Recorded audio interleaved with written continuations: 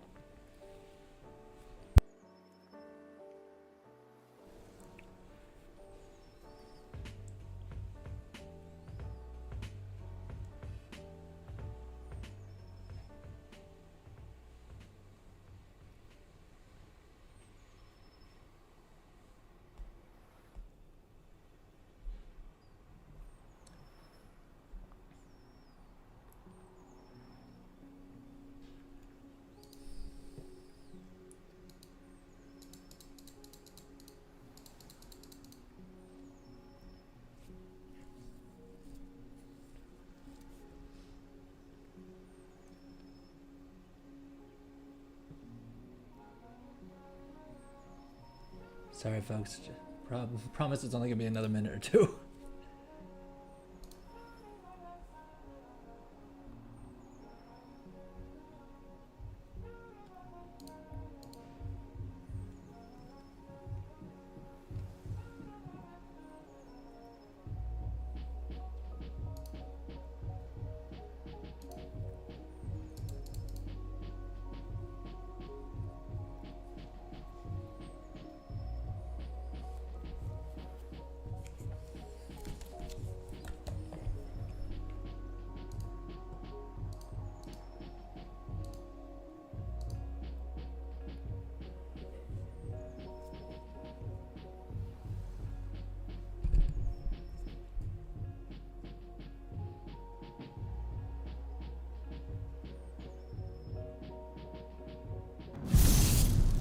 All right, and we are live. Welcome to the stream. This is the Adrel Show, where 3 times a week we look at everything World of Warcraft, primarily focused on gold making, as well as a little bit of mountain collecting, and we also do some fun alt army stuff, given how many alts we now all have in the War Within.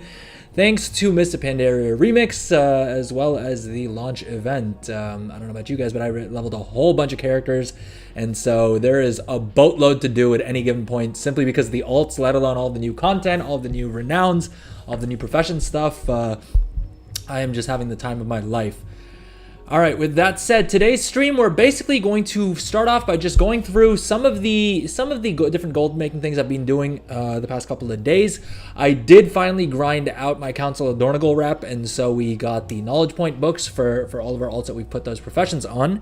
But today's stream, we're going to start off just by doing some crafting, and then we are going to try and do the exact same rep grind for either the Ringing Deeps, what is it, the faction there, and then we may also do the Arathi, the Arathi faction. So that's the plan for today's stream. I am also planning on working a little bit on professions on some of the characters that I've either slapped professions on and not really done much with. Heck, depending on what you guys say in chat, we may also start leveling up professions on some other characters as well. What's up, Goldson? Thank you for being the first one to join us, as is frequently the case. Will we be showing you how to do the Awakening the Machine works? It's actually pretty straightforward. I was also a little bit nervous about what exactly it was going to entail, but it's pretty straightforward. You basically just go click on the little NPC, and then you get ported into almost like if you played back in Mists, there was and I think like not the Mage Tower challenges, but like the little challenges you can do for like to test out how good you are as a DPS, as a healer, as a tank, right? You go into an arena and then a bunch of mobs start to spawn in waves, and basically on at least one of your characters you need to make sure to get all the way through all of the waves, not only because that'll give you an achievement, but also because that'll unlock all 4 chests. So basically every 5 waves of mobs that you clear, you unlock another chest, and each of those chests give you rep. But of course that is account wide. So if you do it on your main and you smash all 4 of the chests, smash all 20 waves in one go, then you're more or less done for the week in terms of rep. You can do it on alts for chances at like recipe drops and stuff like that. The only thing that is really annoying to me is that the weekly quest, for whatever reason, isn't actually set up to like you can pick up the level. Sorry, trying to do too many things at once. You can pick up the weekly quest for the Awakening the Machine at whatever level, like at above level 68, I think. The only issue is that it doesn't scale. So my level 70 mage went in there thinking that I could farm up the chest recipe, right? Before lockout earlier this week. I thought, okay, let me get her in there. Let's get her Awakening the Machine done for the week, so at least we have one pull of the slot machine. And the mobs don't scale. So rather impressively, speaking to how broken the scaling is still for level 70s, my level 70 was able to solo at least one wave, and then I just realized that I probably wouldn't be able to get to the last wave anyway, so I didn't really bother continuing. But yeah, she's at level 78 right now, so I'm guessing if we do some more rep farming quests on her, we should probably be able to push her to level 80 as well, and then we'll hop over to another tune to do the remaining quests. But okay, first things first, let's hop onto my to our enchanting banker here. And we have sold a decent bit, about 1.1 million gold in additional sales. This is just all enchants, more or less, right? This banker I use exclusively for enchants. Let's just do a quick repo cycle as well. We may also do some crafting. I've been going really hard on enchanting on 3 of my characters. So 3 of my characters have enchanting, and it's probably the profession that I've spent the most time on, which has also been generating pretty good profits for me. I would say not quite the bulk of the profits, but a healthy chunk of my profits have come from enchanting, and I haven't even bought all of the knowledge point books on this chick. But we did have enough. We did send out a crafting order for our blue enchanting hat, so we need to hop onto our tailor and craft that as well. So that's what I'm saying. At the start of the stream, we're just gonna do a couple of these little errands, a couple of the other things that we need to get done. Because I did realize at a certain point I was spending so much time setting up new characters and doing professions and rep grinds and stuff like that, and I wasn't actually spending all that much time actually crafting, which is not a great way to make a bunch of gold, to be fair. In order to make gold with crafting, you have to actually craft, and so that's definitely something I need to be spending a bit more time on. Because having the perfect setup in the world is like having the best setup in the world is great.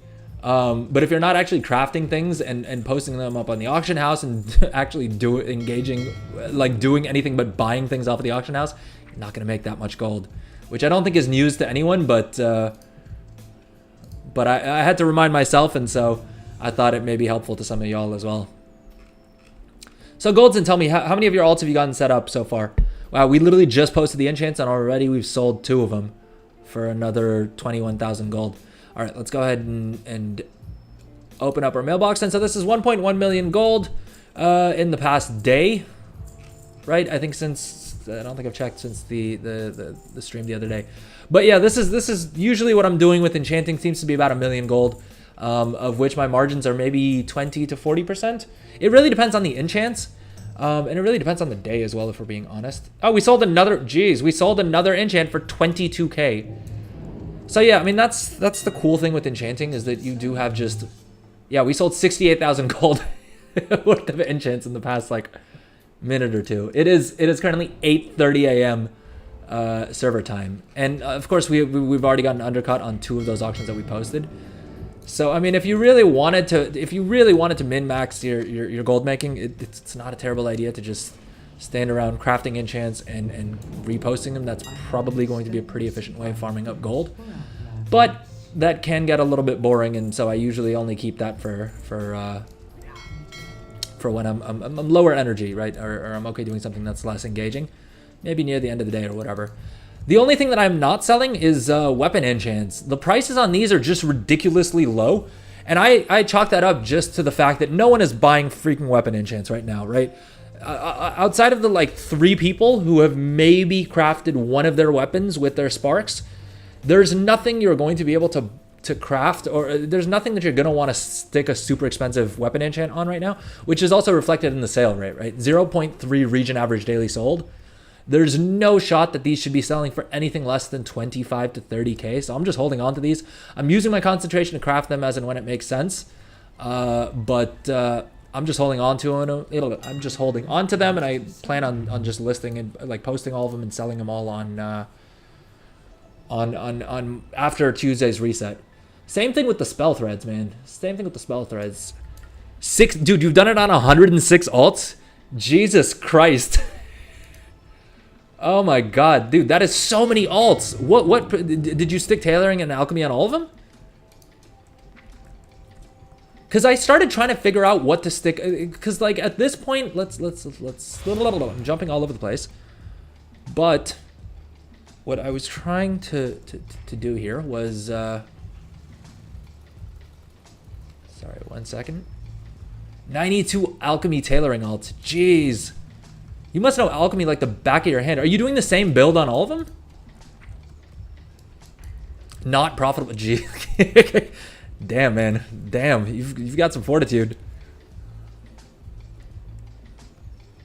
Because 106 alts with tailoring and alchemy sounds Very intense. That sounds way too intense for for me to consider doing.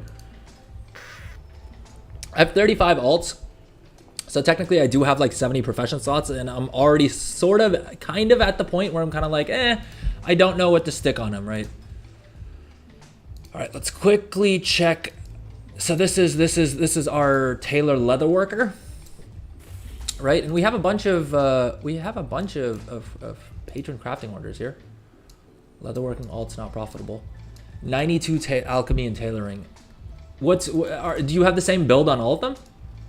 I did watch your video with your plans. I just have a terrible memory, so I'm sorry that I don't recall that off the top of my head. Am I being dumb? Is there anything else I need to do here? Oh,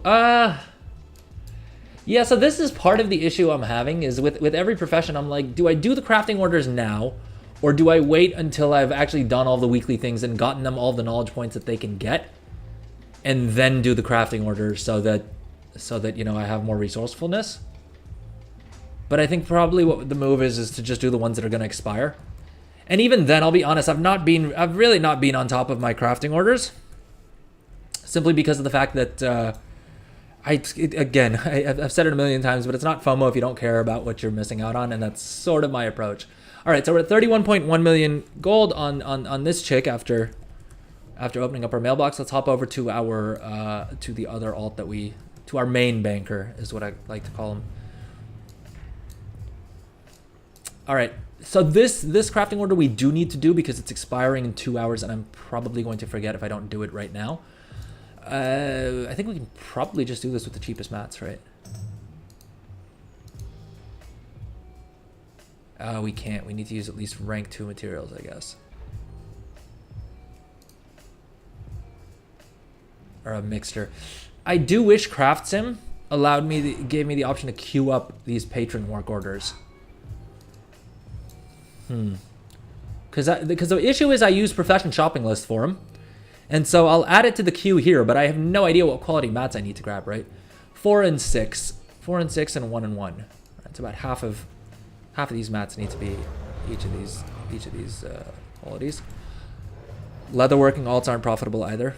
To be fair, I have exactly 1 leatherworker, and I don't believe I've spent a single point in anything. I've farmed up 90 knowledge points, and we haven't done most of the weekly. Well, we haven't done all of the weekly sources, so we still have a couple of weekly sources here. It is worrying me a little bit that I'm not seeing the Dark Moon Fair show up on this, because I haven't done the Dark Moon Fair on this character as far as I recall, unless I did and I'm just forgetting it. Oh, you know what? I might have. Yeah, okay, never mind. I did do it. That's why it's not showing up. Because for some reason, I don't know why, but I always think that it ends on Sunday, and it doesn't. The Dark Moon Fair ends on Saturday. So the number of times, especially in Dragonflight, that I would be like, oh, I need to do my Dark Moon Fair stuff. I'll do it this Sunday, only to log on and realize that I had missed a week of progress. was way too often, right? I would always do it on my main and like maybe 1 or 2 alts, but then the other alts I'd be like, I need to get around to them. It would be on my to-do list, and then I just wouldn't get around to it. And so, yeah, I need to be better about that. So how much effort are you putting into each of these alts, Golden?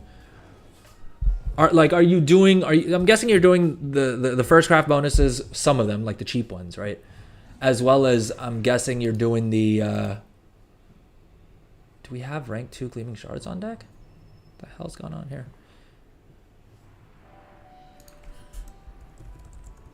Never mind, we need to buy rank 2.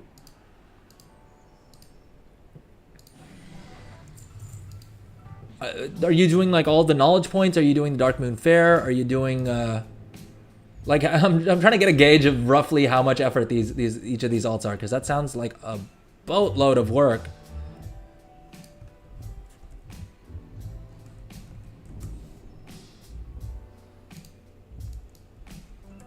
Not doing DMF on alts. Remind me again, do you play on one account or are you playing on multiple? Like, are you multi-boxing at all?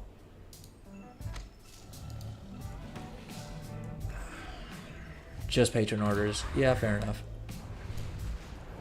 Because if you are multi-boxing, I mean, I have a mage, and it's super easy to just have my banker mage throw down a portal to Thunderbluff, and then just fly over and get the DMF quests done in like a minute or two. Yeah, that's what ends up happening to me as well, playing one account at a time. I mean, it's handy to have two, like the things you can multi-box fairly efficiently are things like delves, follower dungeons, the knowledge point treasures. The only issue I have is I was a bit of a moron and didn't plan my remix alts well enough. And so all of my Nightborn are on one account, which means for Inscription, I really, at least for things that I really plan on taking seriously, I really only can do all of them on one account. But honestly, with the number of alts I have, so I was pulling up the sheet earlier. So this is my like little alt tracker, right? I could probably hide all these because these are irrelevant at this point. Hide columns. There we go. What's up, Midro? Welcome back to the stream. How's it going, man? How much time do we have before DMF ends? It ends on Saturday. It ends on Saturday, which is, yeah, tomorrow. Tomorrow at 11, yeah, at 11:59 server time. I don't know what time that works out to in my time zone. I've been playing WoW for 20 years, and a significant chunk of that has been from this time zone, and I still could not tell you super accurately what time that is for me. Yeah, I don't know, like 36 hours, about 40 hours from now, I think is a good estimate. That was. The math may be wrong on that, so don't check me. Don't check the math. Come on now. What were we doing? Yeah, we were doing our crafting order. Spark of Omens, 1800. Oh, I missed the part where this crafting order, this patron crafting order, not only isn't giving us a first craft bonus, but also only rewards 10 artisan's acuity in exchange for 1,800 gold worth of mats. Yeah, we're gonna let that one expire. I am perfectly fine letting that one expire.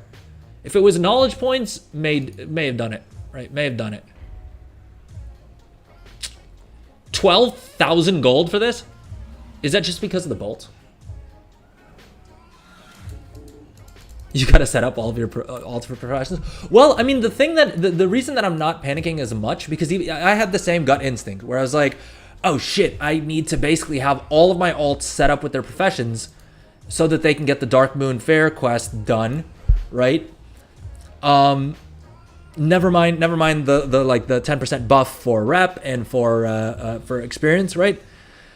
But honestly, Blizzard has said that there's going to be a catch-up mechanism for knowledge points. I don't think it's active yet. I know Mantheus was saying that that he also doesn't think they're active yet, simply because of the fact that there's, on the beta at least, there were 2 different knowledge point items.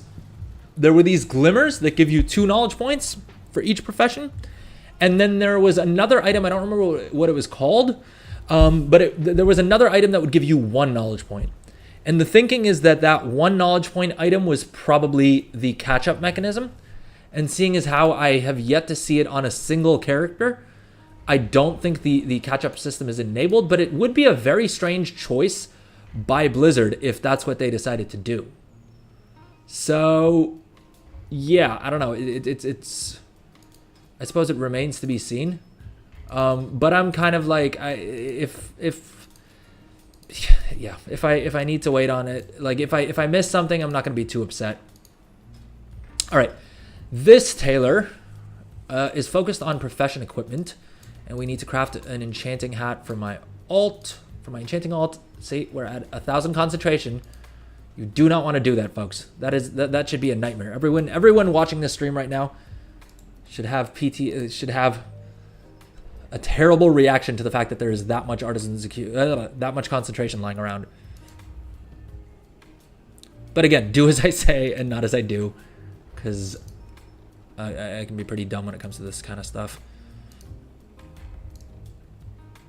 Okay, I need to buy, do we have rank 2 gleaming shards?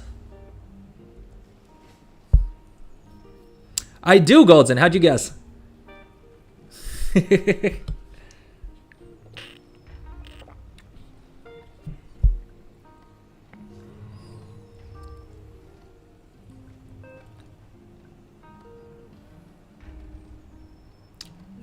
Midra, you're saying no is all of my alts? I'm not sure what you mean by that. Is it, Goldson? I mean, it's lovely. The weather is god-awful most of the year. But the winters make it worth it. I have an extended supply of goods for Outlander. It's gotten crowded as heck these days, though, I'm not gonna lie. What I keep saying is that the problem is that the pandemic made everyone realize how dope it is here. Oh, all of your alts are full concentration. Yeah, you don't want to do that. You really don't want to do that, because that's just wasted gold. And I mean, as you can see, even though I'm fully aware of that, you can see how many of my alts have max concentration. I'm not sure why my herbalist is showing up as having 0 of max concentration, which is kind of weird.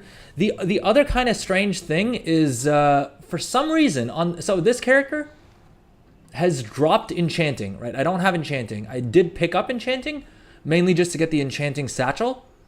But this character Craft Sim is still showing up, is still showing the concentration pool for Enchanting. And I wonder if that's because of the fact that people who are doing the profession shuffle probably need to have it there. And I don't recall seeing anything in the options that allows you to disable that, so we may just be stuck with it.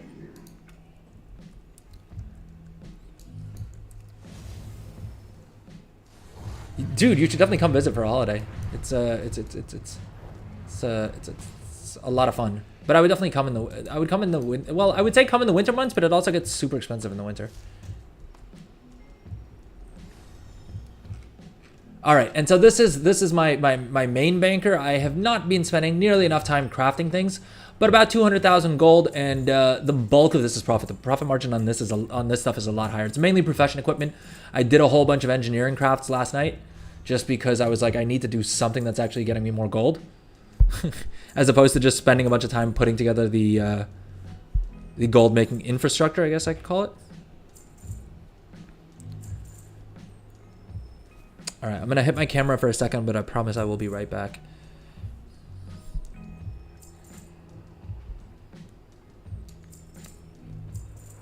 Kedge farming video, I need to see this. All right, I think what we're going to do, see, I'm in too much, this is the issue I constantly have. On one hand, I think that going into resourcefulness is probably a good move at this point, right? At the same time, I do plan on this character just crafting all of my profession equipment and all of the like crafted PvP gear, which I am still trying to sell, even though the margins aren't fully there. I still have faith that I will be able to sell this at the very least on other servers, right? I think crafted PvP gear works great for cross-realm trading. And so I do still think that there is some potential.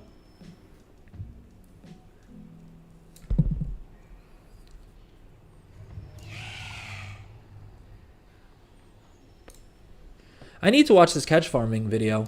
I've mainly just been doing the quests and what do you call it? The one-time quests per character, as well as then doing a couple of world quests here and there, a couple of delves, like the Delver's Call quests and stuff like that. But is there a better way to farm cash?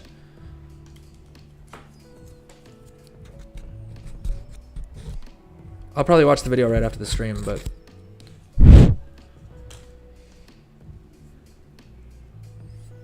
so what I've been doing is I've been sniping the PvP recipes when they're cheap. I was talking about this on stream the other day, but I put together a what's it called? What is it called? I can never remember the name of the website.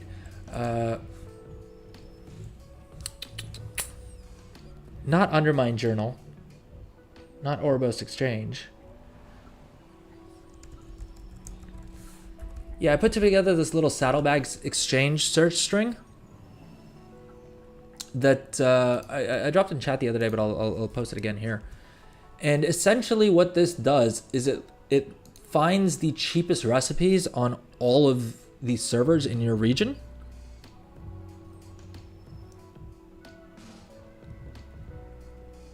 So for instance, this one we can hop onto an alt on BlackRock. All right, so we open another 200,000 gold here. I think probably someone has already sniped this, but what I'll generally do. So we're at 31.3 million gold.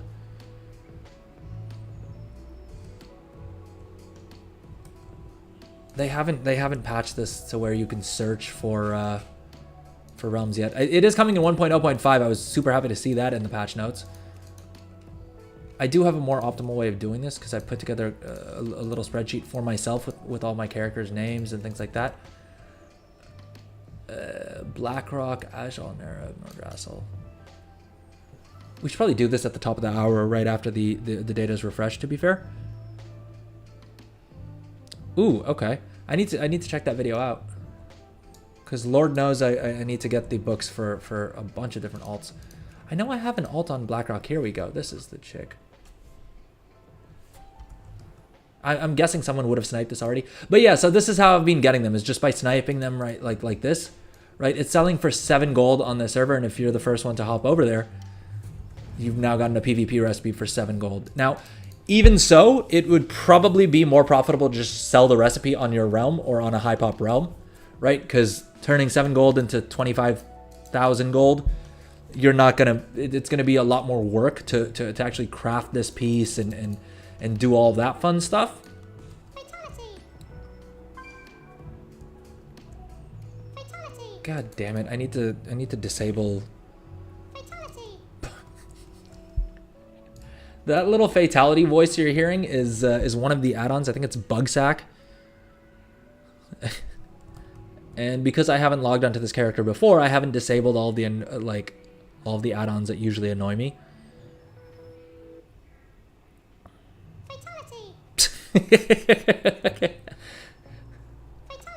The funnier part is when the first time it happened to me, I could not for the life of me figure out what was happening, and it was on both of my accounts. So for a while I was just, I thought I was going insane. I tried closing Chrome. I was like, did I get a virus? Like, why does it keep saying fatality? It doesn't sound like a WoW thing. Yeah, someone already sniped this. But what I'll do is whenever I'm on any other server, either to sell or whatever, I'll just quickly run a current expansion auction. Dude, that voice is killing me. And I'll just pick up anything that's kind of cheap, right? Any of the PvP pieces, I'll pay up to like 4,000 or 5,000 gold. But most of them I've snagged for cheaper than that. All right, since we are on this character, we might as well actually get their add-ons fixed. Anyway, coming back to our main character here, we need to craft our enchanting hat. And I think we needed exquisite weaver cloth bolts was the next item that we needed. I don't remember what ratio we needed them in, but I think we needed 11 of these at rank 3. I do like how cheap tailoring is in general. I was really worried about the fact that cloth would only drop for tailors. I was extremely worried that may mean that the cloth prices would be super high. And don't get me wrong, I think they are higher than they have been in past expansions. But I think the 2x4 farmers have more than compensated for that fact. For expansion PvP gear, you would need to actually spend a bit of knowledge points. Yeah, so it depends on the profession. I picked up the hood and the tunic simply because of the fact that for tailoring, the profession equipment comes from the hat tree and from the robes tree. And so I figured I have a decent bit of skill to craft each of these, and so I figured I'd be able to craft them at a lower cost than a lot of other people. Yeah, so I mean, these pieces, for instance, I can craft at rank 5 using a mixture of rank 2 and 3 materials. That's the chest piece, right? And I think the chest piece I have fewer knowledge points invested in. The hat I can probably, the hood rather, I can probably craft, yeah, max quality using rank 1 and 2 materials, right? And so, yeah, if you want to do the PvP gear, I would definitely recommend going putting actual knowledge points into this, into whatever gear you're planning on crafting. Again, it currently doesn't look super profitable, and I'm not sure how many people are necessarily buying up this PvP gear. But at the same time, I have faith, and my thinking is also these recipes are Blizzard changed it, like Blizzard kind of buffed them a little bit, in that these recipes now, while I'm here, I might as well sell these. These prices are pretty good on this server. I don't know why I have Trade Skill Master data for a server that has extremely low pop. But I like the prices I'm seeing, considering we're crafting these for like 250 gold. We'll list one of each and we'll see what happens. But yeah, you would want to actually spec into the gear tree. But no, my thinking was that Blizzard has already said that basically for the War Within, we won't be getting new PvP recipes each season. It'll just you'll pick up the recipe one season and they'll update the recipe each season. And so my thinking is that if I have it now, it may not pay off right now. At the very least, I'll get the first craft bonus, and I think I'll be able to sell at least one of each of them at a profit, right? So, if as long as I pay off the recipe, it's just a free knowledge point in my mind. Yeah, I mean it does kind of suck that for some of these patron recipes you do need to spec into the thing, but by and large, I don't think Blizzard actually expects you to do that, because unless unless you really want the reward, it's almost always going to be better to just craft the ones that you can, right, with the stats that you have, like that you've already unlocked, and let the other ones expire and hope that you get something better next time around.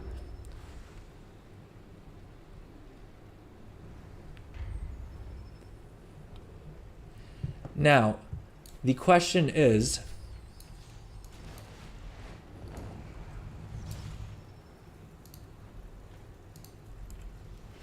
have I completed the weekly quests? I have not for leatherworking at least, but tailoring is the one that we care about here. Professions. Oh, I got to do one more crafting order. Because I was going to use up concentration to do that, but I'm thinking I might as well spend the other knowledge points first and then craft the item, because then I'll use up less concentration. All right, so we need to do another crafting order first just to complete that quest and get our 2 knowledge points from there. Oh, I haven't even picked up the Dornagle tailoring book. Let's go do that, because that is just free knowledge points. And so if you have no idea what I'm talking about, basically the reason that we were grinding Council of Dornagle rep the other day was so that we could unlock these knowledge point books that basically are completely free, in that they cost 50 artisan acuity, but the second we use it, we'll get that 50 artisan acuity right back. And so, yeah, you wanna max whichever factions give you the knowledge point books for your professions. Or not max, but you want to get them to 12 for a Council of Dornagle and 12 for Assembly of the Deeps. And I think it's 14 for Halifal Arathi. And so that's what we're going to do later on the stream. Council of Dornagle was we came in right under the wire. I did the weekly quest. I put all of my weekly choices towards Council of Dornagle, and thankfully it paid off, because I was like 300 reps short before I figured out that there were thankfully 1 or 2 rares that I hadn't hit yet, and that was just enough to get me over the line. I did have to server hop a bit to find a server on which the rares that I needed were up, but it wasn't too painful. My hope is that Halifal Arathi shouldn't be too bad, because I know that there's a lot of quests for them, and I don't think Assembly of the Deeps should be too bad either, because we also only have to get it to 12. We have already gotten our Delve rep. I didn't do that before lockout, which I should have, because I do not care about keeping my keys for max eye level next week. I would much rather have 10 extra knowledge points this week on all of my characters. That is a deal I take every day of the week.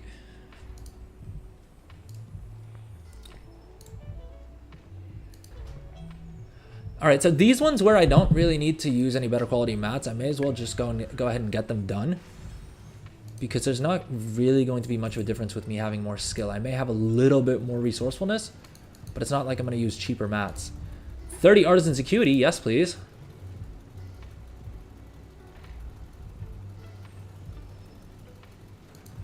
All right, probably shouldn't be using rank 2 materials for this. But I can't be bothered to run back to the auction house for 5 gold.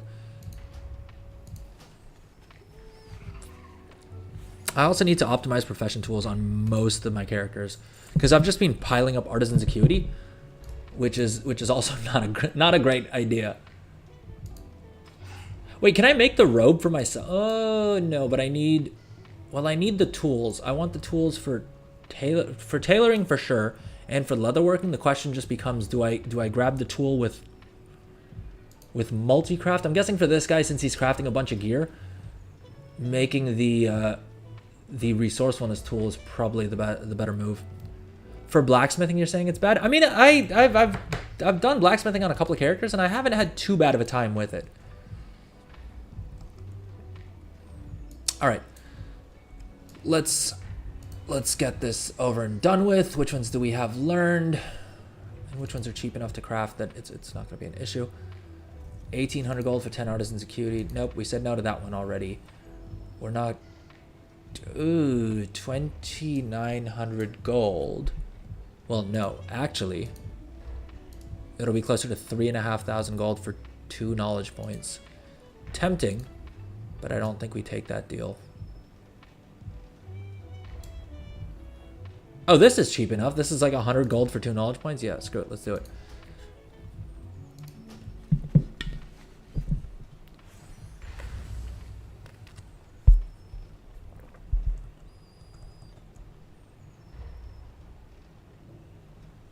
What's up? Welcome to the stream. I see we have a bunch more people joining us on Twitch. How's it going?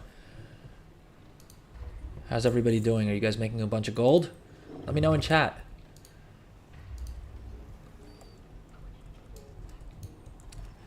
I mean, I've tinkered around with the... Oh, I thought I switched my webcam back on. Give me 1 second.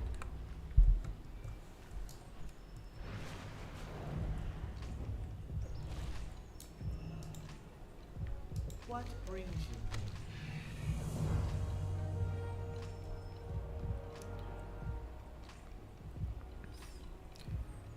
Stream Deck app just does not want to mess with me today. Okay, and our camera's back. There we go. There we go.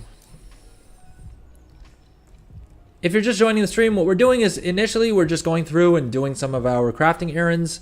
We're you know, getting some of our profession equipment made for other characters. We'll do a little bit of crafting, and then later on in the stream we're gonna go farm rep, because we need to unlock these knowledge point books, because they will make you a lot more gold than they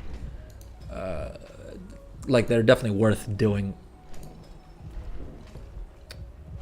Oh, I forgot to check the mailbox, didn't I?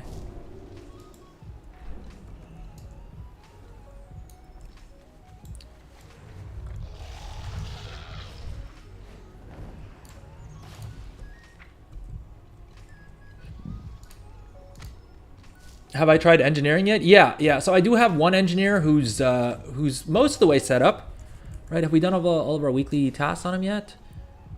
Oh, I still need to do the treaties and the treasures. Yeah, but who has 100 engineering skill, right? It has about 110 knowledge points as well, and we've just gone hard on profession equipment. That's the 200,000 gold that we pulled out of the mailbox slightly earlier was all engineered profession equipment. And it's, I mean, I'm playing on Illidan, which is literally a full, like the second most populated North American server, and I'm still able to sell all of my crafts profitably. So I think profession equipment, there's still gold in it. There's still gold to be had. All right, I may yet regret this, but I think I am just gonna go hard into knowledge point. Well, I'm not gonna pick a spec of these yet. We'll see if we have a crafting order pop up that we need to do. I doubt we'll get a public crafting order that anyone will want to share with us. Although a couple people have asked me for the cloak. to craft the cloak. And so I'm wondering if we we already have the cloak recipe. Never mind. Yeah, the rank 5 green ones. So these ones, for instance, for tailoring as well, they've been a good gold maker for me so far. I do hate that Trade Skill Master still doesn't fully update all of the details here. Oh, I need to run an auctionator scan as well. I haven't done that on either of my accounts. Golden, you're probably the right one to ask. For auctionator, is there any way to see when we last did an upgrade, an auctionator scan?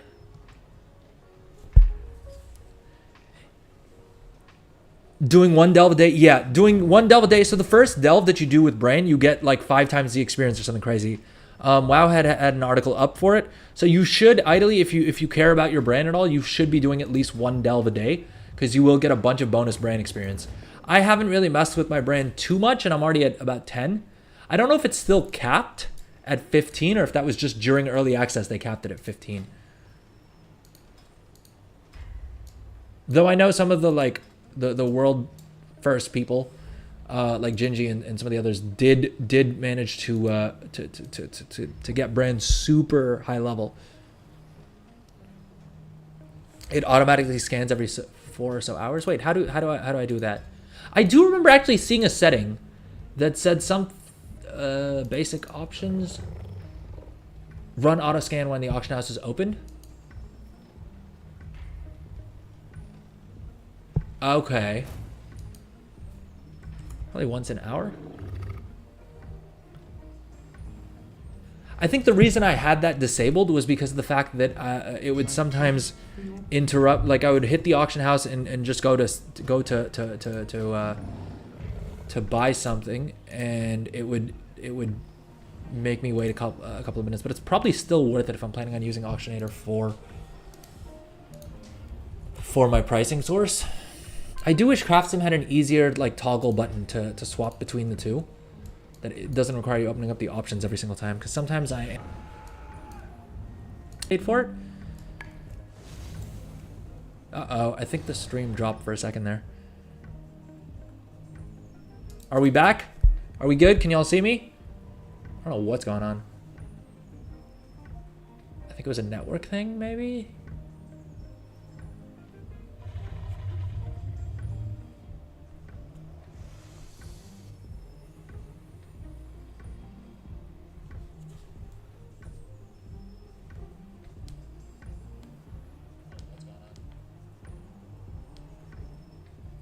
Okay, I guess it looks like we're back. Let me know in chat. Or is the stream back up?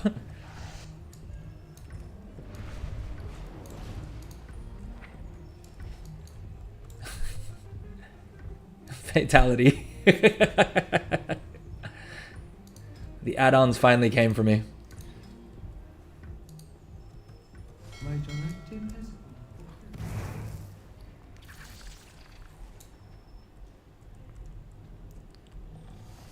Sorry about that, folks. I don't know what happened to my internet. All right. What I was saying was I have another 6 knowledge points for tailoring that I could spend, right? I don't know which of these I want to unlock. I suppose I'll have to see which of the PvP pieces I either get the recipe for first or has the higher skill requirement. They may all have the same though. And at some point, once I'm happy enough with all of the points that I have put into the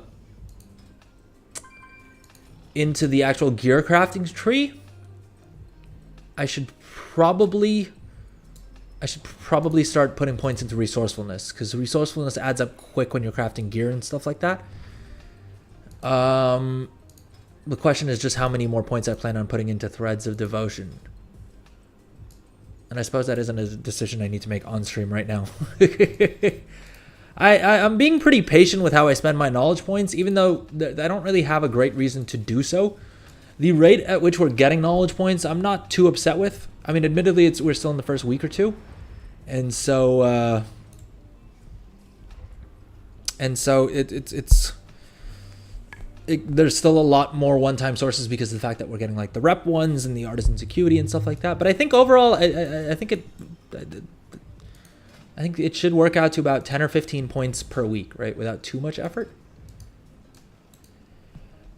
So you get doing rep from doing bountiful delves once per faction per week. It doesn't matter what zone it's in, but it's kind of weird the way it works.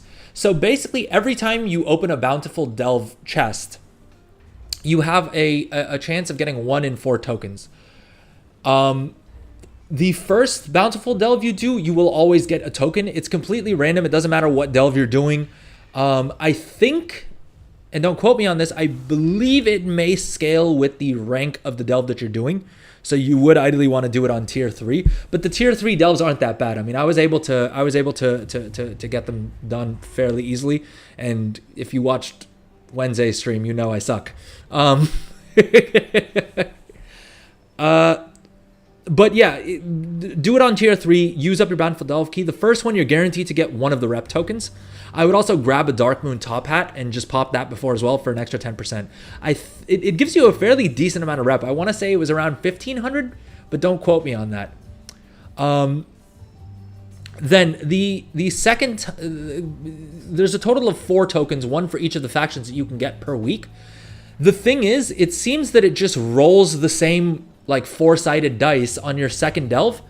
And if you roll one of the factions that you haven't gotten a rep token for, then you get that rep token. Otherwise, you do not get any rep at all.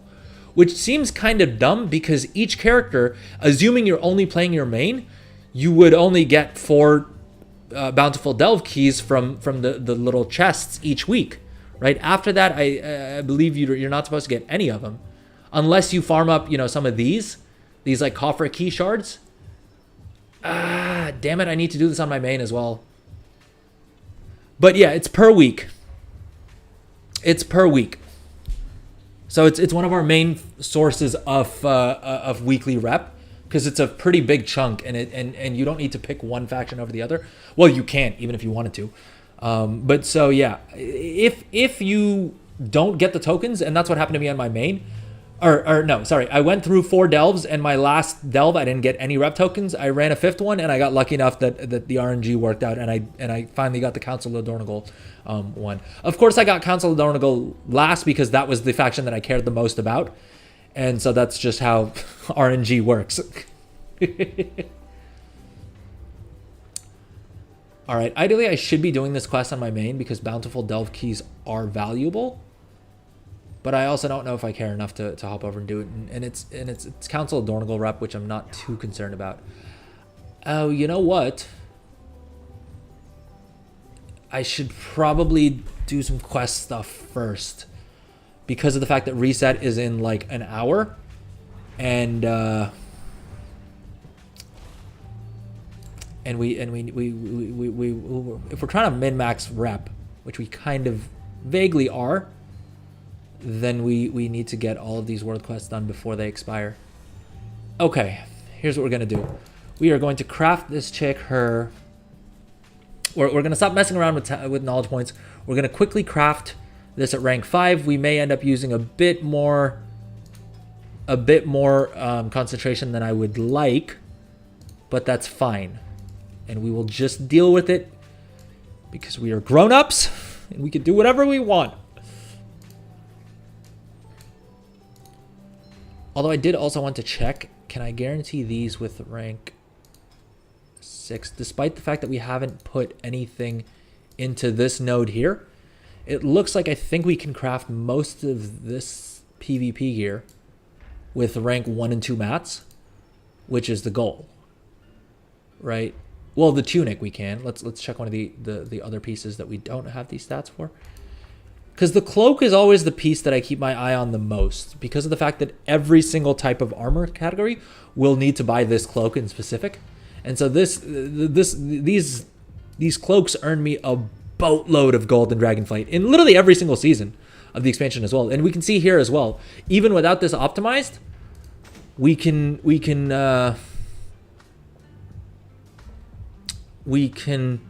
craft this and sell this at a fairly decent profit margin, and the sale rate's not terrible. I mean, 2.3 is not great, don't get me wrong, but it's not terrible. And the thing is, where are the cloaks? Let's see here. Okay, it falls under this, and so that's why we're able to do this. The pieces that I need to check are the leggings. Let's check the leggings.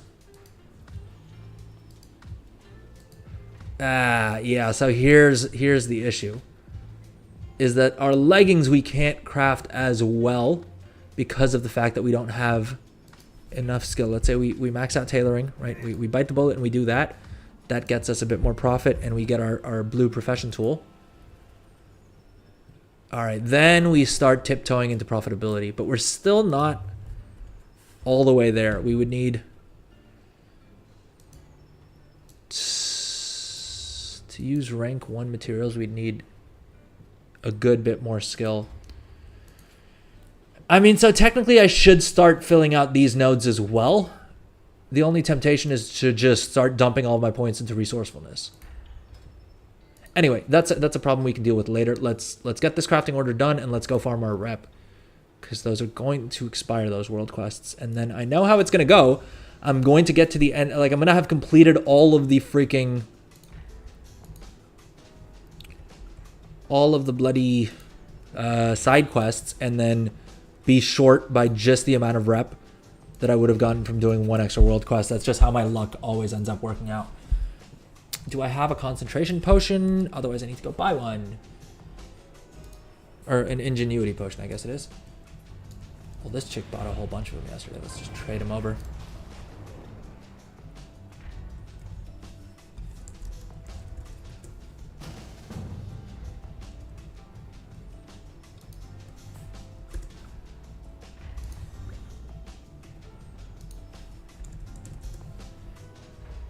Goldson, do you use these ingenuity potions?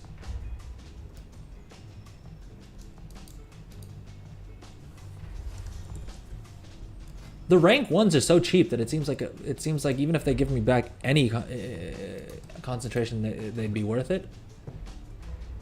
Because the rank ones are selling for like 13 gold. Now I haven't done the math. I'm a little bit. I'm a little bit unsure as to whether we can quantify the value of ingenuity. It seems like it is a mathematical possibility, right? Am I just being dumb? I feel like we should be able to, because we know what the value of each point of concentration is. And so presumably with ingenuity, we know what percentage chance we have to get it back, right? And we know how much we're going to get back. So my guess is that it should be calculable, right? Is it somewhere in Craft Sim and I just haven't noticed it yet? Because to be fair, that's what happened with crafting cost.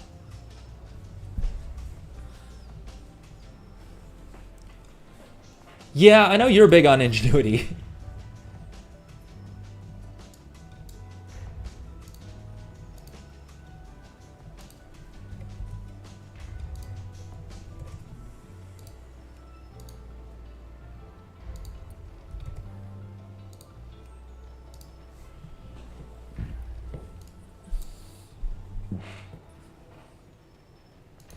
All right, I think we're good to hit our little button here.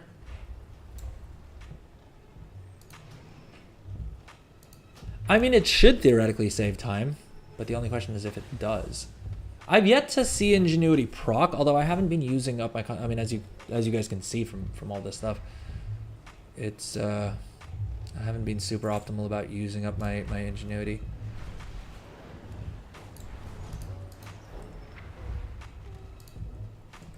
Boom.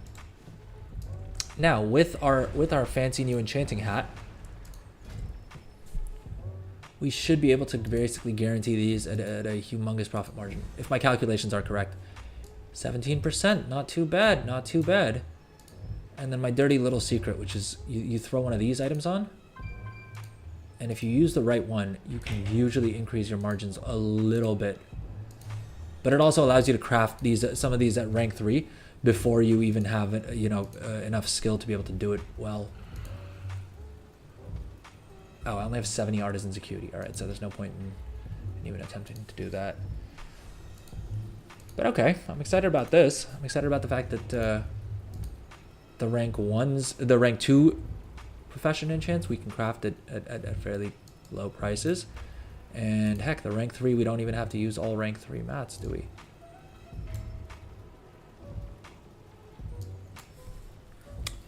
Ingenuity, yeah, refunds your concentration. But that's my point. Is ingenuity more valuable? I doubt it's as valuable as multi-craft, for instance, right? If you're crafting anything that can multi-craft, you want to go multi-craft. Multi-craft is just insanely powerful. And then second to that, I would assume resourcefulness is probably worth a good bit, right?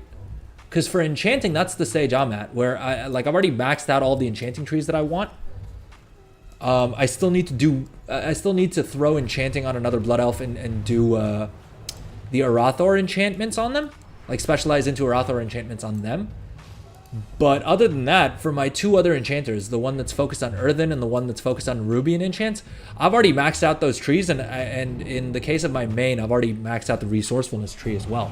I am now putting points into ingenuity just because I don't know where else to put them. And because technically in enchanting, if you come into the talent tree, right, technically this does give you a bit more resourcefulness somewhere down the line, right? Yeah, this will give you 15 more resourcefulness, and this will give you 30 more resourcefulness. But I'm also kind of doing this for the quality of life benefit of not having to shatter every 5 minutes, because I way too often forget to shatter before crafting something. Damn it! I need to op. Oh. Okay. Oh, we hit 75 skill. Okay, let's unlock our specialization. Does that mean I can do this crafting order now? Although I'm sure someone sniped it. No, what? Oh, I have to specialize into it. Wait, hold up. I'm on a tailor that is gear spec'd here. Boom! Rank 3 bolts too? Let's do it. Damn, okay. Actually managed to snag a public order. That's rare for tailoring, at least on Illidan.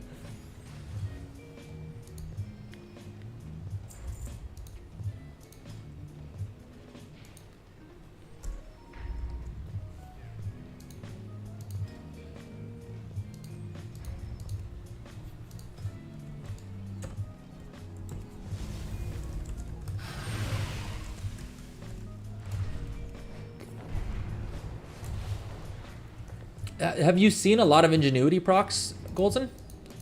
Because like I said, I mean I have a couple characters with a little bit of ingenuity here and there, but by and large, I've yet to see it be anything even vaguely make any sort of a real difference in my life. And that may just be because of the fact that I'm not using an ingenuity tool, etc. Lay fused hide. How much does this cost? 10 artisan's acuity for 367 concentration. Yeah, not worth it. To be fair, I'm not using my...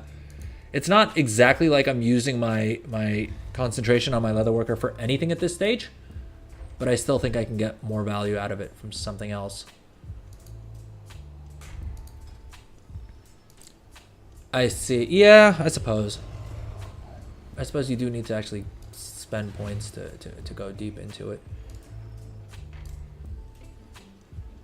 I'm like 90% certain that this character is just gonna go into crafting profession equipment, because I need at least one of each profession to just be focused on profession equipment, just to supply my own characters, right? And so that I can use up my own concentration without paying someone else a fortune for it. So I think this being my only leatherworker as it currently stands, probably going to be the one that gets that. All right, let's see. Who else do I need to do Dark Moon stuff on? Aghog, as well as my blacksmith. All right, and my blacksmith I should anyways be hopping on more often to do the burning thingamabobber cooldown on. All right, let's do those real quick. Hop onto both of our blacksmiths real quick and get that done.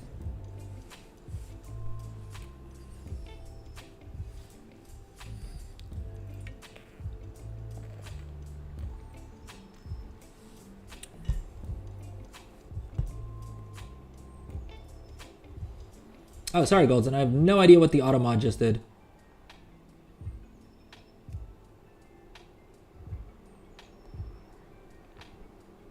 Sorry, man. Give me 1 second. I have no idea what Streamlabs just did.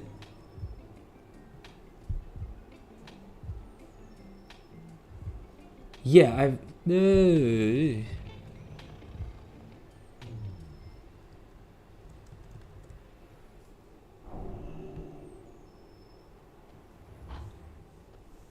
How do I reverse it?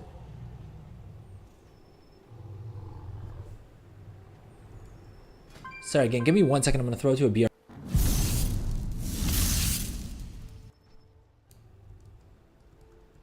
So I can figure out how to break Goldzin out of his out of the fatality.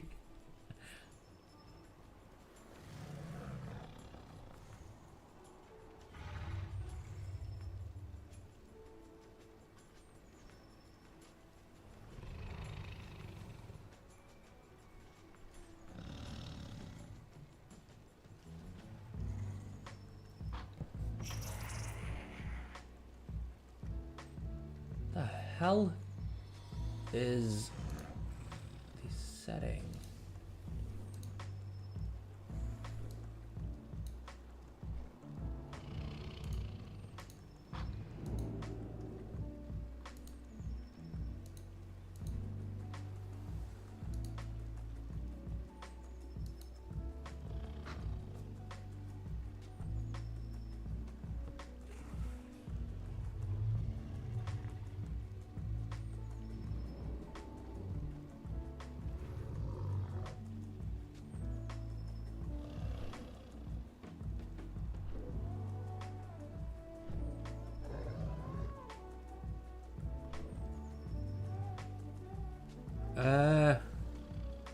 Okay, sorry about that, Colton.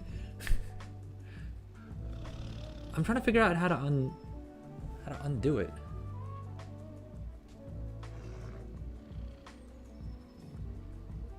Are the messages showing back up?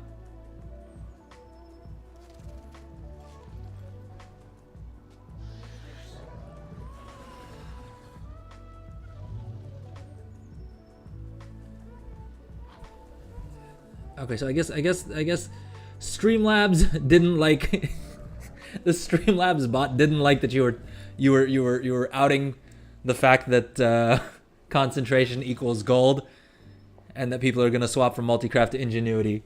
That's forbidden, man. I think the people at Streamlabs are planning on taking advantage of that, and you just blew up their spot. So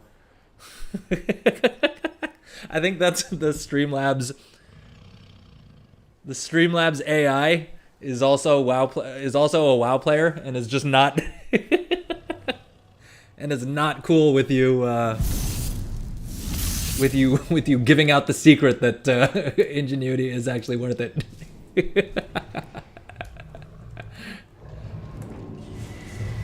It would be low-key hilarious if right after I said that the stream just went down. The AIs finally become sentient. Hey, it explains who keeps undercutting me on all these stupid items on the auction house. If Return and peruse my inventory again. Don't jinx it. Yeah, fair enough. My directive has been. Oh, why the hell did I craft a stone on this? Anyway, I thought we were on this fella right here. All right, let's do a quick rescan. Yeah, so I mean, like I was saying, I've been picking up these recipes pretty cheap. I picked up this one for 1,000 gold, this weapon enchant, and I haven't decided what to do with it yet. Low-key tempted to just sell it for 42,000 gold, because the odds of being able to make back my gold on that. But at the same point, I am planning on leveling an Arathor Enchanter before reset. Like, that's one of the things that I may do later on the stream today, or just tomorrow. And so I will need the recipe then. The only question is it worth 41,000 gold to me? Or the full 42,000 gold, I suppose. And it'll really depend on what that character ends up looking like. So yeah, Midro, I think you were asking earlier. Yeah, you can see selling a whole bunch of this crafted profession equipment. And to be fair, this isn't even the optimal way to do it. I posted all these on here because it was like 5 a.m. and I just wanted to get rid of and I just wanted to have them posted somewhere. But the move is technically to what I should be doing with all these is transferring them to another server using the Warbank and selling them there instead for a much higher margin. Now you won't sell as many, but if you're selling one of these for 20,000 gold instead, even if it takes 2 or 3 days to sell, right? That's still a net profit. Ooh. Hold up, wait a minute now. Did we sell 4 of these? I think I sold 4 of the cloth tunics, or maybe not. I may have just never mind. Yeah. Never mind. I crafted 5 of them and I just transferred them to other servers. That's why I only have 1 in my bags right now. But yeah, I mean, look, the prices look good on these. It's just whether or not they sell, and I'm not sure. The gun is the one that I was hoping may get some sales. Right, the PvP gun that you craft with engineering, but no sales so far. And Auctionator isn't even showing an average sale rate here, so it may there may literally be no one who's buying this.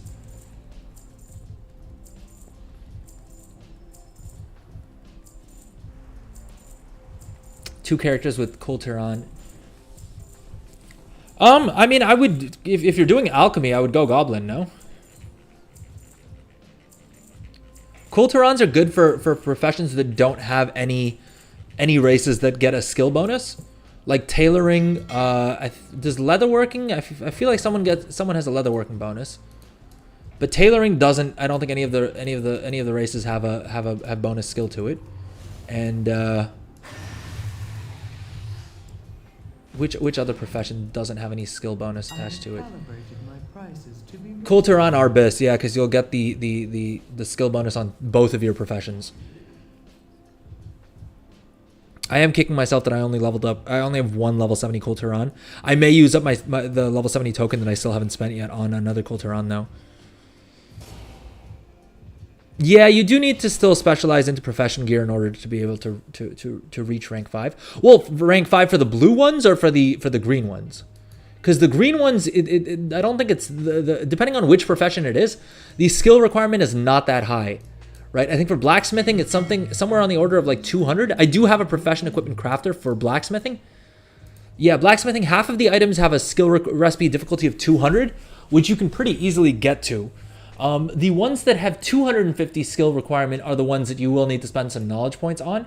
But honestly, 2 things. One, if you have an alt army, you're gonna want someone who can craft these for you anyway, because it's just never not going to pay me to pay someone like 8,000 gold for a green profession tool, right? So that's the main reason I did it. And then second of all, you will be able to make some profit just by selling the profession equipment. And I do think that's going to be a market that heck, in Dragonflight, dude, until like a week ago, or until launch, even post the launch of the War Within, I haven't been reposting it as much as I should have, but I have been selling the Dragonflight green profession equipment.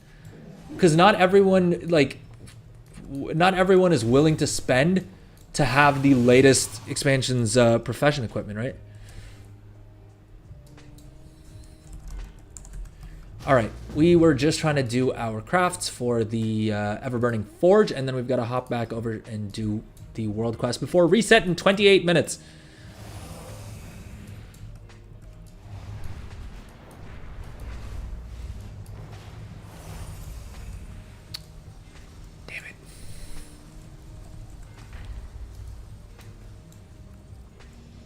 Why am I disguised as a gnome? This is also one of my few Tauren characters, so I'm used to having him take up a whole bunch of the screen, and so seeing him be this tiny is objectively hilarious to me. Blacksmithing. I think we need to do the Dark Moon stuff on both of these characters, so we should probably go do that. I think the only thing I need to check is we first want to get as many skill points as we can from Everburning Ignition.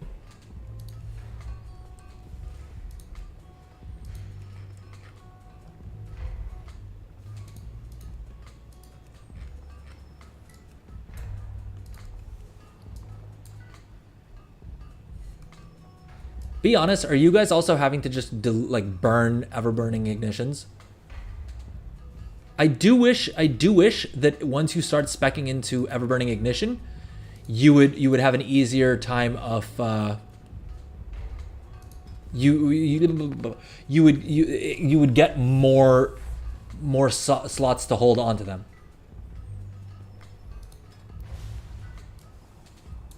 Because at this point, I have 5 available crafts, and I want to craft all 5 of them so that I can get the skill. But I also don't really have anything else I can do with them. So it kind of sucks that like each of these clicks is burning 500 gold. But what other choice do I have? My hands are tied. I suppose I could craft a profession tool for myself. Have I unlocked it? I think I have. Proficient blacksmith's toolbox. Blacksmith's hammer.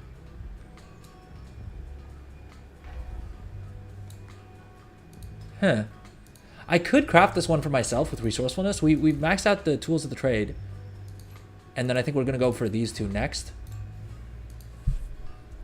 And I need to go grab the blacksmithing book as well on at least one of these characters.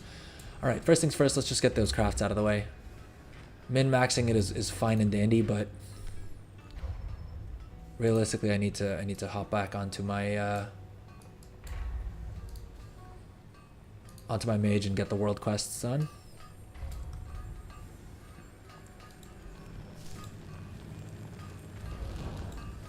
But yeah, 250 skill points. You will need a bit of knowledge points sunk into them to be able to craft the rank 5 green tools efficiently. The 250 ones you will, or sorry, wait. The 250 ones you will need to spend some knowledge points in order to be able to craft them profitably at rank 5. Well, not profitably, but to craft them efficiently at rank 5. The 200 ones you can kind of get away with without investing knowledge points if you max out the profession and have some amount of profession equipment, right?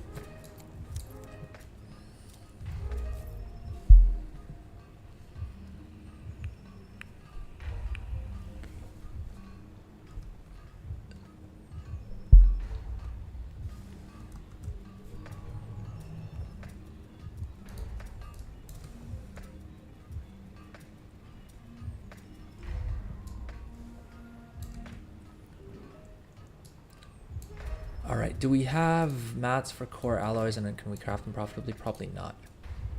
Probably not, yeah.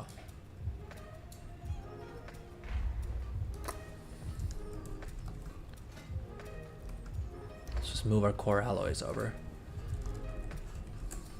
Golden, have you messed with blacksmithing much? Because basically the builds I've gone for is on my main blacksmith, I've gone a profession equipment. Right, and I haven't maxed out these nodes yet, but I need to, right? The tools and the accessories, and then on my secondary blacksmith, my like alt blacksmith, I went deep into the tool enhancement, and for some reason, I don't know if this is a bug or if this is working as Blizzard intended, but 1 second, just want to make sure that we're good on these. Yeah, for whatever reason. The Ironclaw Razor Stone, is it? No, the Ironclaw Weight Stone uses the tool enhancement tree, even though it should, by description, be under weapon stones, because it says here weapon stones, right? It says here it's a weapon enchant, balances your blunt weapon, but for whatever reason, I've only put points into the tool enhancement tree, and the amount of skill I have here, 275, is the same as the profession tool, not what I have on the weapon tool. So I don't know what's going on there. That seems kind of wacky, but yeah, I mean, I'm not gonna complain, right? And so I've maxed out this tree, and now I'm just going everything into Everburning Forge, and at some point I'll also start putting points into multi-craft. And this dude, his main goal is just going to be crafting these tool stones and weapon stones on this toon at rank 3, right? We're going to use concentration for the most part. But gradually, I mean, we'll be able to work it down, right? How much, if we use these rank 3 ones, I think I did the math yesterday and it wasn't that much more skill that I was lacking. Yeah, so here we go. If I grab the profession tool and I finish leveling blacksmithing, I can then stick him with one of the, not those. I gotta get 2 of the profession tools. Well, the tool and the accessory.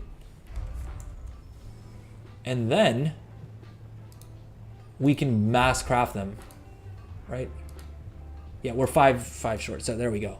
We can mass craft them at a 32% margin, which is why I decided to go this build with him. And these ones are actually, the sale rate is not too bad, 14.2, right? And this is the profession tool.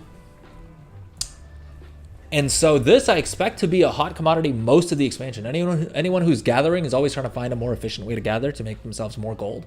And so if they can throw 75 more finesse for 2 hours on their profession tool, I mean, I would assume that they'd be happy to spend a decent bit on these. And I also don't think too many people have specialized into them, right? And the other interesting thing about this is that the rank 3s are actually selling better than the rank 2s. Which is also very unusual. In most cases, you'll see rank 2s sell a lot better than rank 3s. But for whatever reason, the Ironclaw Razor Stones, the rank 3s sell a lot better. Because like I'm saying, I'm guessing the people who are really min-maxing their gathering want to be able to gather as little as possible. And so yeah, that's a good shout. Heck, even the weapon stones, right? This weapon stone that we can do. Once we finish leveling blacksmithing and we grab our profession tool and we grab our profession accessory, 72% margin. Now that number seems a bit comically large, but again, the sale rate of 12.6 is not bad. And once we start putting more, like once, I mean, we'll be crafting this with the multi-craft that the Everburning Forge will be giving us, right? And then we'll max out this tree at some point, and Lord knows there's a boatload of multi-craft to be had from here, right? I don't know how much this adds up to totally. I mean, there's 20 points and you get 3 per each. So that's 60 multi-craft from there. 70, 80, 90, 100 more multi-craft from that multi-craft tree. And each point of multi-craft, if we are guaranteeing these at rank 3, which we can do without even having our second accessory, although there's a good chance that we do manage to grab enough Artisan's Acuity to be able to do that, right? 100 extra multi-craft at 4 gold for 4 gold, 26 silver per point of multi-craft is ginormous. That's an extra 400 gold profit per craft. Yeah, multi-craft is amazing. All right, we did our ever-burning ignition cooldowns. I need to level tailoring on this dude, but we're not going to do that right now. Let's hop over to our mage and actually get some world quests and rep farming done.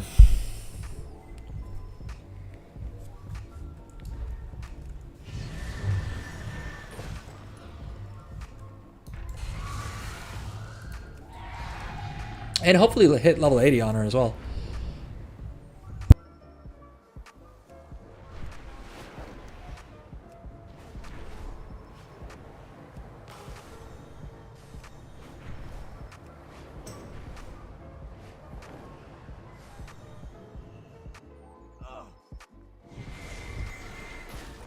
Calibrated my prices to be reasonable.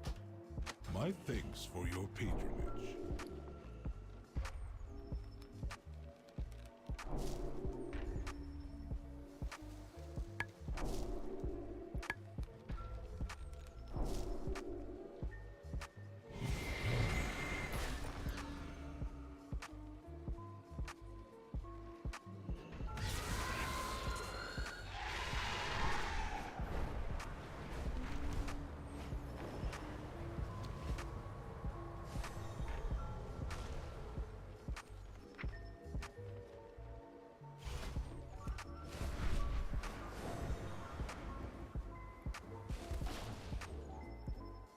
God damn it. Talking on mute again because I muted it so I could cough without coughing on mic. Sorry, I was saying Everburning is good for the ingenuity. Yeah. We'll see. We'll see. Again, I agree with you that ingenuity does have a value. The only thing that and I'm sure Genju would have added it in if it is at all calculable, because I do not question his credentials at all when it comes to being able to figure out the math. But I'm not 100% certain. I think I'm misunderstanding something, because I do think if we have the value of concentration, we should be able to work backwards to figure out what the value of ingenuity is, right? And we should be able to tie a gold related value to the ingenuity, no?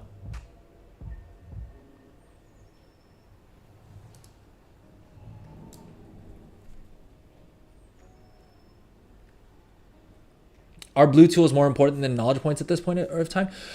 So it depends, right? It depends how far yeah, I hate to hit you with an it depends, but it really does depend. Not only on the profession and what you're trying to do with it, but also how many knowledge points you're going to be getting from other sources. If it's a character that you're going to be, you farmed up the renown for whatever knowledge point book, you farmed up the cash and stuff like that, you don't actually need that many knowledge points at this point to be able to craft things profitably. For instance, this is my enchanter, right? Realistically, if I was willing to do this on more alts, all I would need is 20 points here, 20 points here, and 30 points here. And then everything else would just go into resourcefulness, or depending on the craft, maybe multi-crafting, or if my name was Goldzin, then ingenuity. Yeah, you don't really need all that many knowledge points. So I think knowledge points have a diminishing marginal return after a certain point. The other way I would put it is that once you focused into something specific, right? Let's say I had just done the 20 points here, 20 points here, and 30 points here. Well, now the only way that I can get more skill to be able to guarantee these at a higher rank or to use cheaper materials is by getting more skill in crafting chest enchants. And so, if I've already spent the initial 70 points here, none of these other knowledge points I spend are going to necessarily give me more skill. Now, some professions are a little bit different, where there is just a single node that will give you base skill in the profession to all of your crafts. Then you kind of need to figure out. But even then, your tool may or may not give you more base skill. Yeah, I mean the way I look at it is that the first thing I try to do on all of these characters is I try to get very good at crafting something, whatever item I want to produce, right? I make it so that I'm able to craft it the best way I possibly can. Firstly, in terms of spending knowledge points, and then secondly, in terms of getting the gear that will make that possible, or maxing out the profession, right? Once all of that is done, then I'll start worrying about secondary stats, as in which stat do I want on this tool? Should I get an enchant for it? Whatever else, Yeah, and that's sort of just the approach I've taken. Golden, are you doing ingenuity tools? And would you, for instance, use an ingenuity tool over a resourcefulness tool? I have an extended supply of goods for Outlanders. What am I doing? I'm supposed to be questing.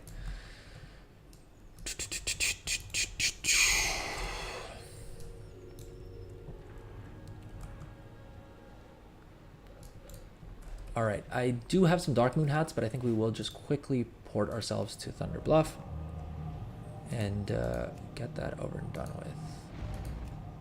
We did the engineering quest on this dude.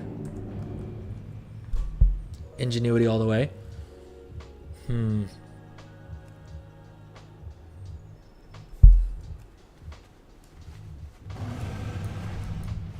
I see. But so like, if you have to choose between a resourcefulness enchant and an ingenuity enchant, you're going ingenuity?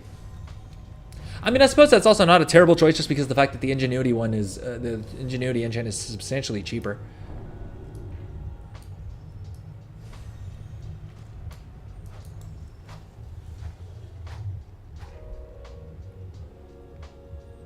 Alright, so Streamlabs isn't completely useless?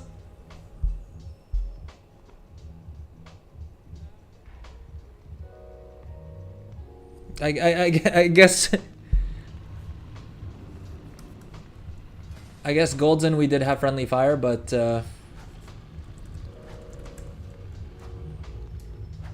It did get it right at least once. Why did I hop on this guy? There was something I needed to do on this tune. Just don't remember what the hell it was. Oh, the treatises. I wanted to use the treatise. That's not time sensitive. I mean, I need to get it done before Tuesday, but...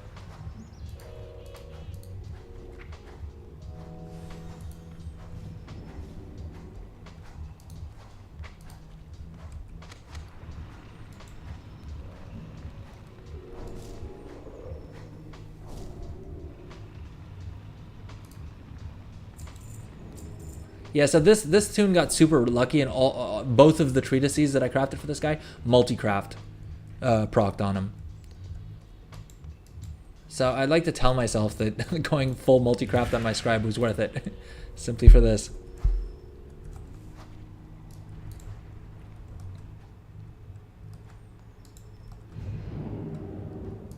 Who else do I don't think I have any other characters that are like at the point that they can head to the Dark Moon Fair and get and do their quests. I think we did them on this guy. We did them on my main.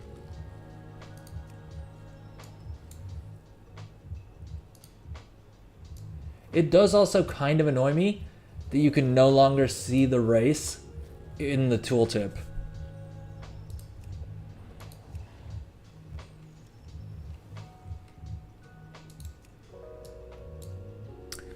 Because I'm thinking I know I need to stick enchanting on one other character. And I want to get them set up before reset.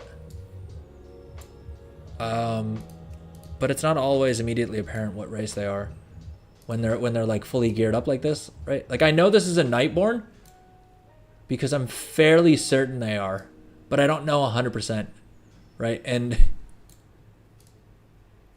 I don't know. Am I being dumb? Is there a way to see it on the screen?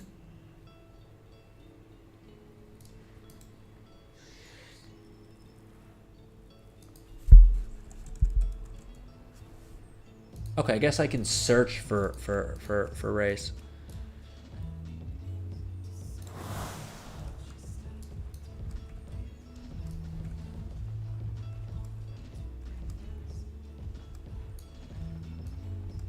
Yeah, but then that still requires me to like log on to each of those characters and remember to update the transmog every time I change out their helm, which admittedly I don't play that. I'm not planning on playing those characters a whole bunch beyond just crafting on them.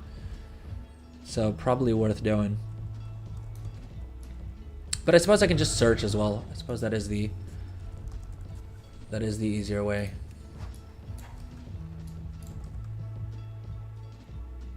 Oh, I have quite a few Blood Elves that I can stick enchanting on. Or quite a few more enchanters that I can... Blood Elves that I can stick enchanting on. And in typical fashion, I've made it to the Dark Moon Fair with 8 minutes left before reset. So the odds of me being able to actually complete any of the faction quests that I needed to is pretty low.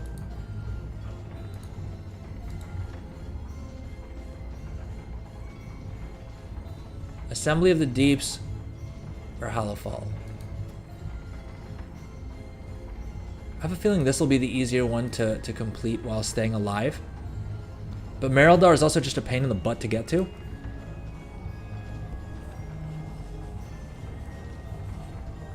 I've heard the move... Well, what Gingy was saying was that if you have a mage, you want to set your Hearthstone in Merildar. Which is probably good advice. Shocking take, I know. Multiple time race the world first champion has solid advice.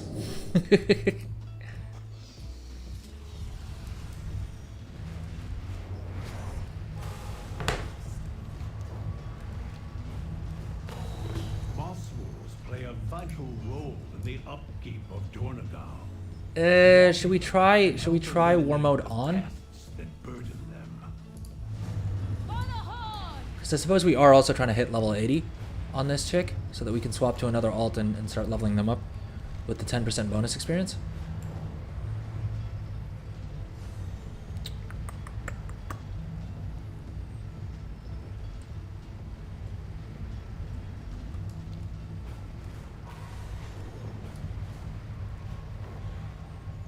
I think we will do the Halafal Arathi one just because it seems like it'll be easier to complete without dying. The hell is my lever? The interact key has spoiled me because I will randomly run around just spamming F. And it works most of the time, but whenever it doesn't is when it really annoys me. Trinkets, yes. Pretty trinkets.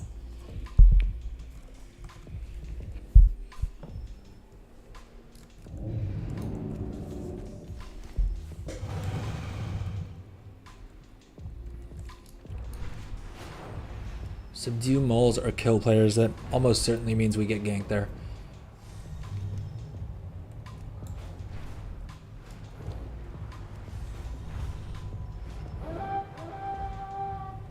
What do y'all think? Do you think we can make it to that world quest before it expires? In 5 minutes? Someone didn't get the message. These are earthen resources. We need you to mount a defense. Damn it, I flew past the portal. Oh, and I feel like I need to defend my honor, by the way. After Wednesday's stream, I went, I ate some food, hung out with my wife for a little bit, and then I came back and then did not die again the rest of the time that I was doing things on my mage. So it wasn't a skill issue, it was just a hungry tiredness issue. That's how I'm gonna defend my honor, alright? Let me have this, let me have this.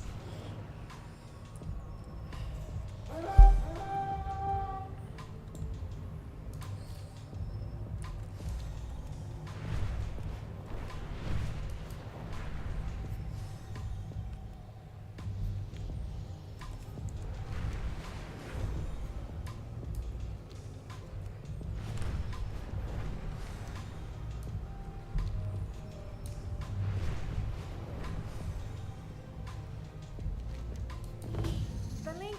Get the zoomies and Trinkets, yes. take one for a run Pretty before it lands someone. trinkets. Trinkets, yes. Not Sacer, where was the world quest?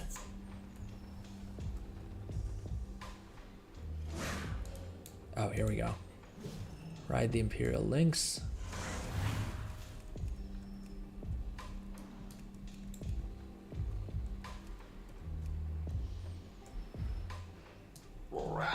What am I supposed to do? Pretty trinkets.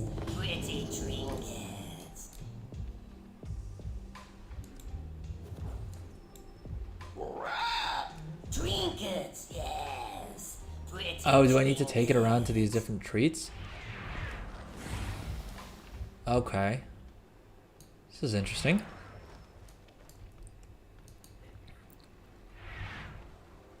I'm always a fan of when they add new sorts of like casual world quests like this, trinkets, yes. Pretty because these little mini games end up being pretty fun.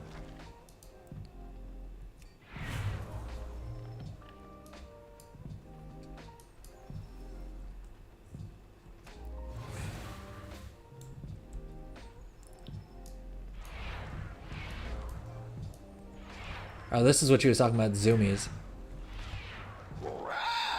trinkets, yes. Pretty trinkets.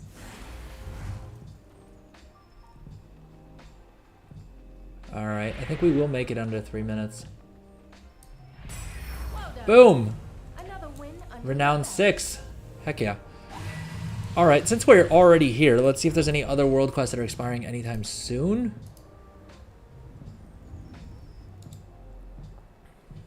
I think that's more or less it. I think this one... Yeah, the only other two that are expiring right away are in the other zones.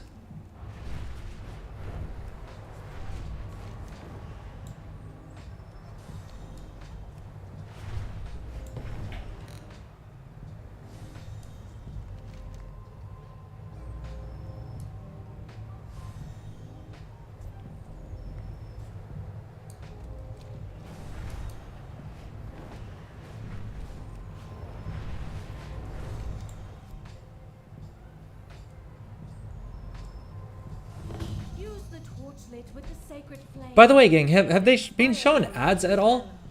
Because I did change the Twitch settings to tell me like a minute before it shows any ads so that I can pause talking. But I haven't seen that I haven't gotten a notification about it yet, and we're going on 2 hours of the stream.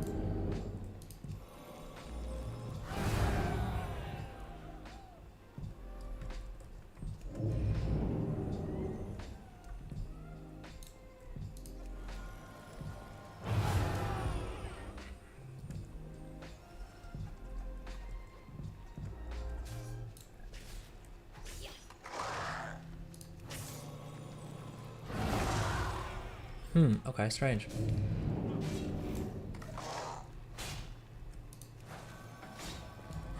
I like these simple world quests where you just like run around, you press a button, you don't have to kill a bunch of mobs.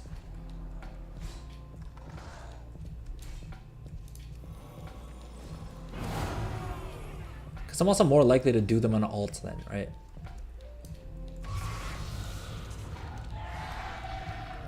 Although I really don't know how many world quests I'm going to be doing on alts.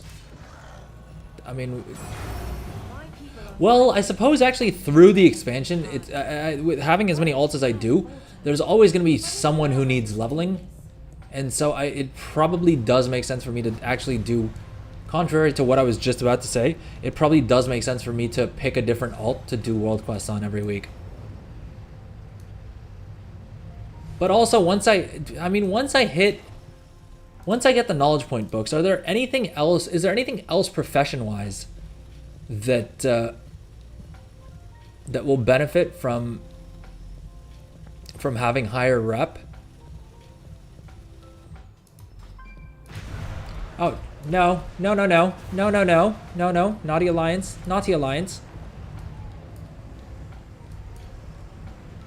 Why, bro? Why? I'm level 78. Why? I have the Dark Moon buff up. Trinkets, yes.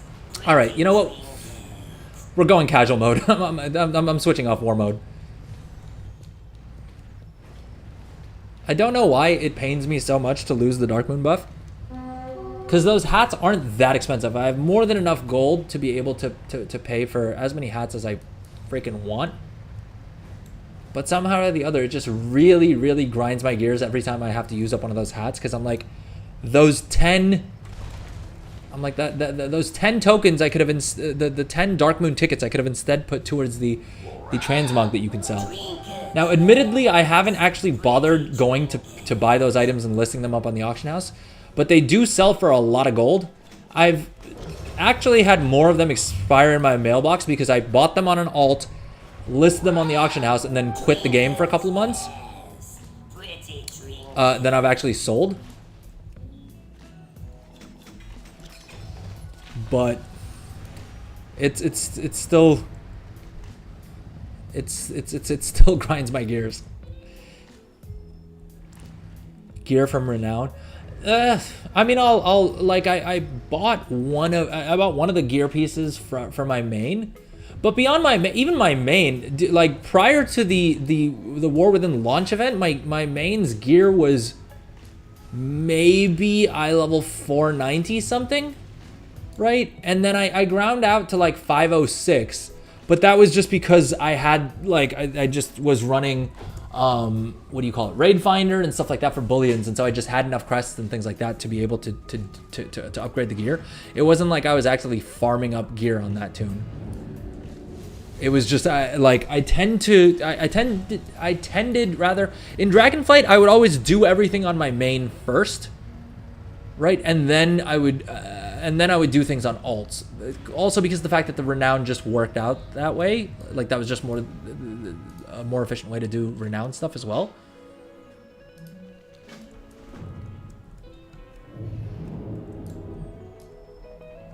But with the War Within, with the Warband wide Renowns, I have even less of an incentive to play my main, I guess.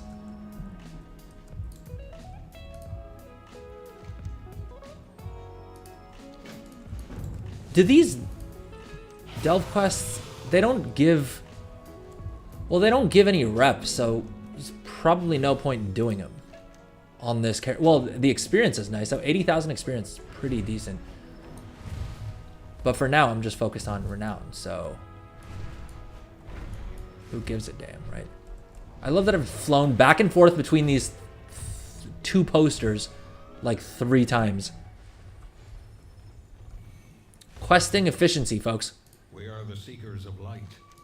Suspicious minds. In the light.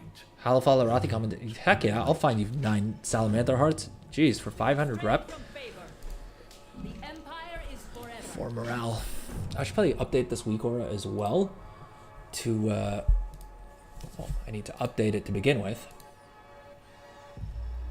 And then I also need to update the custom options to show us the quests that we need to do. I thought I disabled a lot of the to-do list stuff. Because I also don't care about the doing the campaign on my alts. Is there any, I mean, similarly, is there any reason to do... Is there any reason to do the full campaign other than unlocking the earthen?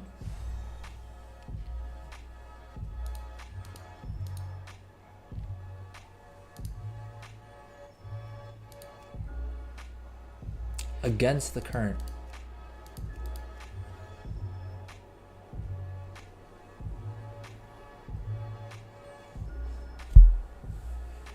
What source of renown is per character and what are ones per warband? Everything is once per warband. There's no sources that are per character. Yeah, not that I can think of and not that exist in general.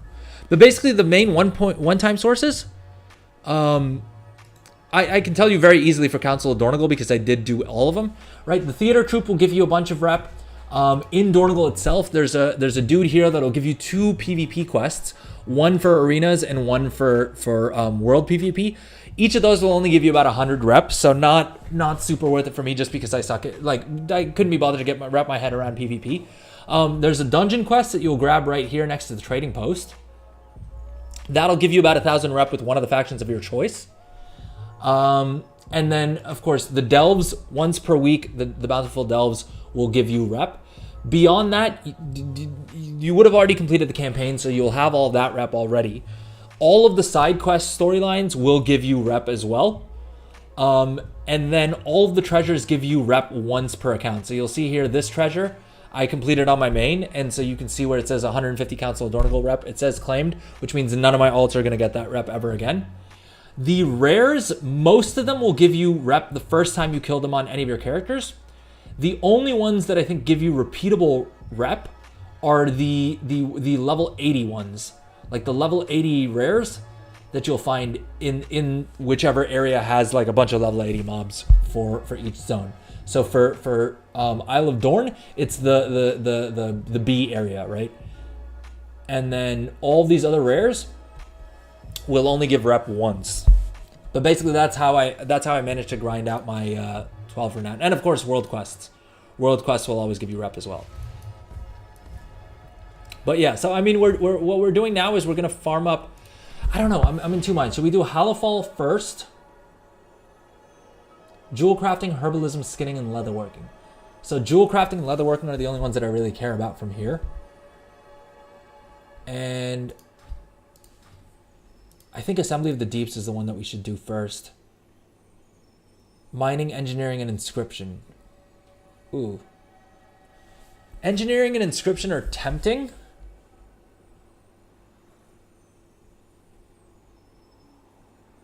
But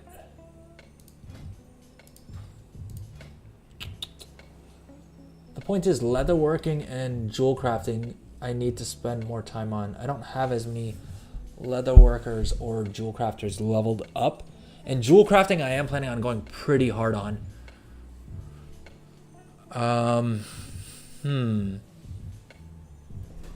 Heck, leatherworking as well. I need to have a leather gear crafter. I need to have a male gear crafter.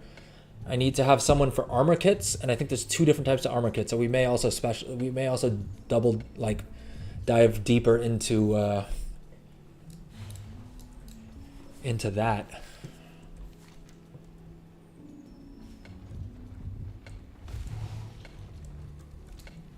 Now I'm tempted to say we do Assembly of the Deeps first, because of the fact that the Dark Moon buff will be more impactful. There's just more rep to be had with the Halifal Arathi. And so I think it should be less of an issue to push through. But we also need more levels of renown with them to unlock the knowledge point books. So I don't know. I'm in two minds. I am in two minds. All right, I think we will do Ringing Deeps first. The message. These are earthen resources. Anyways, I want to get both of them done before. I want to get both of these factions maxed before the Darkmoon Fair ends, if at all possible.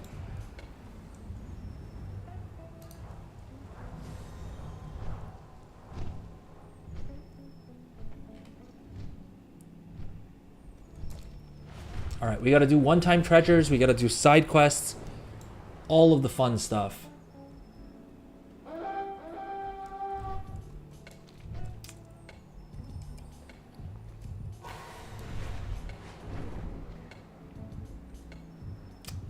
Now I know one of my alts, I don't remember who, did actually loot all of the little gems that we needed for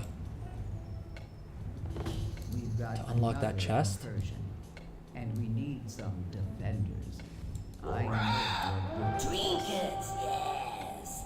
Pretty trinkets. I think we already got the blocked intake rep.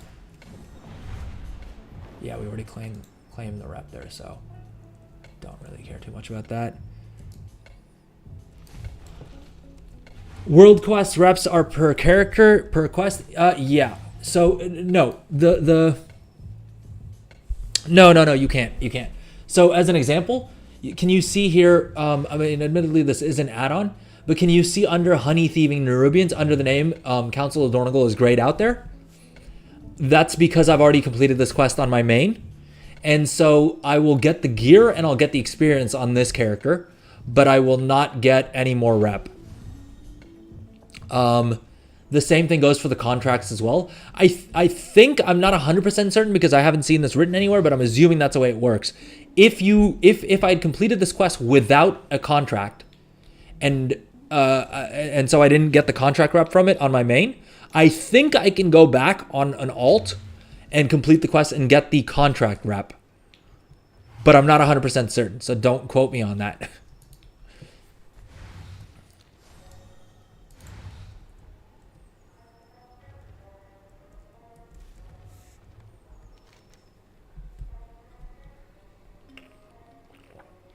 No, because it's account wide, and I guess Blizzard doesn't want, like, having alts will give you a slight advantage, like the thing we said with the Bountiful Delves. Right?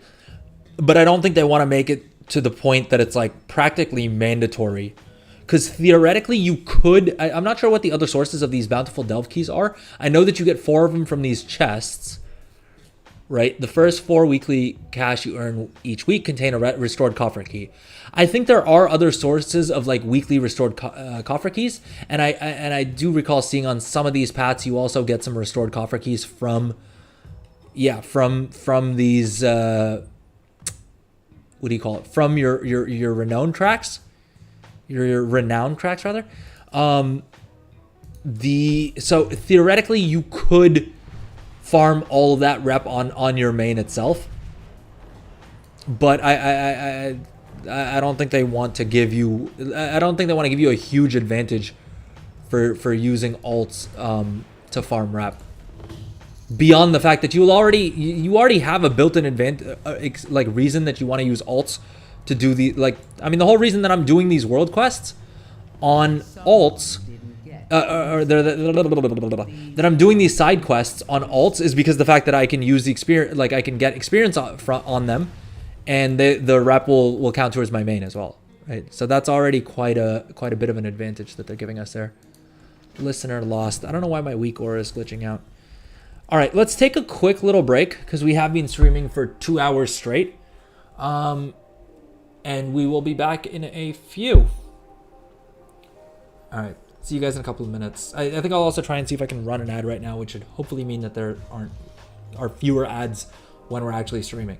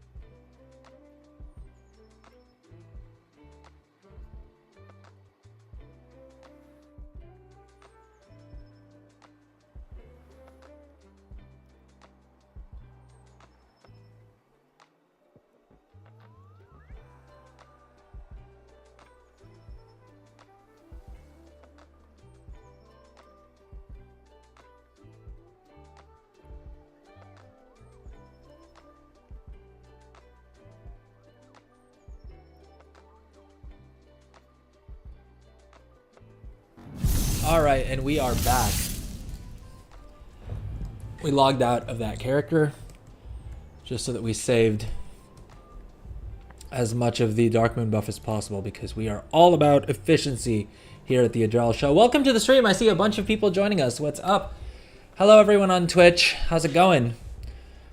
What's up, C-Tax? Welcome back. Our first sub. Welcome, welcome, welcome. How's it going, man?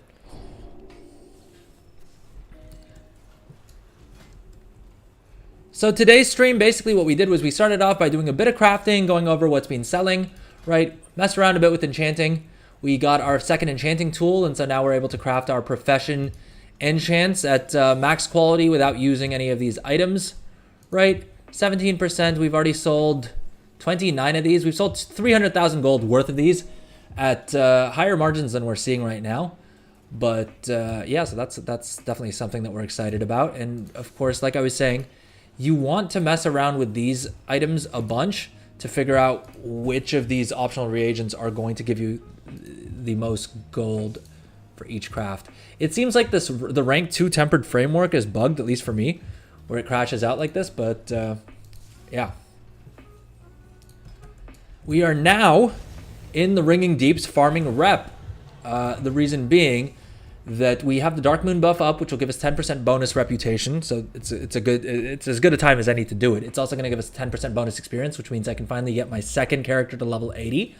But the main reason we're grinding out Renown is because of the fact that you get profession knowledge. It's at rank 12 for the Council of Dornagal, right? For alchemy, blacksmithing, enchanting, and tailoring. We managed to get this done yesterday, I think it was. Yeah, unless it was. I'm trying to think. I don't think it was on stream. We got till about Renown level 9, I think, on stream, and then yesterday I managed to bang it out till 12. We're now going to do the same for Assembly of the Deeps and get to 12 Renown for mining, engineering, and inscription. And then at some point before the Dark Moon Fair ends idly, I need to get Halifal Arathi all the way to 14, because that's when you get the rewards for jewel crafting, herbalism, skinning, and leatherworking. So we are in the Ringing Deeps and we're questing, and we're going to try and die less on this stream than we did on Wednesday's stream, because Lord knows I died way too much on stream that day. Oh, is this a rare? Can I tag it in time?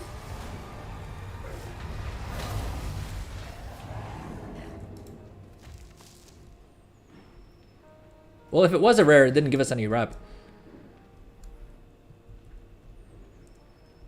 All good, C-Tax. We made we're back over 31 million gold today. So overall, the past couple days have been somewhat profitable. I say 31. We're at 31.3 million gold right now, but we also have a bunch of inventory posted on the auction house that some of which is already sold during the stream. I think we sold at least about 100,000 gold worth.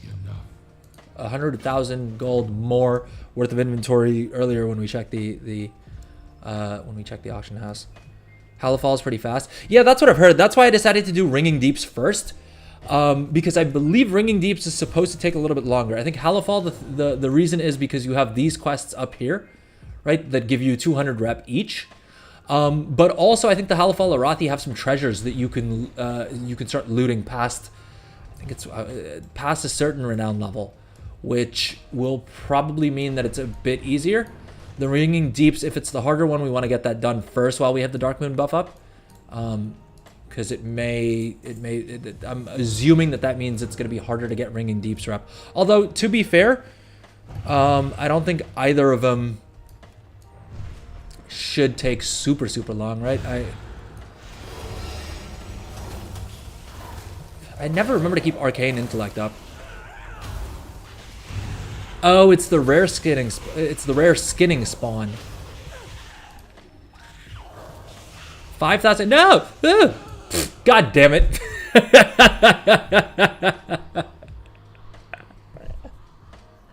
First pull. The first pull. Literally the first pull of questing, we died.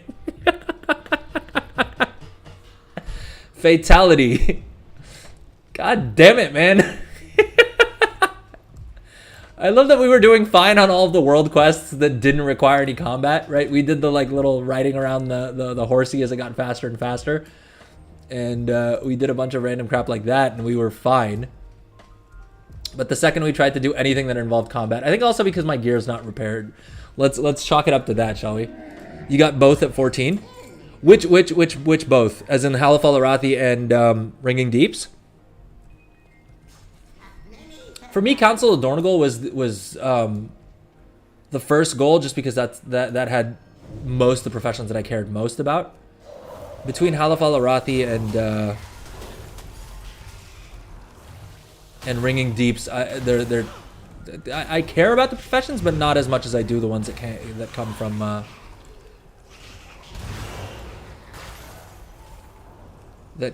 the Council of Dornogal. All right, so at this point, I don't think we're going to. What the hell, dude? What? I love having invisibility because I frequently overpull. But what I was saying was I think we'll wait until we're at the quest steps that are actually going to give renown in order to pop our little hat. And hopefully we're not dumb enough to turn in a quest without remembering to pop the hat. Because I have done that. I have also done that at the Council of Dornogal, where every 50 rep mattered. I think Ringing Deeps we may have a bit of an easier time simply because of the fact that we have... We're also using the contract for the Assembly of the Deeps. I love that I got on top of the yak and then forgot to actually repair. Why don't I have... Why do I not have auto repairs set up? Yeah, repair automatically. Duh. Repair using guild funds if available. Yeah, sure, why not? It's my own guild. I never stick any gold in the guild bank because I've heard too many horror stories of people losing gold since the pre-patch. Losing gold and items and stuff. Welcome back, Goldson. Hope you had a good shower. You were asking me what it's like to live in the middle of the desert. Well, basically, you can only have a shower either early in the morning, like at this time of year, you can only have a shower early in the morning or like later at night, because literally even with the water heater switched off, most places have their water tanks on the roof, and the sun is so strong that literally any time during the day, if you try and go for a shower, you will probably burn yourself. Now, fancy schmancy people will literally buy water coolers that'll like cool the water down, but those are expensive, and I just grin and bear the scalding heat. Midnight ramen's always a good call.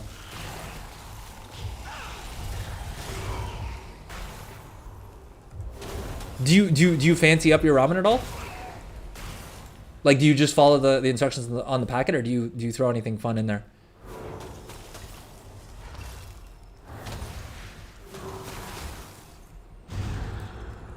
Interesting fact to know. All right, fine. Maybe it was boring. Jeez. I tried to talk about one thing that doesn't have to do with WoW.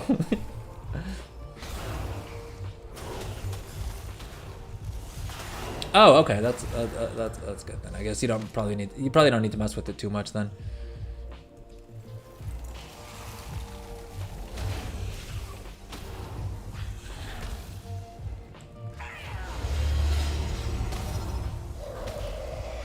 Ah.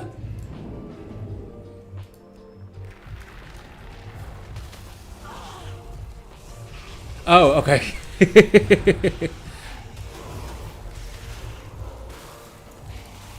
I got bullied too much in high school for being a know-it-all, so usually I assume like people don't care about my facts. My wife's given up on me. Because I literally had to set a timer on my phone for how much time I could spend on Wikipedia. Because I would literally just zone out and spend like 3 hours on Wikipedia. So literally there was a time at one point that I literally had to set a time limit on how much time I was spending on Wikipedia.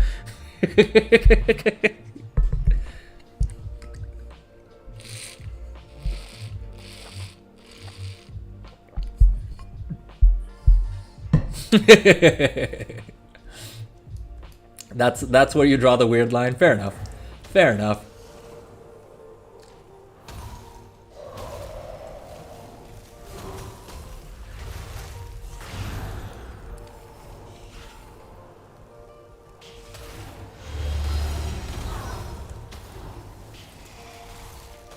Yeah, so the problem the problem I have with not keeping snacks at home is that here in Dubai there is also like this there's also a delivery service. Like we have deliveries are super cheap everywhere, everything in there, like anything you can think of, you can get delivered at home for not that much, right? But there's like, so grocery stores, like a lot of the grocery services will have free delivery if you spend the equivalent of like $10 US. And one of them offers delivery, like guaranteed delivery in under 15 minutes, which is super convenient, right? It means that I haven't set foot in a grocery store in ages, which I, unlike a lot of people, actually do enjoy going to the grocery store, because I love seeing all of like the new products and the new flavors and the new whatever, right? Like I can kill some time in a grocery store if I need to. But as a result of that, anytime I'm craving like sour candy or ice cream or whatever, right? I do not need to lift a finger. All I need to do is open up that little app and order like less than $10 worth of stuff, which is easy to do. Because $10 is like,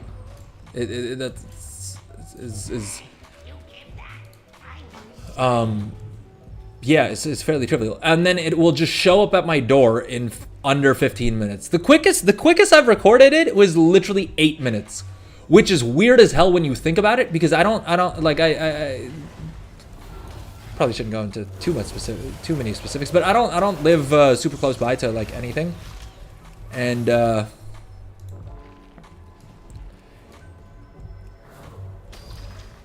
yeah, I mean, there is a part of me that's always like, oh well, I should just like go hit the grocery store and like do it that way.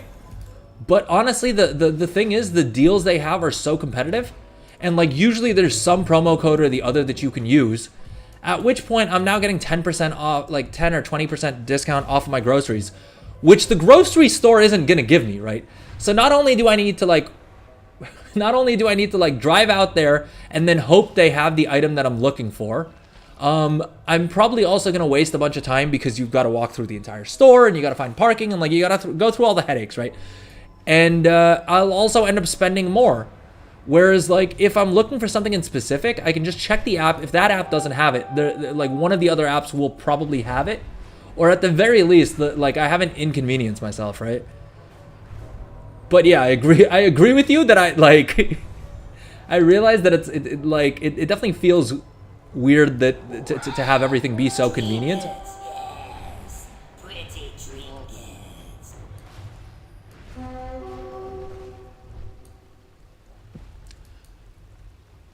No, what I'm saying is I would save like 10% if I order it through one of the apps, as opposed to if I actually go to the store myself.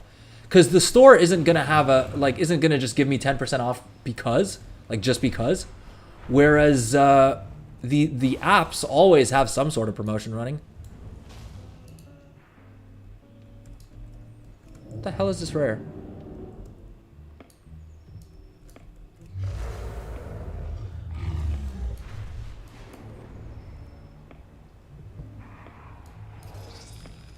All right, 1 second. Let me pull this rare, and then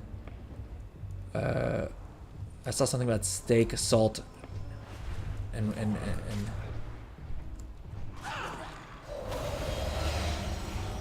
filtered water. Ah! No. God damn it. Why can't I solo rares anymore? Yeah, being level 78 sucks.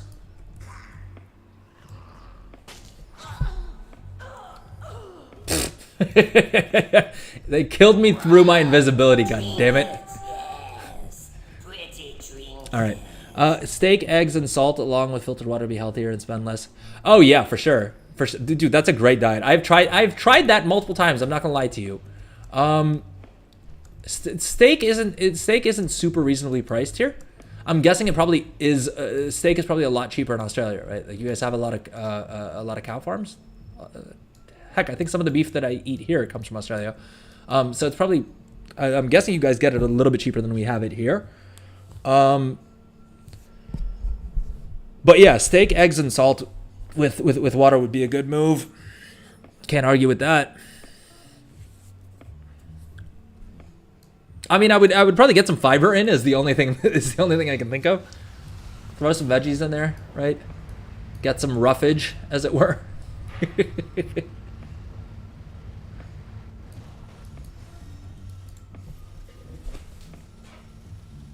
Which actually reminds me. Give me 1 second. I gotta sort out my protein shake. 1 sec.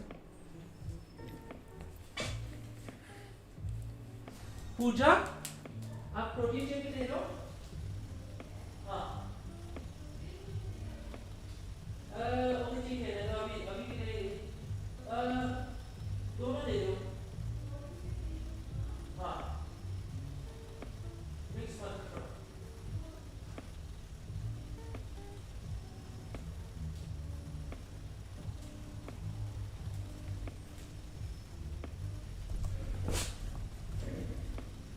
Oh, I just realized I forgot to mute. Trinkets, yes. Well, you don't. I don't know if you need it, but you'll certainly. In my experience, I certainly regret when I haven't had enough fiber.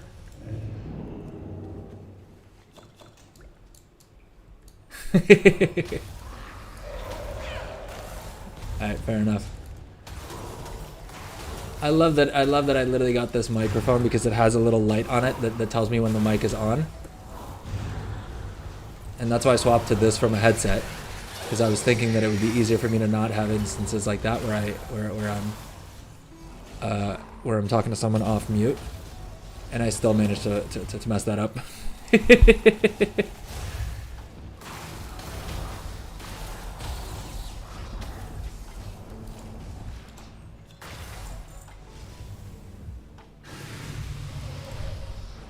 Okay, that's an upgrade.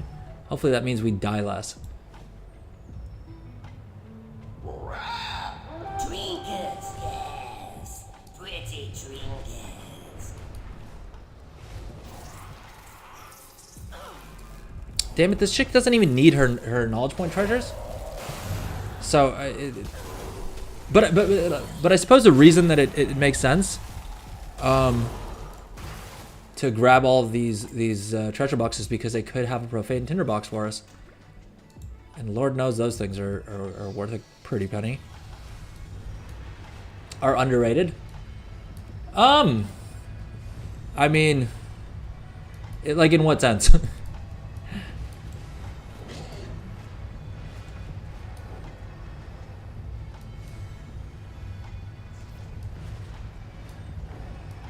I agree with the overall sentiment, but I've also lived here for super long, and so recently there's been a lot more people post COVID that have moved in, and so traffic has become a nightmare. Property like rent and stuff like that has just skyrocketed. It's gotten, yeah, it's gotten a lot less fun to live here than it was a couple of years ago. But I still couldn't see myself living literally anywhere else on Earth.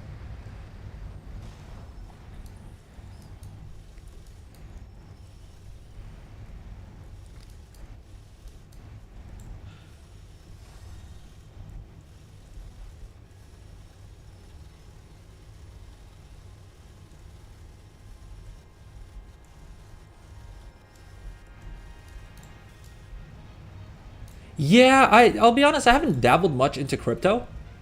Other than I remember when all right, it's story time. Other than when Bitcoin first came out, right? I didn't live here, and so I was able to and I was an edgy teenager, right? So I used to spend a lot of time on 4chan, like, well, not a lot of time, but an unhealthy amount of time on 4chan. And so I remember someone posted something about Bitcoin and this new thing, and so I downloaded like the mining thing. This is back when you could still mine Bitcoin like on a regular ass computer, right?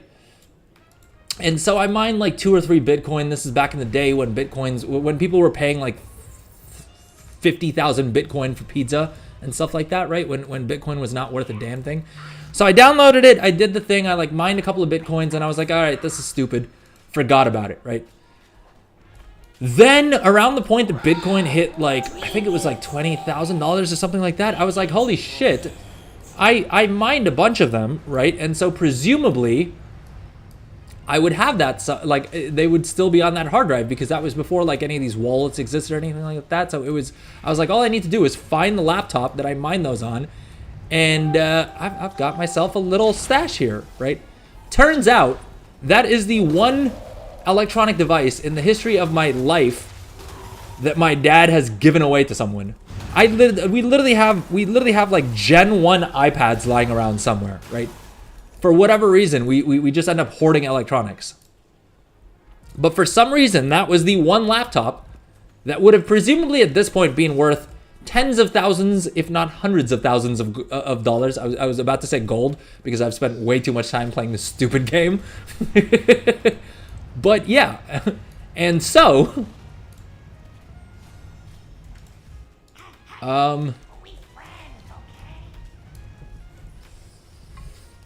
And so as a result, I do not have all that crypto, and instead I'm here on Twitch, and if that makes you feel like you want to subscribe, go ahead and do it. I will not stop you. I'm not above sympathy subs.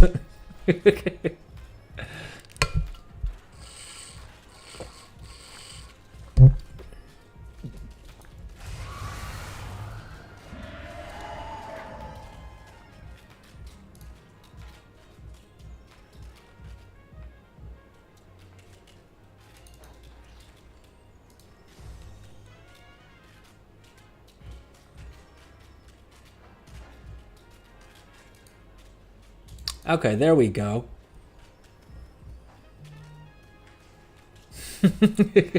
Yeah, I mean, trust me, I tried, man.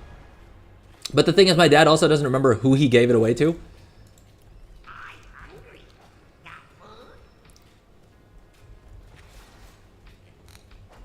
Because Lord knows if I could have found that, that would have been sick as heck.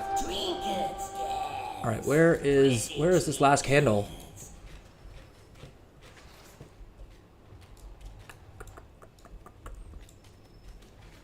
My interact key is letting me down as usual.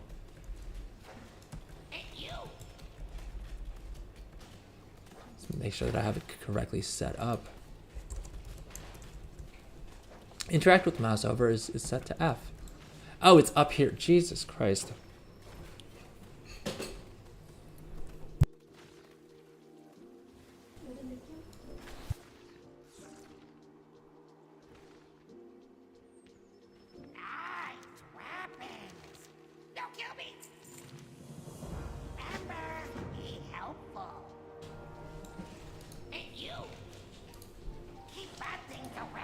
Collect 20 grub eggs, tending to the terrified. All right, what we've not been doing is probably what we should be doing, which is double checking that all these quests that we're completing are actually part of a quest line that will give us rep at the end. And we're on this quest change. Is Lisky Business is not on this list, unless I'm missing it.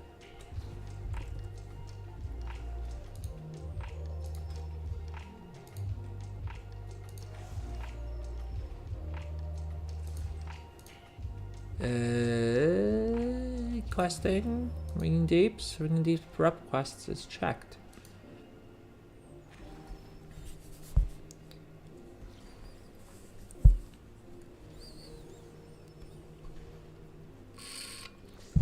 The world's reserve currency.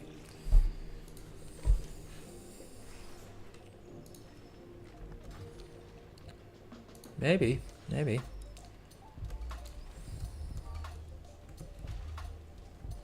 To be fair, when I first bought my graphic card, I did start. I do have a little bit of Bitcoin parked somewhere. Because when I first built my PC during COVID, Bitcoin it was still profitable for me to mine. I recently upgraded to a 4070, a 4070 Super, that is. I wonder if it would be profitable to mine, because I've always felt like that's a good way to get into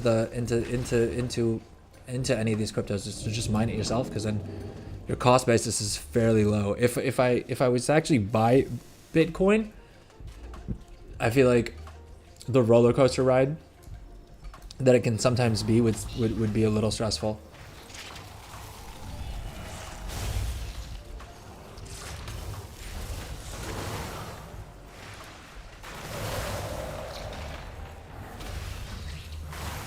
See, I told you guys that I got a little bit better at playing Frost, right? I'm not dying nearly as much as I was on the stream the other day. All right, so we're learning how to interact with the world.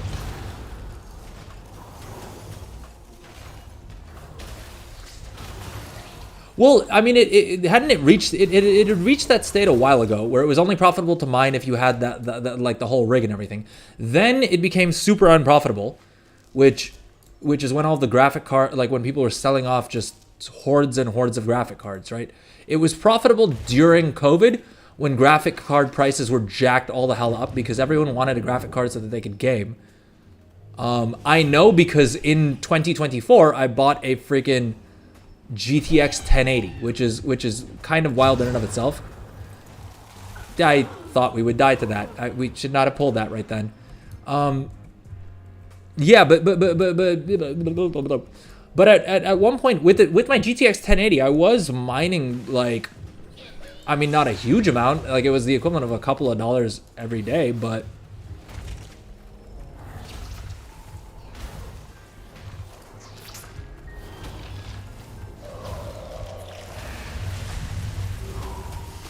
I figured it would at least pay for a couple beers, right? Like, I figured that was my beer money.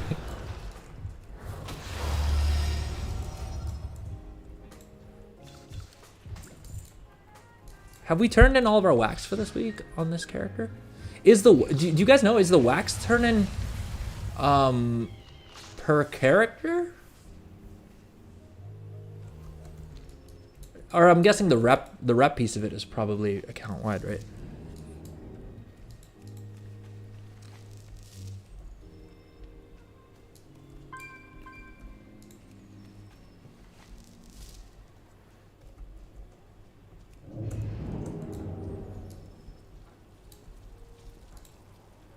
Terrified grub tenders, eggs.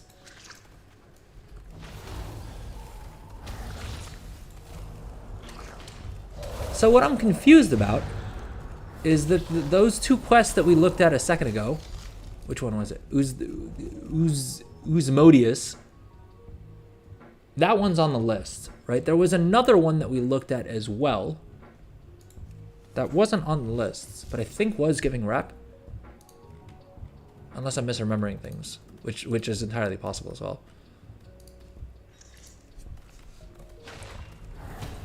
All right, trying to do other things than grind mobs when I'm questing is what has gotten me killed every time now. So I'm not gonna do that again. We're gonna stay focused and we're just gonna get these quests done. Gosh dang it. And then we're gonna pop our little Dark Moon hat, pretend like we're having a celebration, and take our 10% extra rep.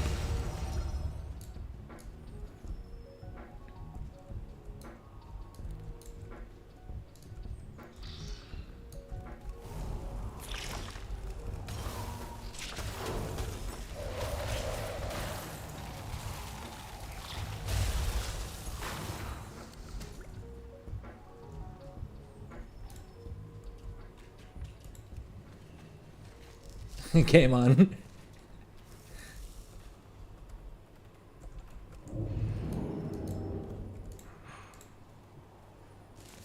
See, because there's a part of me right now as well that's like, well, it's probably like if I wanted to make gold, it would probably be more efficient for me to just sit in Dornagle and craft and level up professions on alts and things like that, right? As opposed to spending time out in the world right now, like I am, farming rep. And that probably is the case. But on the other hand, it does get a little it does get a little repetitive already just spending that much time in Dornigal messing with craft sim, because I've spent way too much time already this expansion doing that. The jewel crafting ring called Binding of Binding, right? Yeah, I was super interested in that because of the fact that my main has jewel crafting, and I hadn't at that point, I had not decided which way I was gonna go with their jewel crafting. Initially, I thought maybe prospecting, maybe we would go, you know, into one of the gems or gem crushing, something like that, right? But I quickly realized that well, two things really. One, that the prospecting in and of itself tends to be a little bit tough. Oh, it's a level 80 elite. All right, never mind. Abandoned plan. Abandoned plan. Let's get the hell out of here, boys. I quickly realized that, look, prospecting is probably going to be very low margins and require a lot of time where that account is just kind of locked up, right? It's the same reason that I'm not doing any of the shuffles, because of the fact that if I'm playing the game, I want to be able to like actively do things. I would much like I'll craft up and I'll queue up and craft 20 of a given item, right? But if I'm queuing up and crafting like 200 of them, I mean, even 200, I can swap to my other account and do something else on that character then. But with prospecting, you have to prospect thousands and thousands and thousands of ore, and you are very much tied to whether or not the ore prices and the market prices sort of work out in exactly the way you need them to. Versus if I'm crafting something, right, with concentration, I should be able to, at least for a meaningful period of time, be able to guarantee profits on quite a few things. Even once that phase is over, if I'm not able to craft something profitable on this character, I can just log over to another character and craft something there. And so probably my return on time invested is going to be better spent just doing that instead of doing something like prospecting. And so I did actually end up spending, strangely enough, I don't know why I bothered doing it, because I didn't max it out, but I already spent 40 points into jewelry crafting. We die again. I didn't even think I was gonna die that time. I put 40 points into jewel crafting, into jewelry crafting rather, with the thought that maybe something like the Binding of Binding, you know, I could pick up that recipe once the raid comes out. It's gonna be expensive. I think probably at least a couple million gold, but I could probably afford it. The only thing about it was that I decided to double check some of the actual Wowhead BIS lists for crafted items, and on those Golden, everyone, like a couple people said, oh, it's going to be the new Lariat, and I was like, if I could get in on the ground floor of the Lariat, right, hindsight being 2020, I would have loved to have done that. The thing is, if you go and check the actual Wowhead BIS list notes, they mentioned that Blizzard actually nerfed it a couple of days ago, I guess. I didn't see much publicity about it, but then again, I don't hang around channels that really discuss these items. And apparently they did nerf it, and so it's no longer on the BIS lists. And in a lot of cases, people recommend taking a bunch of other items instead of that, like using your spark for something else instead. So I don't think it's I think it may not be as profitable as we may have hoped.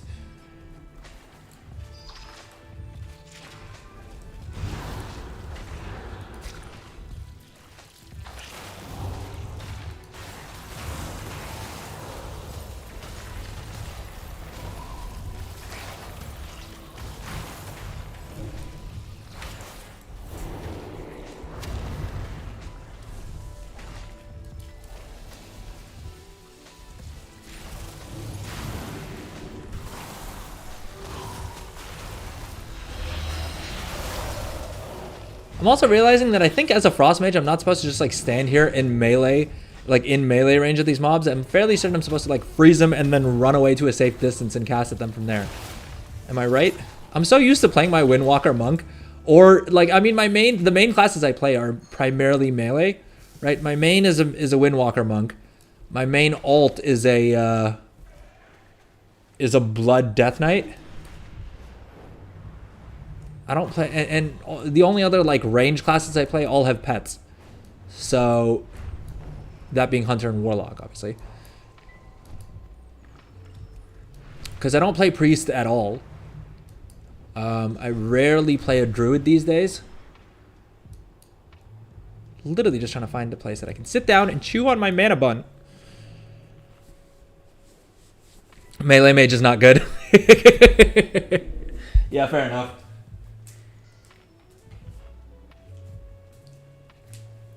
It's not the current meta.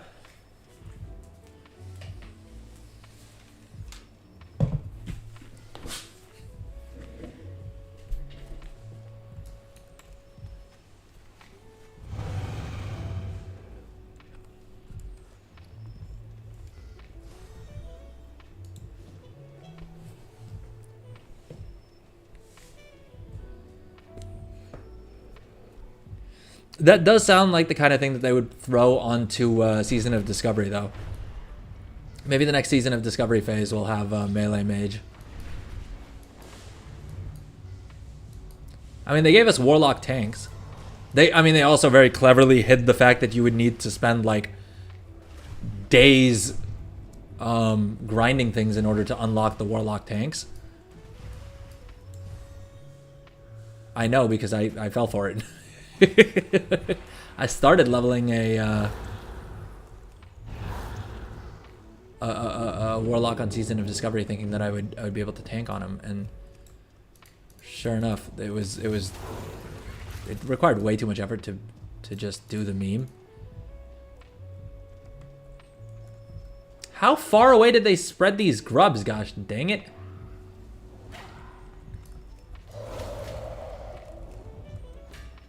Dude, there's grubs down there as well? What the hell are we doing here?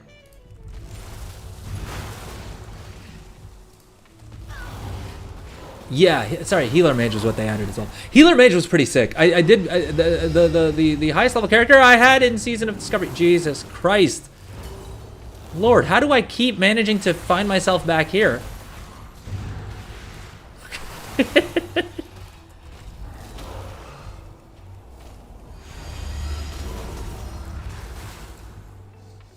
Yeah, that's what I've been doing. Trust me, I've been using invisibility probably more than any actual combat spell. How many more grubs do I need to kill before they will just give me my damn wax globules?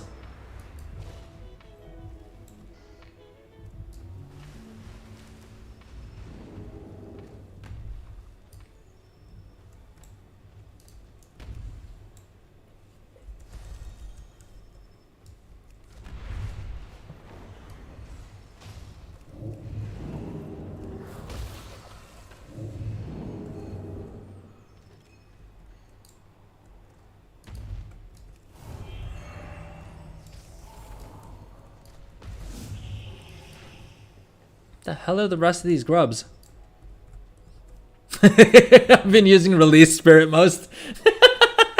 Yeah, fair enough. Fair enough.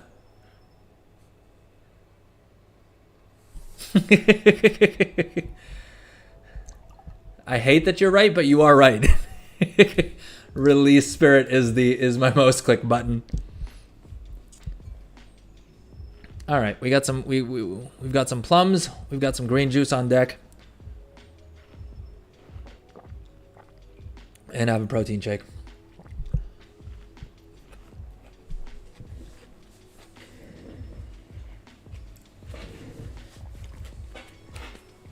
I'm trying to clean up my act, eat a little bit healthier, at least in the day, right? Because after a certain point of the night, all bets are off, right? That's when the Ben & Jerry's comes out. That's when the Sour Patch Kids show up, right? And like I said, the problem is that at any time of the day or night, within 15 minutes, my cravings have turned into reality. But hey, I've been back in the gym, so I get to eat a little bit less healthy than I probably should be doing every now and then. I say every now and then, although I would be lying if I said my snacking wasn't a nightly problem.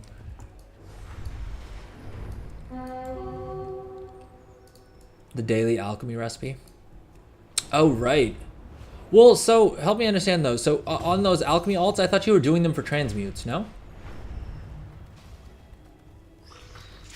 If so, are you just? I'm guessing you're doing it for the knowledge points. What's the transmutation build like? I haven't messed with alchemy at all. Like even my main alchemist, I haven't really done much of anything on. Like on them. One Samdi. I did not play. I did not play much at. I didn't play much. If I didn't play much of BFA at all. So I probably wasn't. I probably have no idea what you're talking about.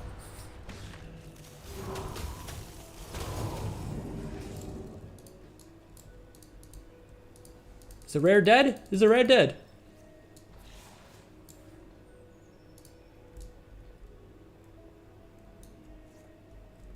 I think this is the one that you have to like kill all the tendrils and then the rare spawns.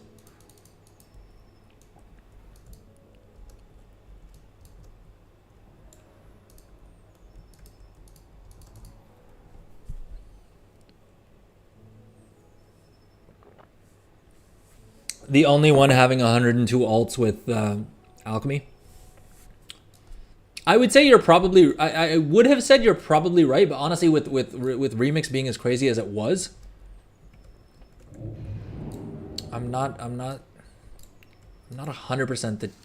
that may be the case.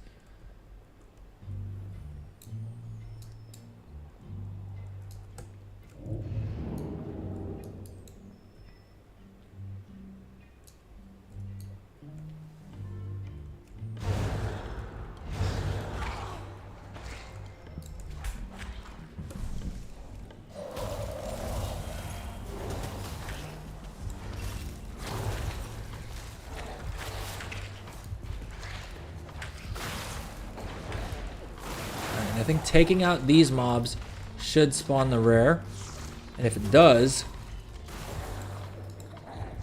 then we're gonna pop our little hat for 15 whole extra rep, if you can believe.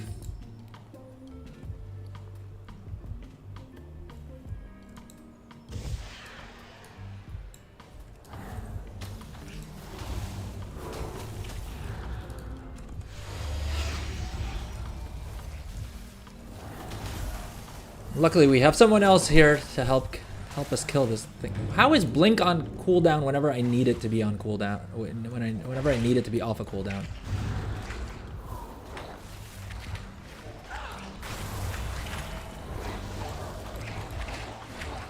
All right. As long as I got the rep. Now, if I die, I will still be upset, but I won't care quite as much as if it had happened prior to me getting the rep or looting the rep. Hold up, wait a minute though. Doesn't that mean, because I noticed what they've done is you don't get the rep when you kill the mob. Instead you loot the rep off of the, off of whatever rare, right? And I think the reason that they've done it that way is so that you can't use the guild standards, right? Because the guild standards increases the amount of rep you get for, from killing mobs. Right, within its vicinity. And so I think that's the whole reason that the mobs drop the rep as opposed to just give it to you when you kill them. But as a result, that technically means you can still get the rep even if you die killing the mob, because you just wait until you respawn, pop your little hat, or pop the hat and then loot the rare.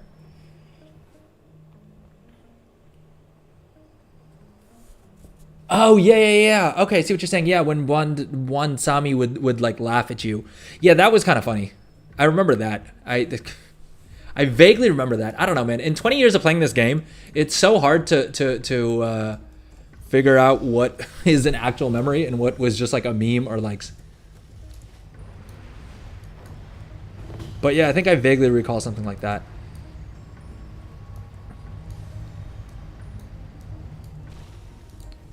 A new transmute comes out next patch. Yeah. So what is it? So what does the alchemy talent tree look like? Is it as simple as it was for transmutes in Dragonflight? Because once you maxed out your multi-craft, and once you maxed out multi-craft, and I think it was resourcefulness, right? That was basically it for the transmute build, for the Dracothis transmute build, I should say. And there wasn't really like having more points didn't really help you much, right? Is that still going to be the case? Because my thinking is that what I'm probably going to do is I have a couple of goblins that I'm definitely going to stick alchemy on, because why not? But then for any other alts that I stick alchemy on, I'm thinking that I may kind of go with what K-Chak was saying, which is looking at being able to produce the flasks, the elemental file of whatever the flask thingamabobbers, the like bis flask. Because the amount of skill that you need in alchemy to guarantee those at rank 3 is insane. It's like 565 or something crazy like that, right? And so that seems like it'll take a while. I mean, in saying that, I realize that, I mean, there are a lot of crazy alchemists out there who will min-max their way to being able to guarantee rank 3 crafts at it at some point.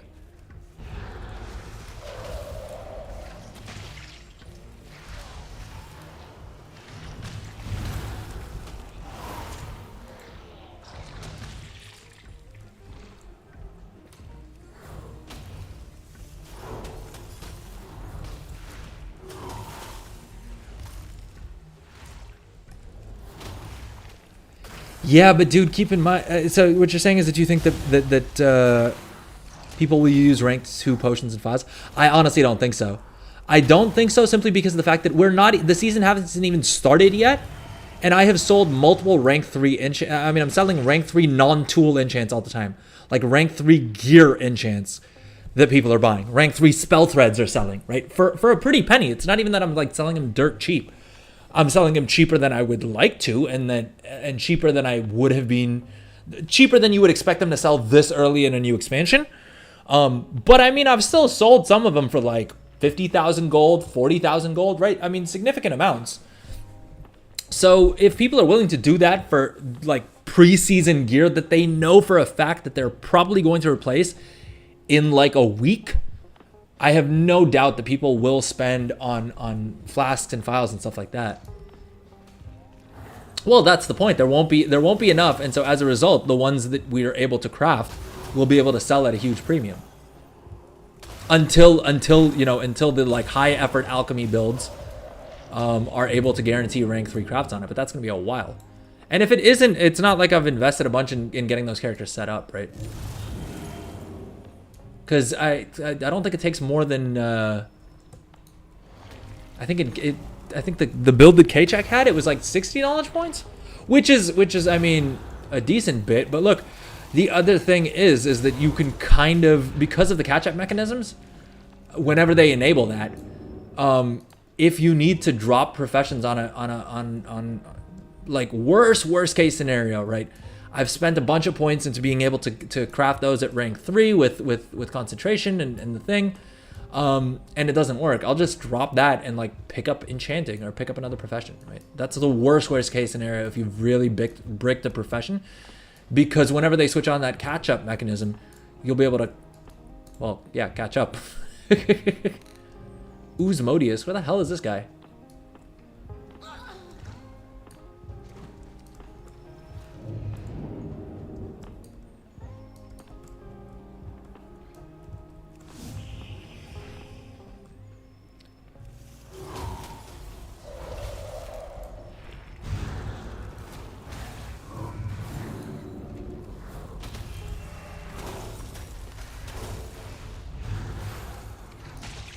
I mean, I would hope that the catch-up mechanism's already either already switched on, right? And it's just no one is far enough behind that they need it.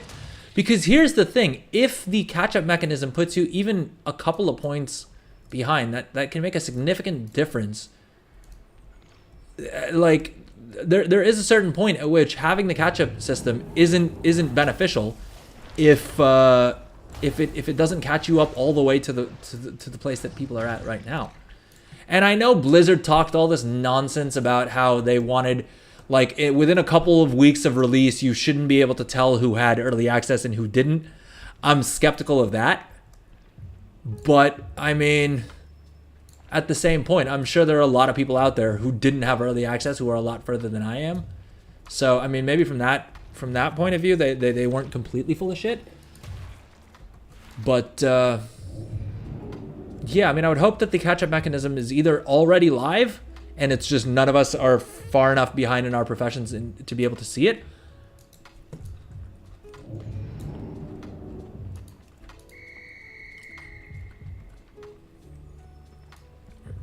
Or that they switch it on from this week. I mean, seeing how many bugs there have been and everything.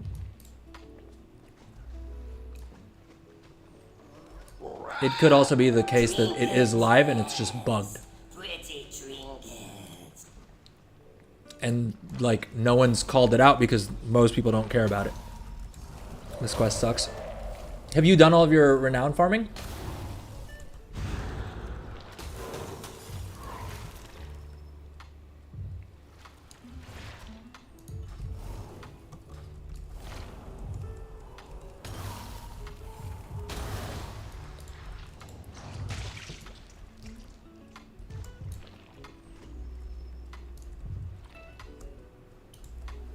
Where the hell is Uzmodius?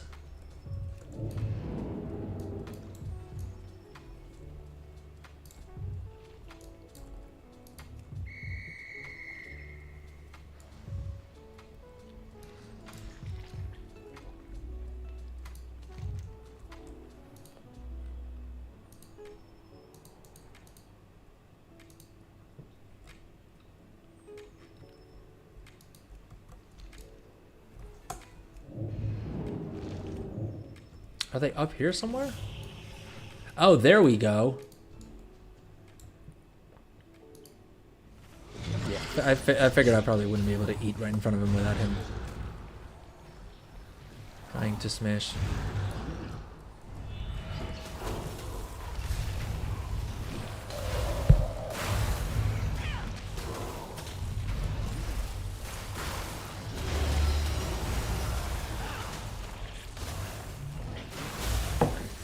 Up. I've literally just been randomly hitting these buttons until I stop dying. So I say I've gotten a bit better playing Frost Mage, but not by much. Alright.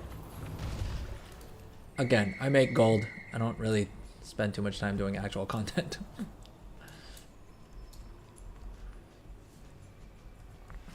What renown levels are you at? I think alchemy is also from Council of Dornogal, right?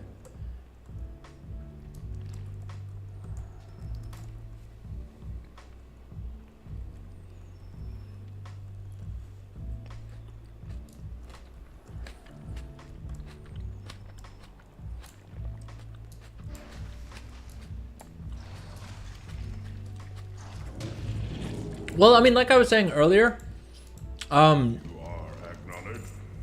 I think the only reason that I am a little bit worried that I am showing profits right now, simply because of the fact that to me that just means that I've not invested enough. You know, it makes me think that I've been selling too many items for way too cheap right now, and that instead I should in this phase, you should be gold negative. I mean, 10 million certainly sounds like a lot, but honestly, that may not be a bad idea, because the thing is, we have access to being able to do all these things. We just don't have any demand. So being completely set up right now is better than sitting on a bunch of gold. Because what's probably going to happen, and probably this weekend actually, when map prices drop a bit because everyone's farming, I need to actually sit down and stock up on mats for a bunch of these different items, for most of the items that I want to craft, and just keep them in my bags. right? Or craft the finished goods and have them ready to go. Although probably what I'll want to do is buy up a decent amount of each of the mats. Realistically, what I should be doing is buying up a decent bit of a decent amount of each of the mats, right, and just keeping a little bit of a buffer, so that if prices do spike on what do you call it, on maintenance day, I'm not priced out of being able to compete. The other reason that it would make sense potentially to buy up mats and keep them stored up is because with maintenance, with the weekly reset, we'll also be getting more knowledge points, right? And so I may be able to craft things a little bit cheaper post that anyway. Because that's basically what I've been doing with my Duskweave, with all my bolt craft, is I've just been saving up the available crafts, thinking that, you know, once I get more skill or knowledge or whatever, I'll be able to craft them at better quality. Do I have any planned investments? 10-9, 10-9. Okay. So 10-9, 10-9 on Renown, you're saying?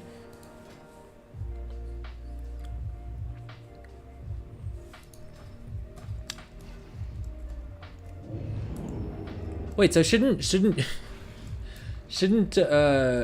you cap out most of those? Because you're pretty close on all of them. It probably wouldn't take that much time or energy to get them to the point that you get the knowledge books. And if you've got, Lord knows, if you have actually, if you're doing alchemy and tailoring, all you need is Council of Dornigal, because you'll get both of the knowledge books from there on all of your alts, and it's literally free. Dude, I would get on that. That would be like the first thing I do. Unless you've already done all the weekly sources of knowledge. But at that point, just farm rares.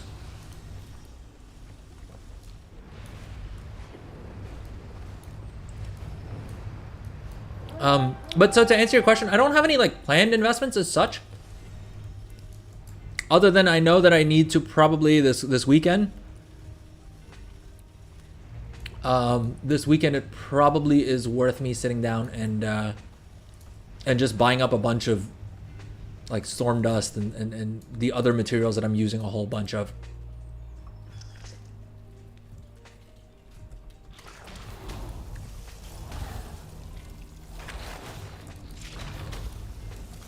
Yeah, sure. What's your planned investment? I saw, I'm not sure if it was you, if it was someone else who put up a video about profane tinderboxes. But that's definitely a good call. Because yeah, everyone's gonna be in raids, and this week has probably been the most that everyone has been doing world content. Well, I don't know if it's the most, but definitely there's been a lot more people roaming around the world doing things as opposed to in the weeks to come. And if profane tinderbox is primarily, like, if the primary source for those is going to be these treasure items, then that may not be a terrible investment. That may pay off. What's up, Thrash123? Welcome to the stream. Do I have any gold guides? No, I don't. Like a. How do you mean gold guide? Do you mean like a paid gold guide?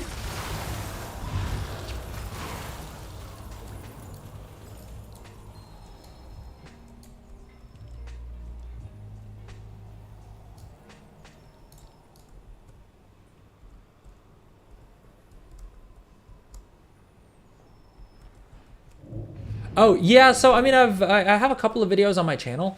I've recorded a couple more. I need to actually sit down and edit them, because Lord knows I've spent way too much time just playing the game, and not enough time on editing. But yeah, I do have a couple planned to come out.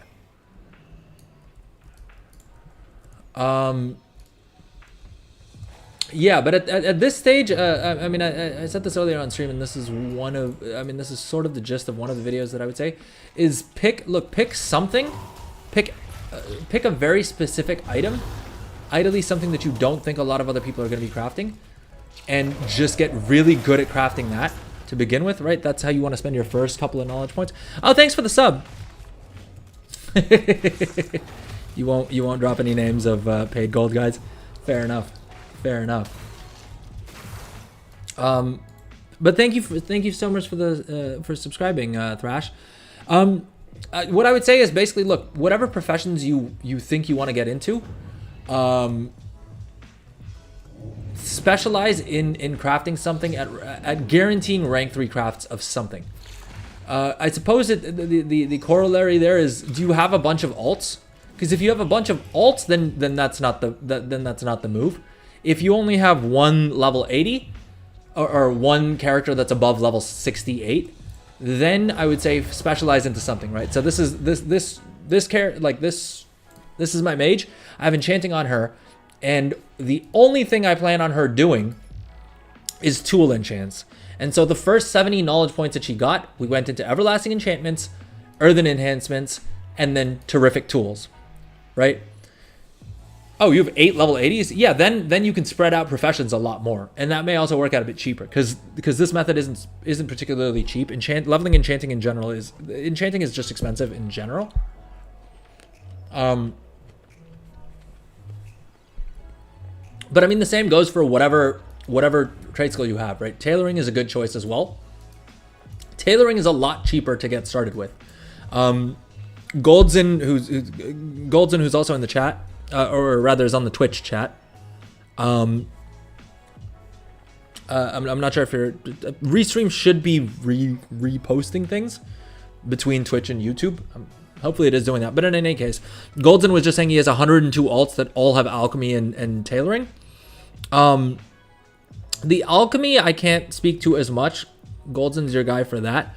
But for tailoring, I mean, the absolute simplest way that you could get a bunch of gold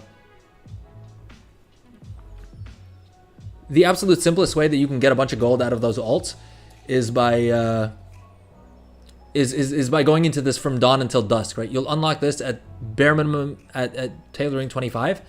You'll pick this node, and then you'll be able to pick either Duskweave or Dawnweave, and then you can start crafting these the cloth cooldown bolts, right? And these, I mean, this character doesn't have particularly a lot of skill or whatever, but I would craft these, use up your concentration when and where you can, right?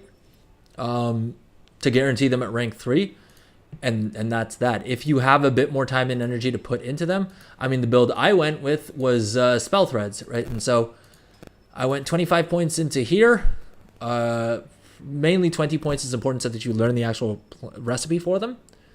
And then we did 5 more for skill and for ingenuity, I guess. And then I think in the original build, I only had 5 points in here, or yeah, something like that. And then I just went hard on spell thread, right? So that I could craft spell threads a lot better. And then I went super hard on multi-craft, but you don't need to optimize all this quite this much. Oh, hey, B6? How am I supposed to pronounce that? B6? Is that right? Bash. Okay. It says BSCHS1. All right, Bash. What's up, Bash? How's it going? Welcome on Twitch.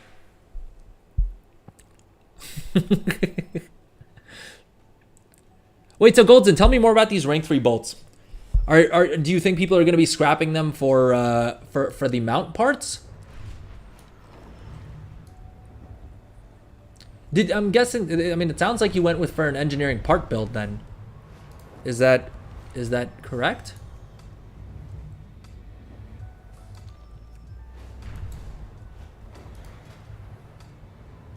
Dude, what the hell is going on? I could have sworn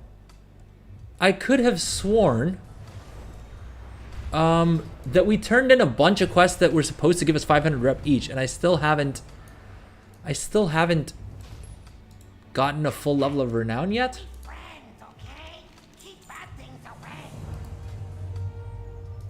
I'm still only at 6 renown.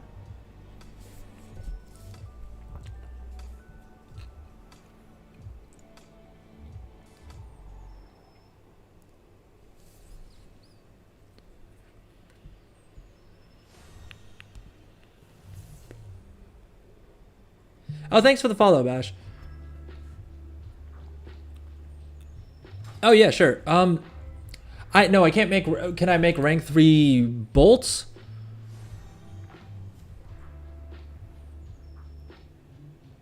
Wait, 1 second. The rank 3 bolts that you were talking about, Goldson, did you mean the tailoring bolts? Because I understood... Yeah, sorry, I hit my camera for a second. The rank 3 bolts that I understood was the engineering crafted bolts. I forgot that we were talking about tailoring. So I'm a moron. I actually don't think I've crafted any of these at rank 3 just yet, because I haven't used concentration on bolts. I've been using the concentration on the spell threads, and those I'm kind of just stockpiling because 8,700 gold just seems way too cheap for them. I think probably, I mean, I sold a couple of them at 16, 17,000 gold, which was like 10,000 gold plus profit each, right?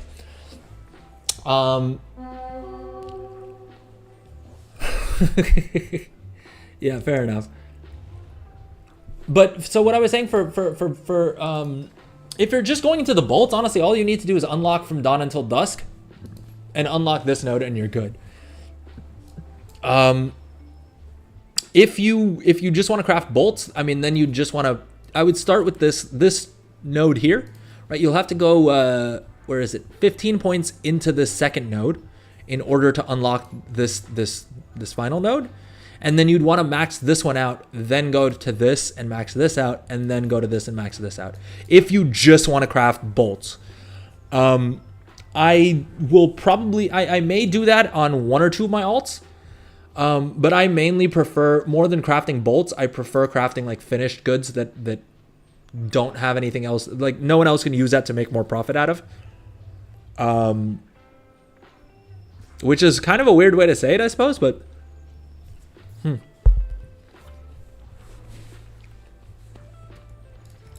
But yeah, so that's why I decided to spec into basically being able to make these sunset spell threads using concentration at the best quality, like with the most profit possible, right? So that, I mean, every 3 days I can hit this button, or sorry, every day and a half or so, I can hit this button and print an 8,000 gold at current prices. Realistically, even more once the prices for these hopefully recover. They may not, because there's a good chance that a bunch of people have just been crafting these and stockpiling them, expecting the same thing. The sunset spell threads are tailoring. Spell threads are the tailoring enchants, which I realize is more, makes it sound more confusing. But basically, for leggings, like for legs, for cloth wearers, well, for all classes, for legs, you don't have enchants. You instead have either spell threads or armor kits. And so for basically for casters, tailoring crafts 2 different types of spell threads. There's the sunset spell thread, which you'll get by going into the duskweave tailoring path, or there's the dawn, the daybreak spell thread, which is the healer version. And so that you'll get by going down this tree. I would take a look at, for your region, I'm not sure if you I play on North American servers, and it's fluctuated, right? Sometimes Dawnweave is more profitable, sometimes Duskweave is more profitable. It really depends. I tend to be more inclined toward Duskweave, just because of the fact that I think there's more DPS players, right, than there are healers. But that doesn't mean much in the way of where the profits are going to be, because yeah, a lot of times serving underserved markets will be more profitable just because there's less competition. Right? It's not always the case that just because there's more players playing a certain class, you will make more gold by catering to them. You may make more gold by catering to a more niche audience, especially with the region-wide auction house. Okay, we finally hit Renown 7. We only have another 5 to go, god dang it. Deep designs. Okay, we'll unlock an eye level 584 head. A veteran head, no less, for my main. So that's pretty good. I would say definitely try tailoring. Enchanting is going to be expensive. It may cost you more than 100,000 gold to get enchanting to a point that it's making you gold back. So I would definitely start with tailoring, and then once you have a bit more capital, mess with enchanting. The thing with enchanting is that enchanting is on paper, at least most expansions, for the majority of people, it's going to be a terrible choice to make gold with, just because of the fact that it requires very expensive mats, and because of the fact that you're selling on the region-wide auction house, the competition is extremely fierce. And so you're going up against people who have spent a lot of gold, time, energy, and stuff like that. There's a lot more competition and stuff like that.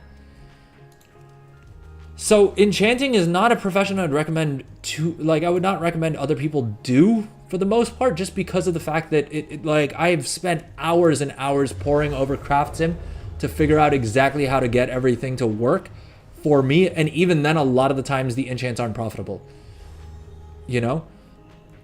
The main thing I would say if you are going to do enchanting is just specialize heavily and then max your resourcefulness so that you won't be able to compete with the people who've done everything for enchanting, but you will be able to compete on that, on maybe one or two very specific enchants if you're lucky. And then it's just a matter of crafting that a whole bunch of times. The problem is that can be very expensive, and really to make your gold back, you're gonna have to invest a lot, and the margins are kind of crap, right? I'm happy with, I mean, this chick is specialized into tool enchants, and without using concentration, you know, I'm looking at a 17% profit margin. Now, I have a bunch of gold lying around, so I don't mind investing 9,000 gold on each of these crafts and waiting for them to sell until I get my 1,500 gold profit back. But if I didn't have much capital, I mean, if you're saying you have 100,000, let's say you magically had this exact same build, you'd really only be able to craft like 9 or 10 of these, right? Until you have to wait until you've sold those to bring the gold back and sort of churn it out. Whereas with something like tailoring, right? If we come back to tailoring here on this sunset spell thread, I mean, the margins we're looking at are like 179%. Even if we don't use better quality mats, right? We just use crappy mats and we're crafting the rank 2 item, right? It costs us, this can't be right.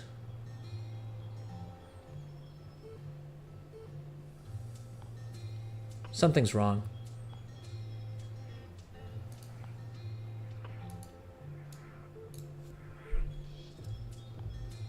Oh, it's because we have a stupid amount of fatality. God damn it, Golden.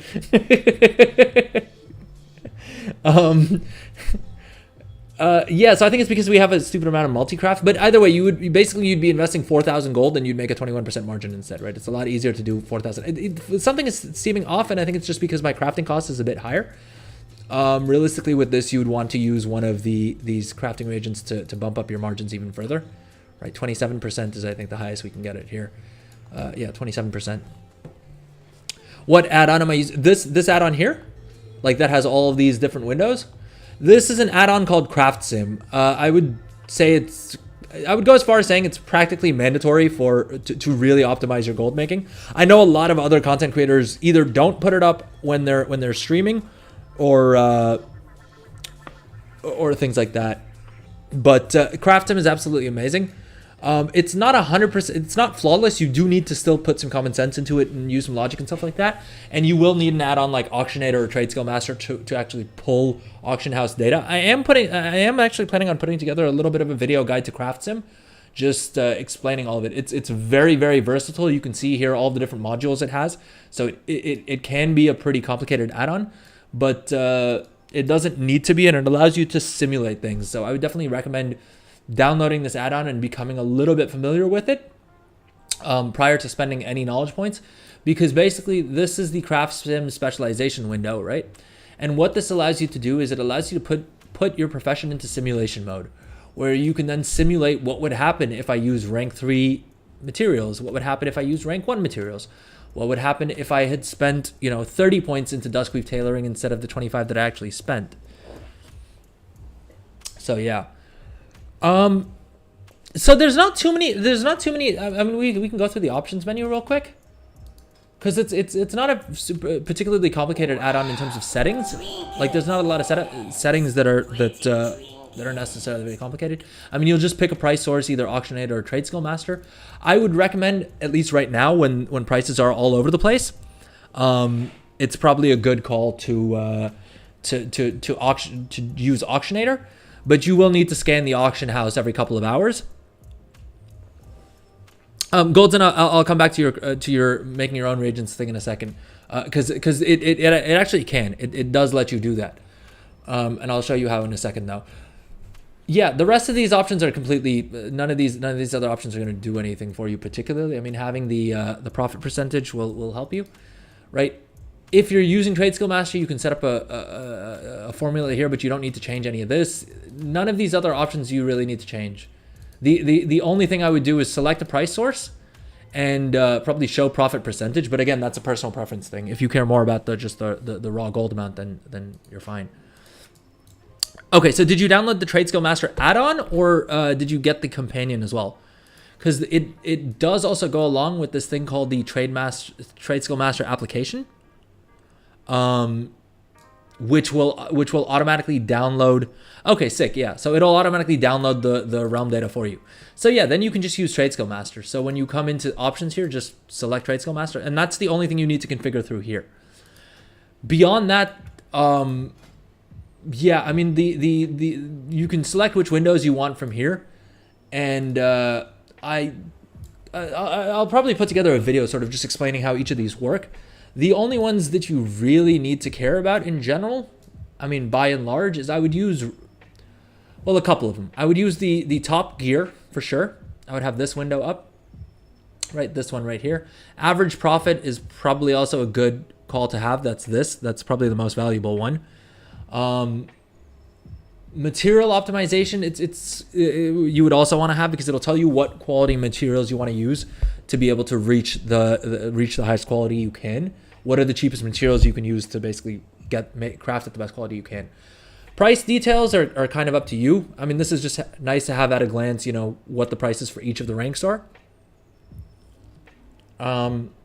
Specialization info, I would use this a lot to figure out how to spend my knowledge points. Crafts and buffs are up to you. Cooldowns as well, it'll track cooldowns for you. Up to you. The one that I particularly like is recipe scan, because what you can do is you can come into scan options here. I would leave scan mode to optimize reagents, and then sort mode you can kind of play around with. Most of the time you'll probably want to go with relative profit. There are some cases that you'd use just rough profit. It really depends on how you want to see this. But the other interesting one is concentration value. And so what'll happen is you'll select that. We'll check concentration here, because let's pretend we're trying to figure out how to spend this concentration, how we can most efficiently spend the concentration on this character. When we hit scan recipes, it'll go through all the recipes we have learned and tell us how much gold we'll make in profit per point of concentration that we spend. Now, I would take this with a grain of salt, because while you may make the most, like on paper, you would probably make the most gold by selling, you know, a rank 3 Gleeful Glamour for Tauren. I just wouldn't craft this because I'm skeptical that a cosmetic is going to be worth more than, say, what is this, a weapon enchant? Yeah, potentially a weapon enchant. I mean, honestly, I don't know. The market can be dumb as hell sometimes, and people will spend stupid amounts of gold on cosmetics. So there's a non-zero chance that you will actually be able to sell this for more gold than you would a weapon enchant. But if I had to pick between these two, I'd definitely craft the weapon enchant, just because I think I'm going to have an easier time selling it.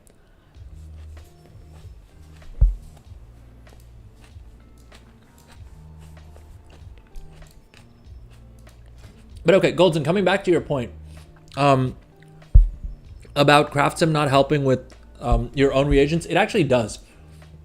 The problem is you need a really powerful PC and able to use it, because I have an i7, like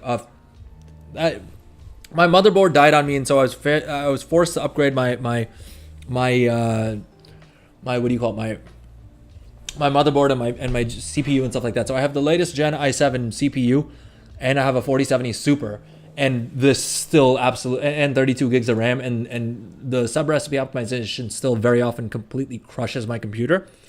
But if you use these, if you toggle on sub recipe optimization, you can also do things like include cooldown recipes, and then it will account for your crafting cost. And if you want to take it a step further, you can also enable concentration. You can also choose how deep you want to go in the sub recipes, which yeah, I mean, as you can see, my PC is freezing here.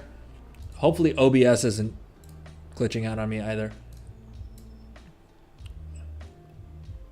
But yeah, you can see here that actually if we craft our own mats, our crafting cost becomes 1900 gold instead. It will cause your PC to lag like crazy. As you can kind of see. Hopefully it's not impacting the stream. All right, doesn't look like we have any drop frames, so I think it is just the WoW window that's freezing and lagging. But yeah, that's how you'll get Craft Sim to do these intermediate crafts. The other really cool thing about this, and the other thing that makes it really handy, is that if you then add this item to your craft queue, it'll also add the sub recipes, which was I was going to ask for this as a feature.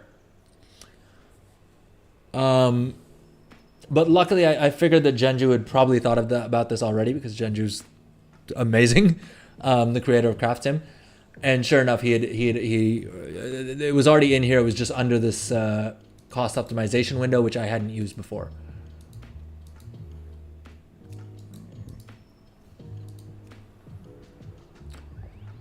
Still on the fence? Yeah, fair enough. I mean, to be honest, I'll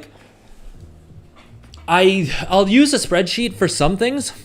But I do like being able to simulate things in game, and even if it's not 100% correct, I'm still a fan of using it for a good bit of things.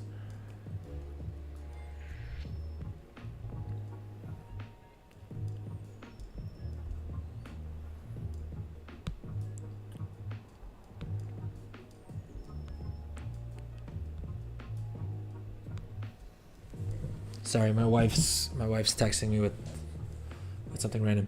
All right, let's take a quick little break, and then we'll come back and get back to this.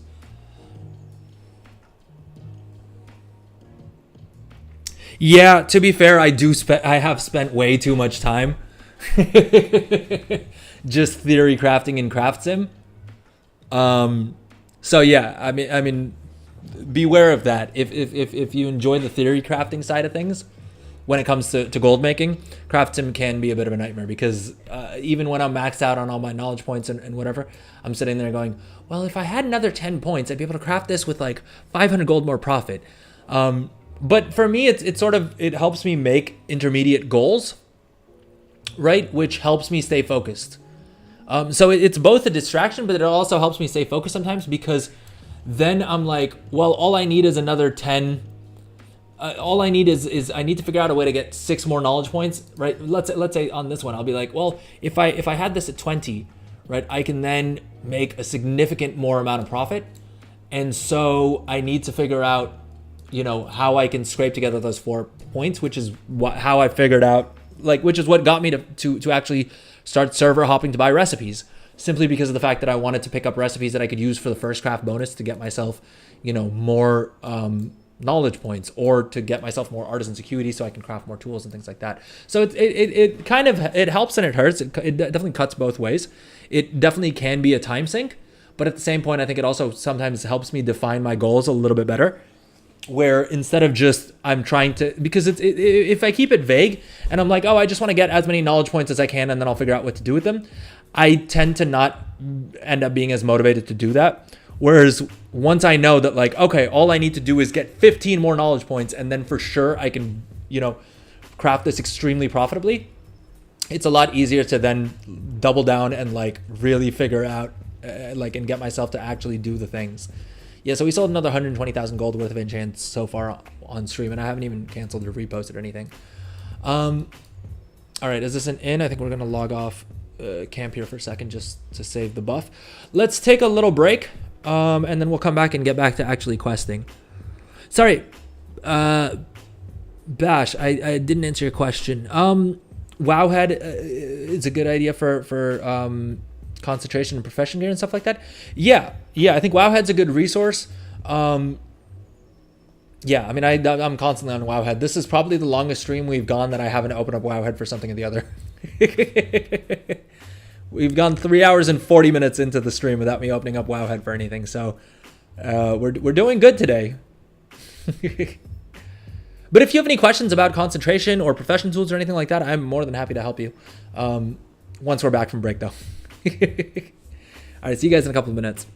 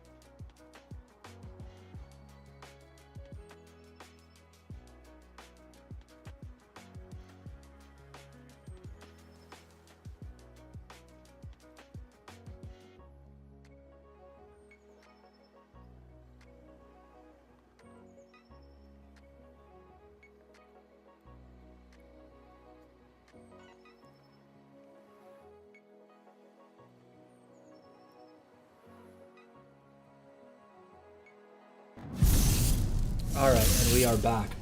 Up. The wrong window open though. All right, let's get this done. Probably quit this instance of WoW as well. We're not doing anything on it.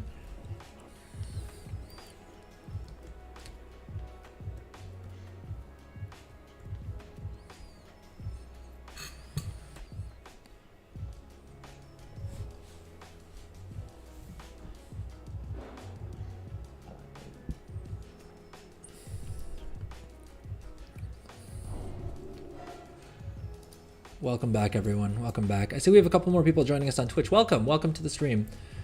We spent some time crafting. We went through enchanting and tailoring builds a little bit. And now we are farming up renown. We completed Council of Dornogal yesterday, I want to say.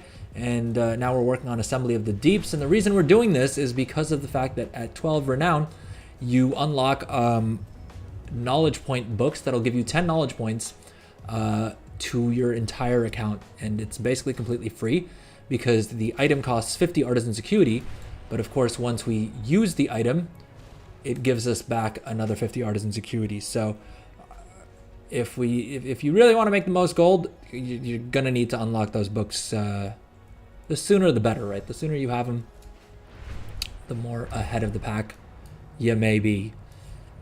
Anyway, we are basically doing side quests, and the reason that we want to try and get this done this week is not only because we want the knowledge points more or less as soon as possible, but also because of the fact that the Dark Moon Fair is up, and so we have our 10% buff to experience and to rep, which should hopefully mean that it takes us a little bit less time if we do it this week versus in on a week that we don't have that buff up. And more so than that, I also know that if I put it off, I'm just not gonna get around to doing it, because that's what happened with Dragonflight. I don't think I like by the time I unlock most of the knowledge point books on my main and on some of my alts in Dragonflight, I had already more than maxed out my entire all of the knowledge trees for most of my professions. And so to avoid that happening this time around, if I set a little bit of a deadline for myself of getting it done while the Dark Moon buff is up, I'll actually get it done. And hey, I've been meaning to level another character anyway, so 2 birds, 1 stone.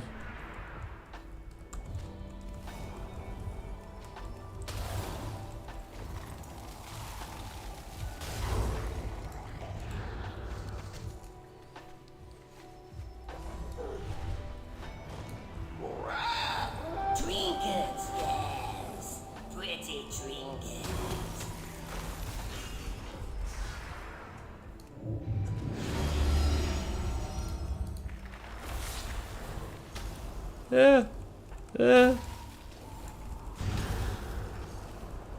And I mean, to be fair, part of the fun of watching me quest is that I keep coming very, very close to dying, because I'm not that good at doing much in this game beyond gold making. Because you'd think playing WoW for 20 years would mean that I would have gotten better at playing the game. But no, I've just come up with more and more creative ways to die. Let's put it this way, there's a reason why I spend most of my time in Dragonflight in Valdrakken.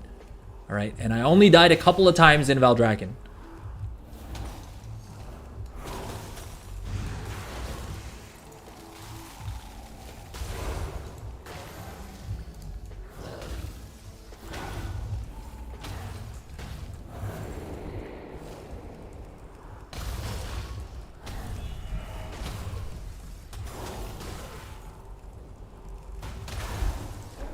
All right, let's see here. Dread in the Den. Which of these give us instant rep? Are these all parts of quest lines that hopefully will give us rep? Let's double check, shall we? Dread in the Den. Bump off the boss. Bump off the boss is on this list. This weak aura, by the way, is called Tama's War Within Helper. And it basically gives you little bars for everything that you would need to do. in the War Within on like in terms of rep and stuff like that. Very customizable. This add-on here that shows you all of the quest lines and the quest chains and what what the following quests are and what the rewards are is called BTW quests, which is also super handy to not have to open up Wowhead every time you want to check something. Right, you can just access entire quest lines directly in the game, which is nice. Which is nice.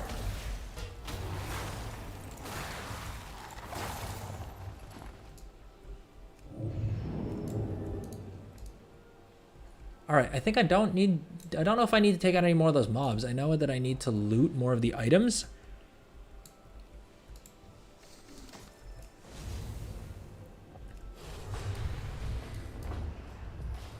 Though I think the issue is that these mobs are guarding the quest items that we need. Gosh, dang it.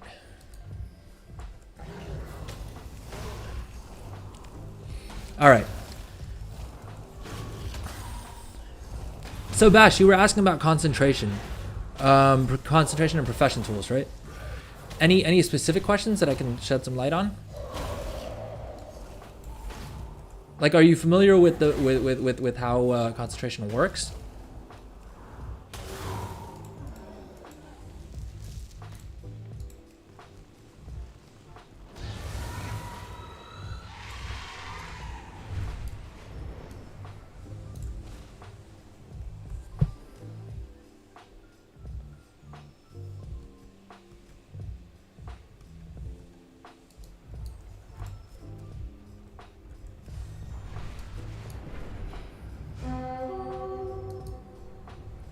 So ideally we would take out these rares. The only problem is that they're level 80 rares and okay, someone else has pulled it, which means we can probably tag it and get rep, right? And we still have 6 minutes left on our Dark Moon buff. But more importantly, that means we have gone 54 minutes without dying. Now I realize that saying that, calling that out on stream is a risky endeavor because that probably means that somehow this rare is going to kill me before I make it to the full hour of the buff actually wearing off. So I realize it's risky for me to state that, but I will. I will tempt fate like that.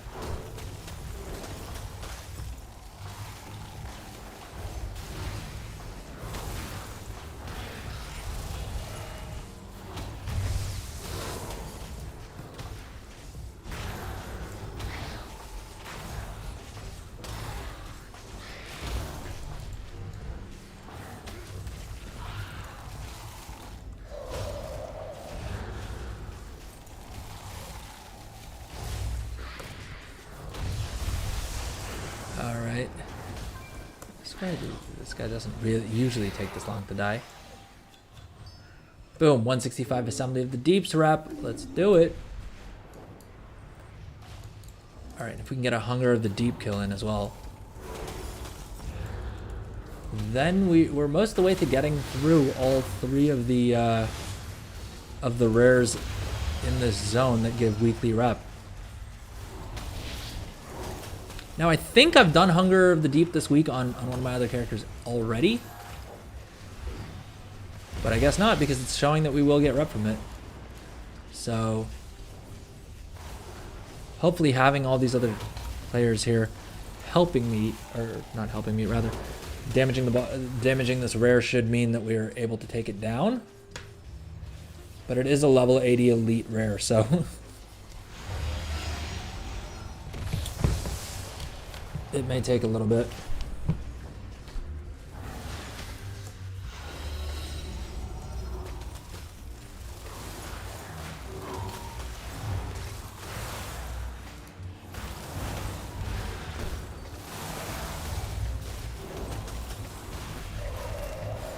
What is that spell?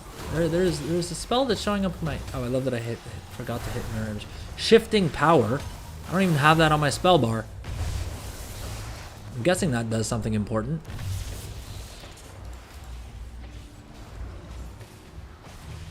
Probably a good idea. Oh, I should probably also spend my talent point.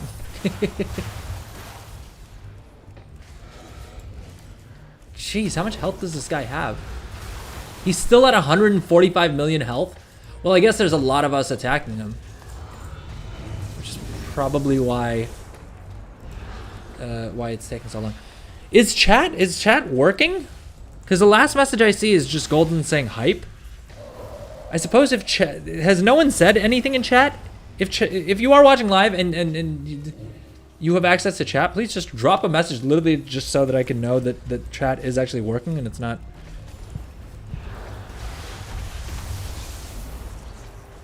It's not chat being bugged. It's just me not saying anything interesting enough to warrant comment.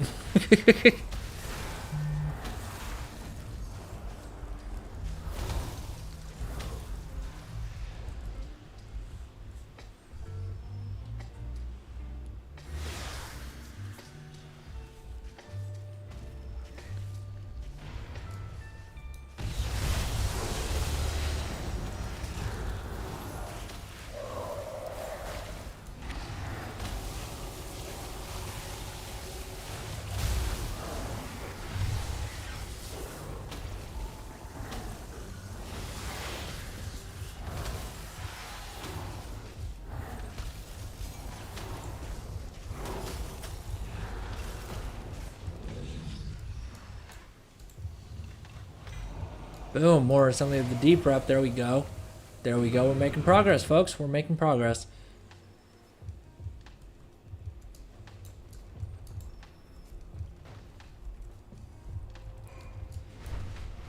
All right. Let's get back to our questing.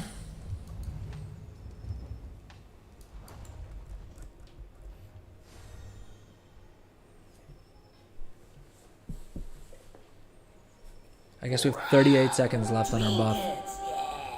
Probably worth topping it up with another one of them hats. Hat time. Hat time, hat time, hat time.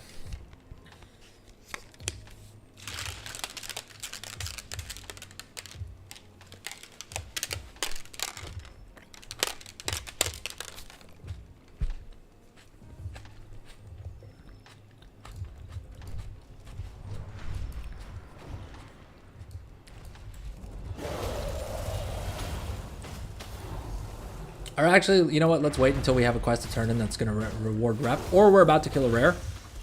And then we will pop our hat.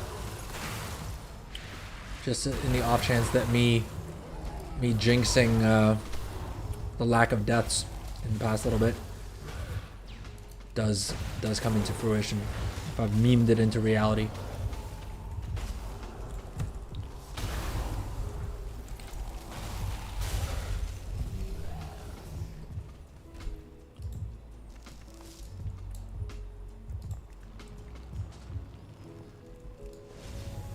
I am genuinely concerned though the chat is bugged. So if you are watching live, just drop a message in chat to let me know if chat is in fact bugged or if it's just no one is actually saying anything. Oh boom, we're gonna lock in this third rare for ourselves here.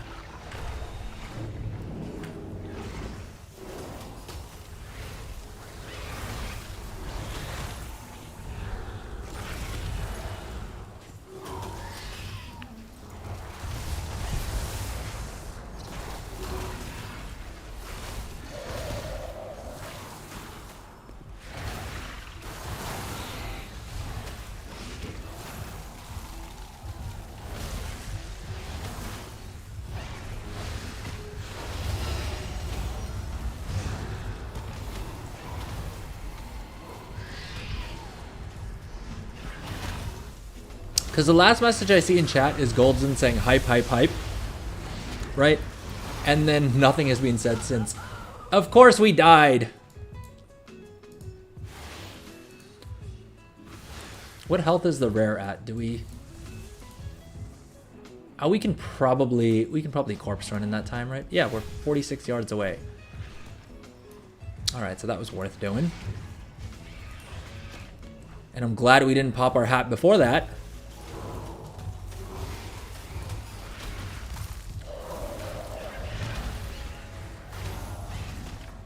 I was about to attempt melee mage again.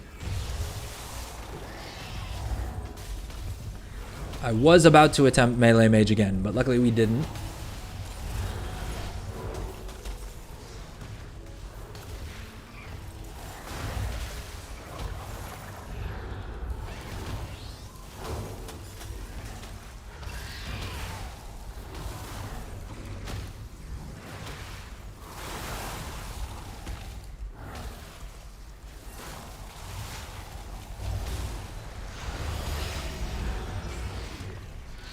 Dude, these level 80 rares are no joke. Take a while. We've already died once.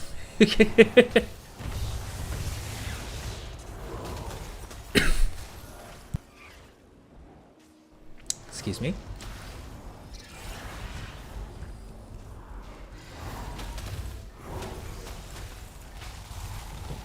Oh, and we forgot to spend our talent point as well. Leveling in 3 hours and 40 minutes. Gosh, dang. Am I bad at leveling?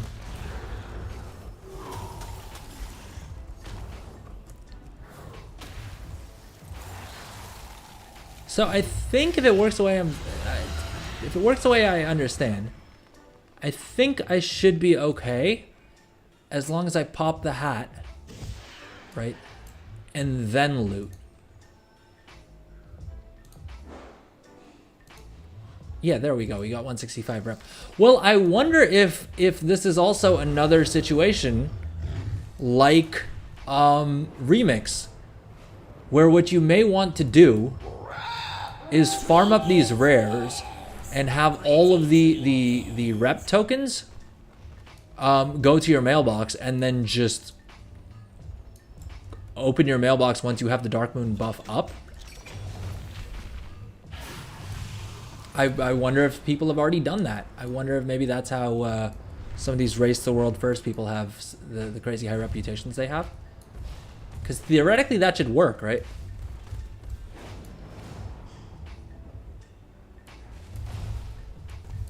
That could be interesting.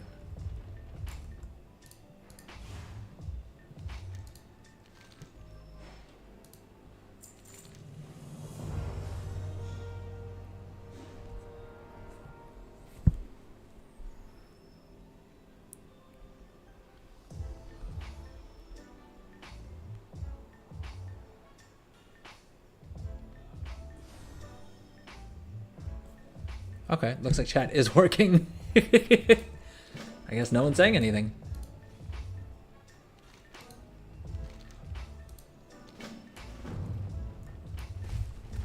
Common Quaz.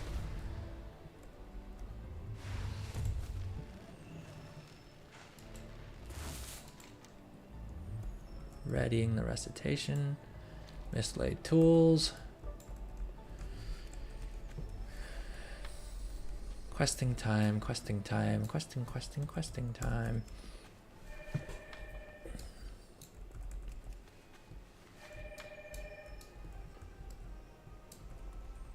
How do they keep coming up with new lootables for me to have to interact with?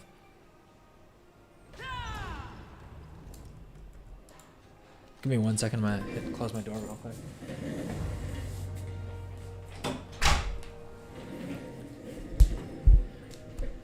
All right, so let's see. How many more quest lines do we have left in the Ringing Deeps?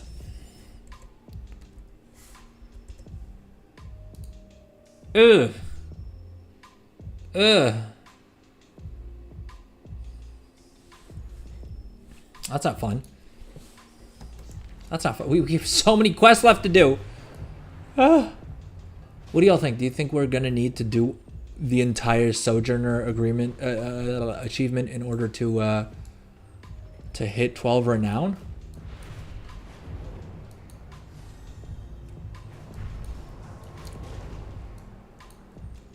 Realistically, I'll probably wait until we'll do another round of this buff, and then if we lose the buff, we'll decide whether or not we keep questing right now.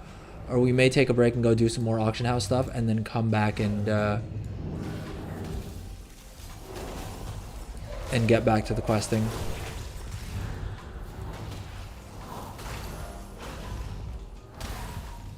I suppose we could also do some Halifal questing. just to change things up a bit. I feel like we've been in this stuffy underground cave for so long.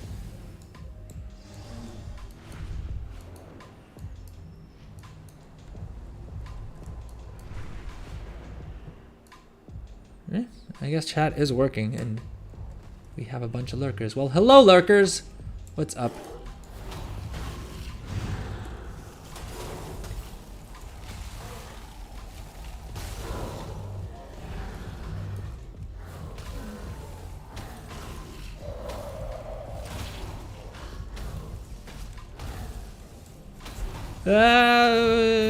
It's time to button mash. Anytime I'm dying, it's button mashing time.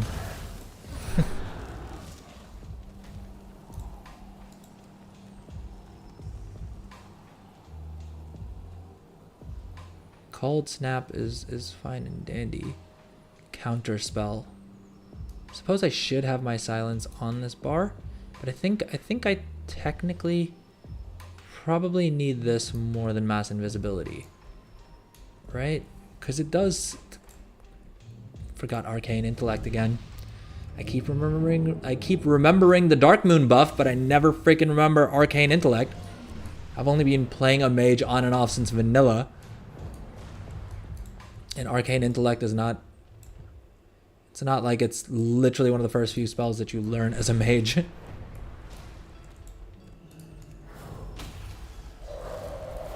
That was sarcasm, folks. That was sarcasm. All right. Questing time. Questing time.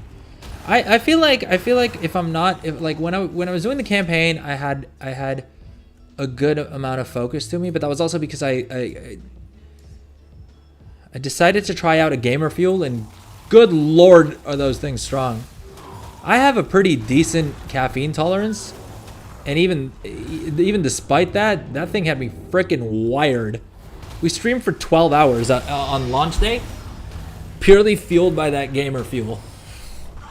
And I said I wouldn't give them any more plugs because of the fact that a couple of people asked me if I was sponsored, and I was like, dude, there's like 3 people here. Do you really think Gamer Fuel is gonna sponsor me with like 3 viewers? But oh, hey C-Tax, welcome back. All right, thank you for replying in chat, dude. I thought I was losing my mind because I was like, is chat bugged? Like everyone was talking. I went on break for a second. I think we came back from break. Yeah, I think we came back from break, and there was just dead silence.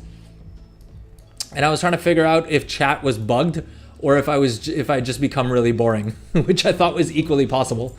Okay, fair enough. Well, no one let me know. Are you guys all hanging out without me? This is high school all over again, god damn it. My entire chat is hanging out without me.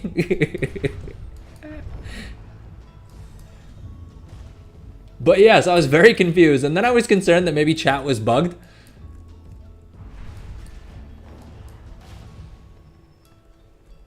Because how many ever things I work on behind the scenes to try and ensure that the stream doesn't have any like technical issues. It seems like every single stream, something or the other ends up going wrong technically. And I'm gonna knock on wood here, because hopefully nothing has gone wrong or will go wrong this stream. I suppose we did already have some drop frames and some lag and stuff like that. You did a meet and greet with each other instead. Hey, fair enough, man. Fair enough.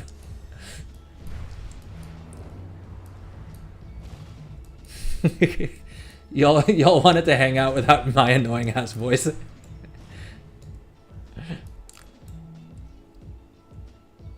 Oh, place the meaty bait. I was wondering what the hell I was looking for here. Actually, if we're only playing one account and we're not multi-boxing, I can probably turn up the settings a little bit. It does kind of suck questing with WoW on setting level 1. All right, let's do this. Let's throw my little overlay here on so I can keep the monitor on how my graphic card's doing, and then after we're out of combat, after we drop combat, let's turn the WoW settings a little higher, because it also does make it a lot easier to find quest items. Let's try 6. And if my graphic card is still chilling, then we may go up to 10. Because usually if I'm single screen, like if I'm just playing one character, then I do just set it to 10. And I think I should be able to stream with that without it being too much of an issue. Welcome back, Goldson. All of you abandoned me at once. And I was very confused and very concerned that y'all were all having a meet and greet without me. Y'all were all hanging out together. No, I did add a couple of channels. Yeah, I added a couple of channels just because it seemed like that was the thing to do. It did seem like it was weird just having like the general channel and nothing else. Like I said, unfortunately, I don't use Discord much more than lurking, so I'm not super familiar on what exactly I should have set up and how to get it all done. So if you guys have any tips or if you guys have any suggestions or things you want to see on the Discord, let me know. Please proceed.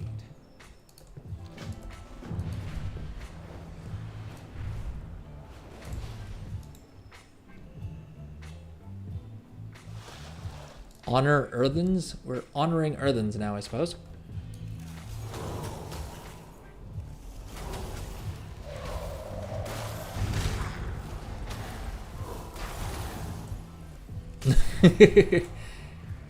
Yeah, that's the thing. Like with Discord, I'm also not sure. Is it like a build it and they will come, or is it like do I need to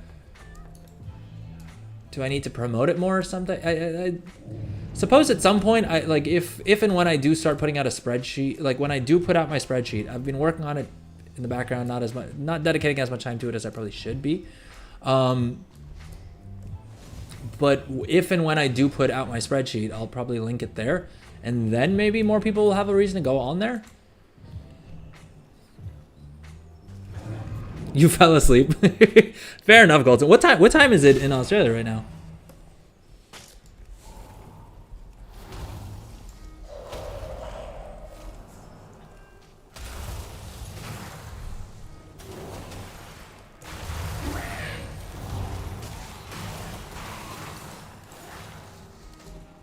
My strategy of just mashing buttons until someone dies is continuing to pay off, which is why I keep doing it.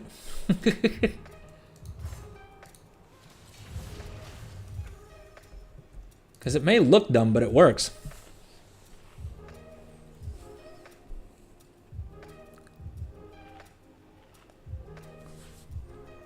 (1:20 a.m.) That's not that late. I don't know. Are you an early bird though? I feel like you may be. Cause I'm very much a night owl. Like since the War Within has launched, every single night I'm like, all right, today is going to be the night that I get to bed at a reasonable time, and every single night I have gone to bed between 5 to 6 a.m. which is not good, right? Which is not good. Especially because I think I heard my wife come home, which means she may have overheard me say that. And she sleeps pretty early, so she doesn't really know that I'm up till 5. Well, I'm sure she probably figures that she probably has put 2 and 2 together that I'm coming to bed at like 5 a.m.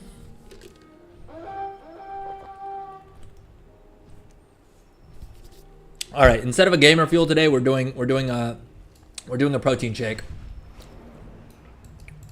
Oh yeah, sure. Drop a link to your Discord, and I'll check it out after stream.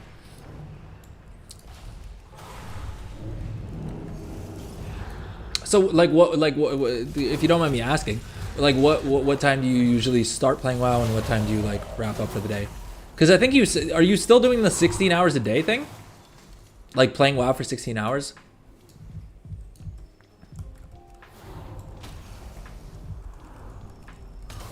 Oh, you could, yeah, it's probably easier if you DM me on Discord, right?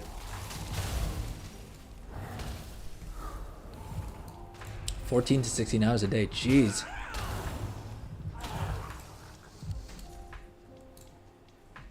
Are you like hitting the gym in between, or like your hands hurt? Dude, that's why you got to get all ergonomic everything. All right. I made this decision years ago, and trust me, I mean, my keyboard's at like a negative angle, and my mouse is weird looking as heck.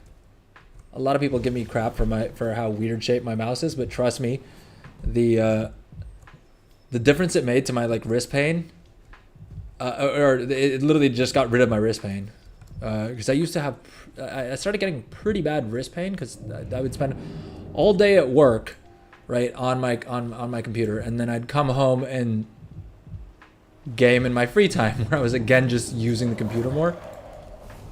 And so yeah, solid investment, highly recommend. I was saying this to my dad the other day, right? That like I have this theory, because what they would always say is like you never want to cheap out on anything that's between you and the ground. And what that means is like you don't want to cheap out on shoes, like your car, your mattress, right? Like anything between you and the ground, you want to invest in. And my theory, and this may be complete nonsense, and it may just be how I justify certain expenses, is that that the modern day version of that is that anything that is like between you and your device is worth investing in. Right? And what I mean by that is things like a keyboard, your mouse, a monitor, right? If you use your phone a bunch, then your phone, I say if you use your phone a bunch, it's 2024. Who doesn't use their phone a bunch at this point, right? I suppose there are a couple people out there who have figured out that our cell phones are terrible for us, right? Like the little black box of doom, I don't think it's particularly good for anyone. Oh yeah, toilet as well. Toilet's a good call. A toilet chair. What's a toilet chair? Is that like one of those chairs that goes above the, like on top of the toilet? Or do you just mean like the toilet bowl?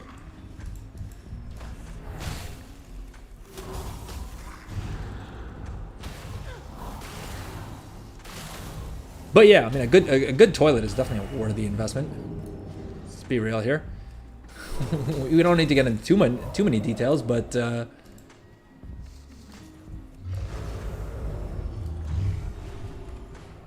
the camping chair that has a hole in it. You were. I rewatched the South Park WoW episode the other day. It's just as offensive to WoW players as it always was. But yeah, your toilet chair, your camping chair comment is making me concerned that that's how you may consider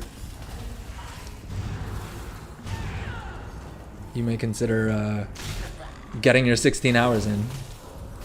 Although I guess it was Golden who was saying he's spending 14 to 16 hours a day. I hope you're. I don't mean to sound judgy or anything like that. Are you getting some exercise in as well though? Because I'm not gonna lie, I've been struggling with making it to the gym. I think I've made it to the gym maybe two, maybe three times since the War Within has dropped, and even that I've had to like really force myself. And then it helps that my wife's also just like shamed me into going, which is a good thing. And I'm not just saying that because she got home a little while ago and can probably hear me.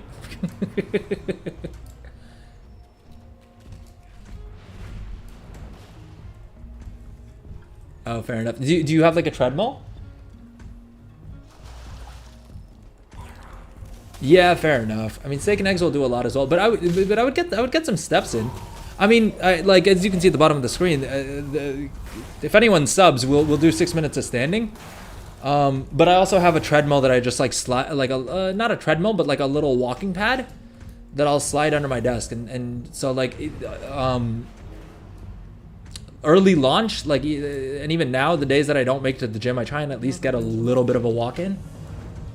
Just so I'm not completely sedentary. Which, I mean, I still am more or less, right? Like, sitting for, like, I don't know what, like 17 hours a day and then walking for, like, an hour I mean, you can only trick your body that much, right? But I still feel like that's still probably a better idea than...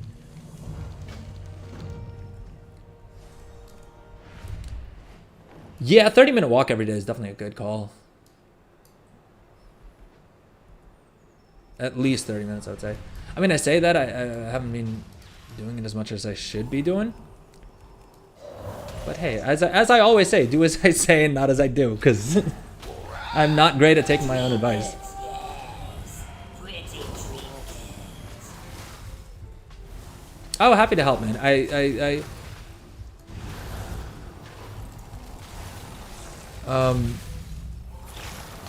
I think like that's one of the things that I love about like Gingy, especially, is that like he is arguably one of the most degen freaking WoW players of all time, but he does make the time to like stay on top of his health as well, and I think that's a really positive message for gamers, especially because I know that like I know that I've definitely had periods of my life where I'm just like so like where every 3 minutes is just spent playing a video game, and Zaryu too. I haven't watched as much Zaryu, to be honest, but yeah, I think I vaguely recall something like that. I need to check out his stuff.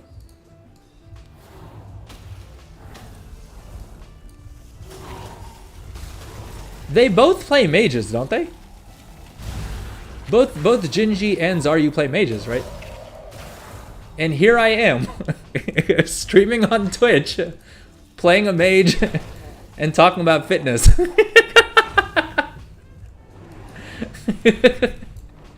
All right.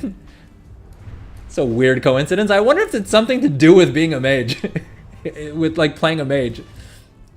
Because Lord knows, I've streamed for upwards of 200 hours at this point. I was looking at the numbers the other day, and I've been streaming I've streamed upwards of 200 hours. I don't remember the exact number, but it was well above 200, right? And and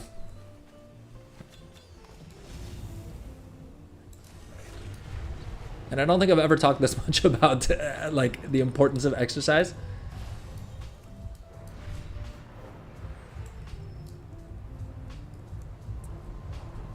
Yeah, Gingy's streams are interesting just because, like I'm saying, like when I think degen, I kind of think Gingy. Like the dude, what was it like in the first day? Like in the first day of early access, the dude had like 18 level 80s. Like it's just wild. I mean, now we can talk about what like whether we want to count those level 80s, because I think there was a little bit. I think there's a little bit of... It seemed like there was some dodgy stuff going on. It seems like there may have been a little bit of creative use of game mechanics, shall we say? Right? I think they figured out early on that they could just smash dungeons with level 70s. But then, I don't know, man. Like, that's the strange thing about all that race... Like about the Race the World First as a whole, right? Is like, they dance a very fine line, right, between what's considered an exploit and what's not. Like that Nawa guy, Nawa, I don't know. I hope I'm pronouncing that right. Right, he got all of his gear stripped off of his character because he used what he thought was a bug to basically fully gear one of his characters, right? And Blizzard took away all of his gear, right? And it was a bug. He did report it, right? Like, so it is kind of weird. But at the same point, like, those guys are so much at the cutting edge of things that, like, at a certain point, they are going... Like, if Blizzard had properly, like, tested things, then those bugs wouldn't make it to the live game, right? If they're going to ship it with that... With a massive bug that allows you to do something crazy like that, I mean, the Race the World First people, if anyone has an incentive to do the most degen thing, right? It's the people in the Race the World First. And so it is one of those like weird gray zones. If you can't tell, I also spent a bunch of time last night rewatching the Race the World First documentary and watching a bunch of the content that had come out about the Race the World First and like some of the biggest controversies and stuff like that. And yeah, where do you draw the line? You know what I mean?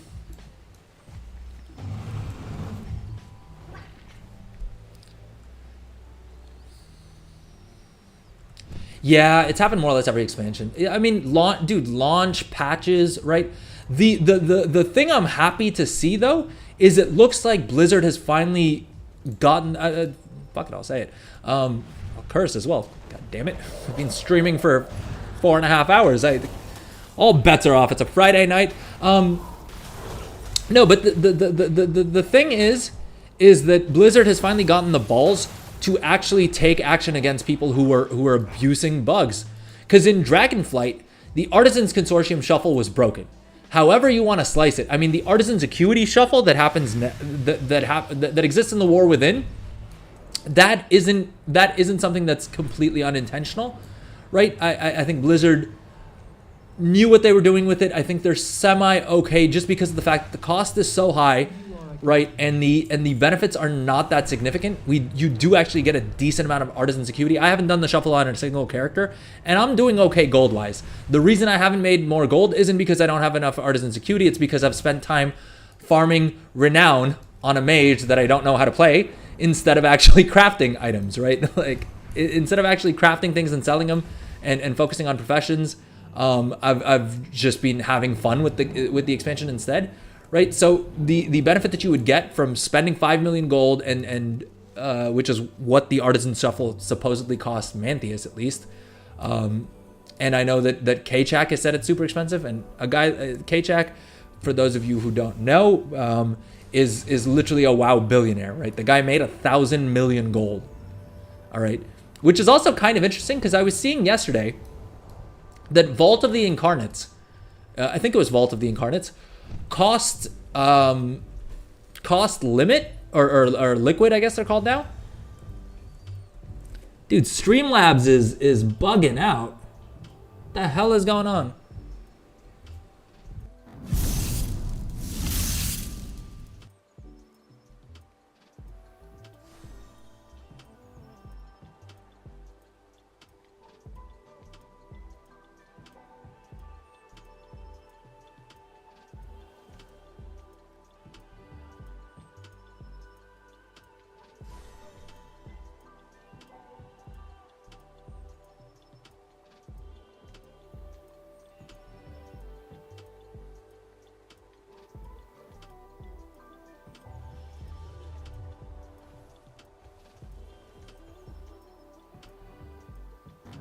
Streamlabs. Oh, sorry, I was talking on mute because I didn't realize when I threw it to the BRB screen, it also muted. No, I was saying that I couldn't figure out how to undo the. I think I managed to undo the mod action. All right, I gotta mess with the Streamlabs bot settings after the stream, clearly. Because it to be fair, it did correctly work when it came to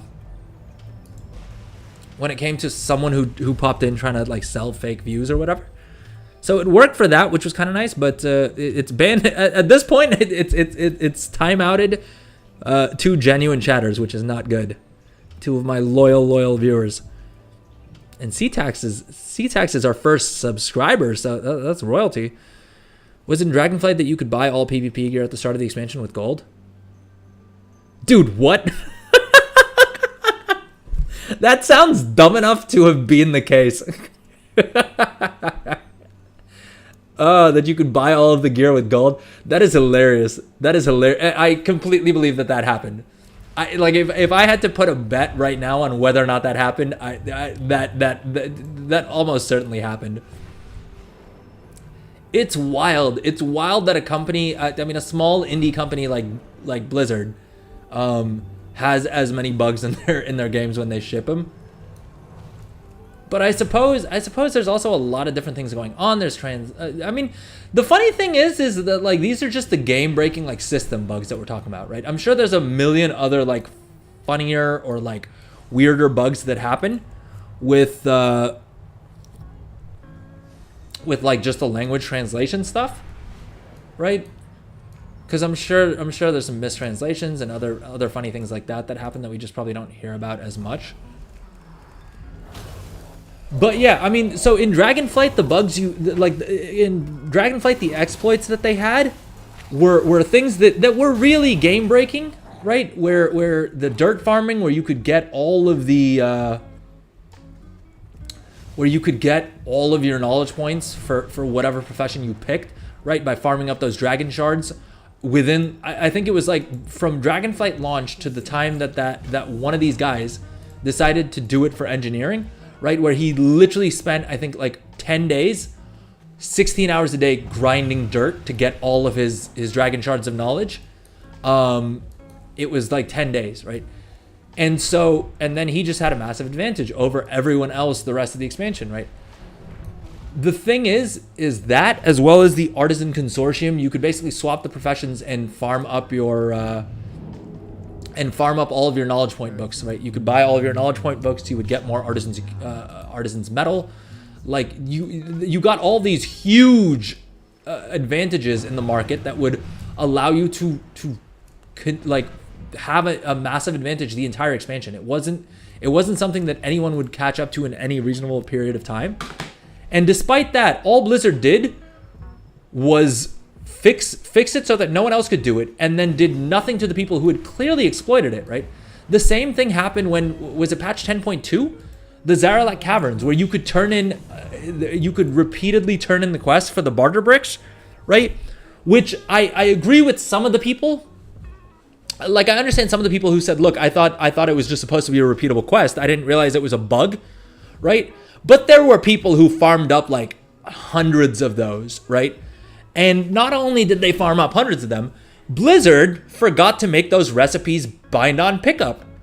So what happened was that they then sold those recipes for millions of gold. And again, I did not hear of Blizzard doing anything to anyone who clearly exploited that, right? Like, I can understand them maybe saying, all right, you didn't know it was a bug, it was what it was, right? Well, at the very least, they should roll it back, right? That's the bare minimum Blizzard should do. Fine, maybe they can't ban everyone who does it, because of the fact that there are going to be some non-zero percentage of people who didn't do it intentionally trying to abuse the bug. They just got caught in the bug, and it is what it is, right? But they didn't do anything about it, and I don't know if it was because they were afraid of like backlash or like what the thing was, but they didn't do anything about it, at least that I heard of, and that's kind of messed up. Whereas in the War Within so far, I've heard that they've already, I was seeing on Reddit earlier today that they've rolled back a bunch of people's mining, because I guess people figured out that they could loot an unlimited amount of those knowledge point items, or some people had it bugged and they could loot as many of the knowledge point items, and they rolled those characters back. They reset their knowledge points. Do I think that's a perfect solution? No, because of the fact that, I mean, they probably already made a bunch of gold by selling all the mats that they farmed up with that, right? So does the punishment fit the crime? Not 100%, but it's still better than nothing, and at least those people will think. I mean, like, people are incentivized to not abuse a bug, whereas, I mean, in Dragonflight, I feel like the saying of the expansion was abuse early, abuse often, because of the fact that there were no penalties by and large, right? Happened in War Within with the delve farming. I mean, unless I'm unaware of another bug, I think the bug was just if you were logged in on multiple characters, all of your characters would get brand experience, right? Is that the bug that you mean? Because that honestly, that is one of those things that I could entirely see myself having done. Right? It may seem like a bug to people, like it may seem like an exploit to people who don't multi-box, but I mean, one of the reasons why I got the War Within on my banker account was literally that. I thought that look, if I'm doing delves or if I'm doing follower dungeons, I can just stick my second account on /follow and get twice the rewards from it.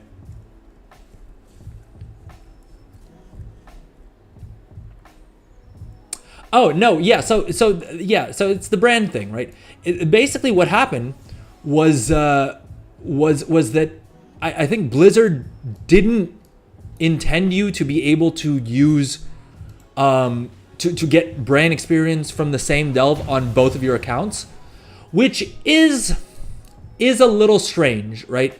I get why, right? I get that it can be a little bit game break. Like, it can be a little bit unfair to people who, it is a bit more of an advantage to people who multi-box over those who don't.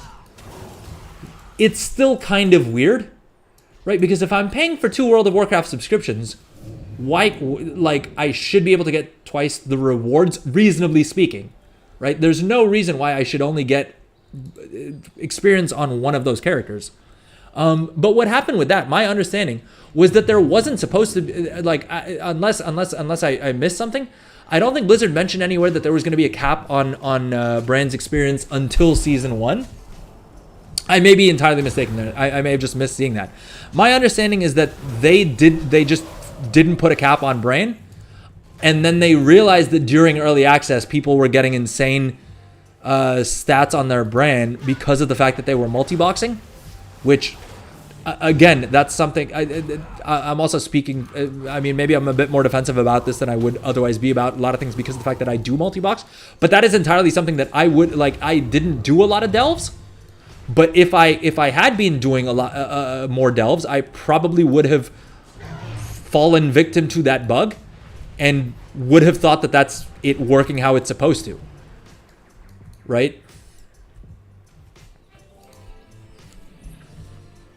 But I know that they added the level 15 cap after early access had already started. I don't know if they've rolled them back yet. To be fair, season 1 hasn't started yet. Right, so there is a decent chance. There is a decent chance that they may still roll them back. Because I know, like I'm saying, I know that they have been rolling things back with profession stuff as well as with other progression stuff, right? Like they have also rolled back, like I said, Naowh, Naowh, I think the guy's name is spelled.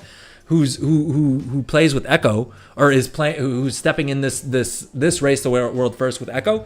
He got a bunch of his gear removed because of the fact that, I mean, I can say it, and I can probably say it now, but basically in Aj-Kahet, I think if you were doing certain quests and you were logged into 2 accounts, you would get the rep on both. And so I think he was actually playing like 3 or 4 accounts at a time, and so he was able to just max out that Aj-Kahet rep in no time. Like the severed threads, he was able to, I think, get them to more or less max renown. And yeah, they rolled him back on that, and they stripped him of all of his gear. I mean, the sort of corollary to that is that they forgot to like reset his item level basis though. So I mean, even once he like he had to get all new adventurers gear, like he needed to farm up his veteran gear. But then he had completely discounted, like he had the crest discount and the flight and the Valorstone discounts, because it had already imprinted on like the system already had registered to him as having looted items with a higher eye level than that. Sorry, I fell off of the dang building. And so apparently he was able to get back to the same eye level pretty quick after that, simply because of the fact that he had discounted upgrades on like he didn't need to use as many crests and didn't need to use any dude, what is Streamlabs doing? All right, give me 1 second. I think we should probably take a break here anyway. Fatality. All right, let's take a little break here anyway, and I'm gonna try and figure out why Streamlabs' automod is being so savage.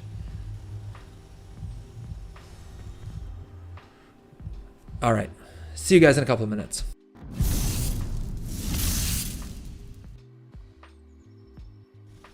Oh, all right. Good night, Goldson.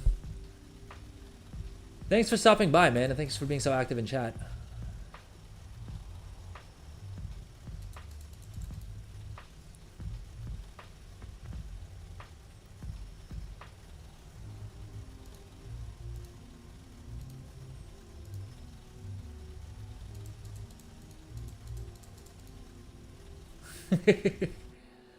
See you, Goldson. Good luck, man. It sounds like you've got a full day ahead of tomorrow ahead of you grinding.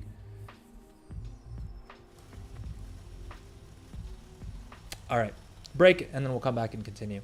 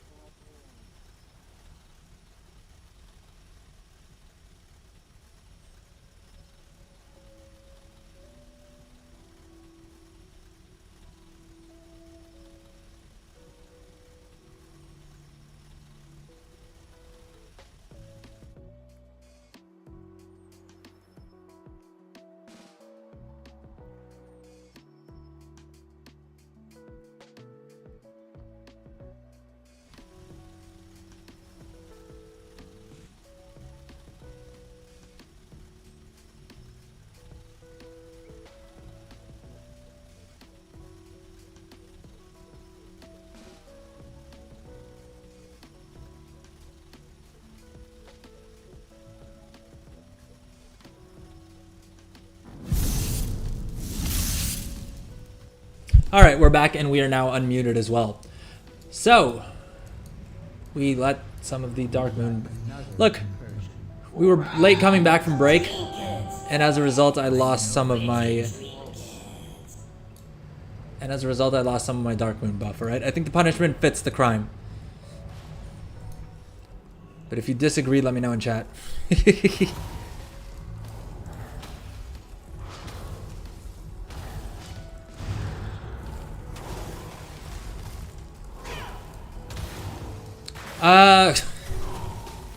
Dang it. It may not be. It may not be C-Tex. I'll be honest, I didn't get a chance to check on break. My wife needed me for something. Yeah, my wife needed me for something, so I wasn't able to check that just yet.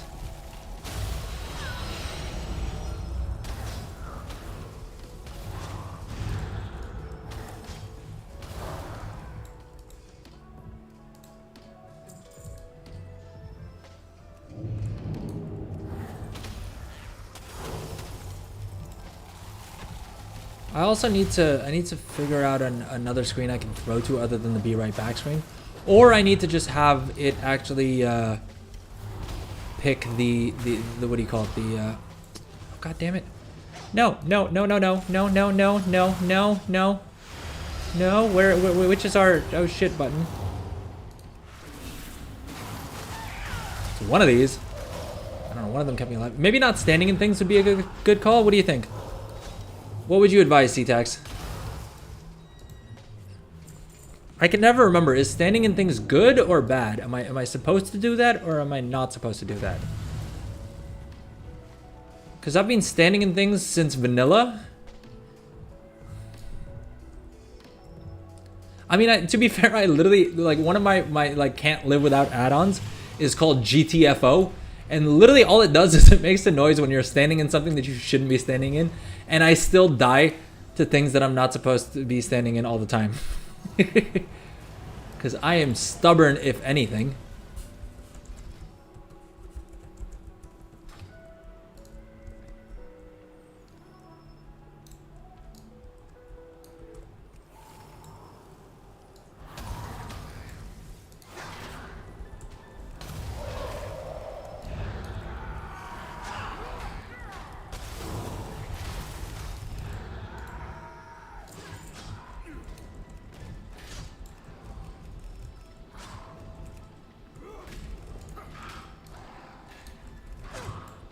It's one of the best add-ons, period.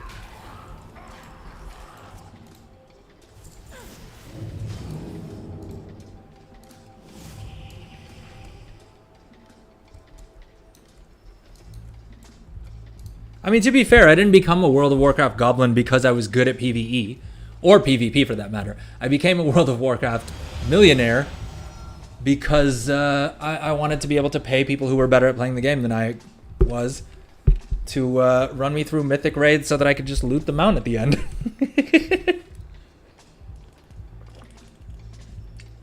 Unironically, that was the main reason I got into gold making.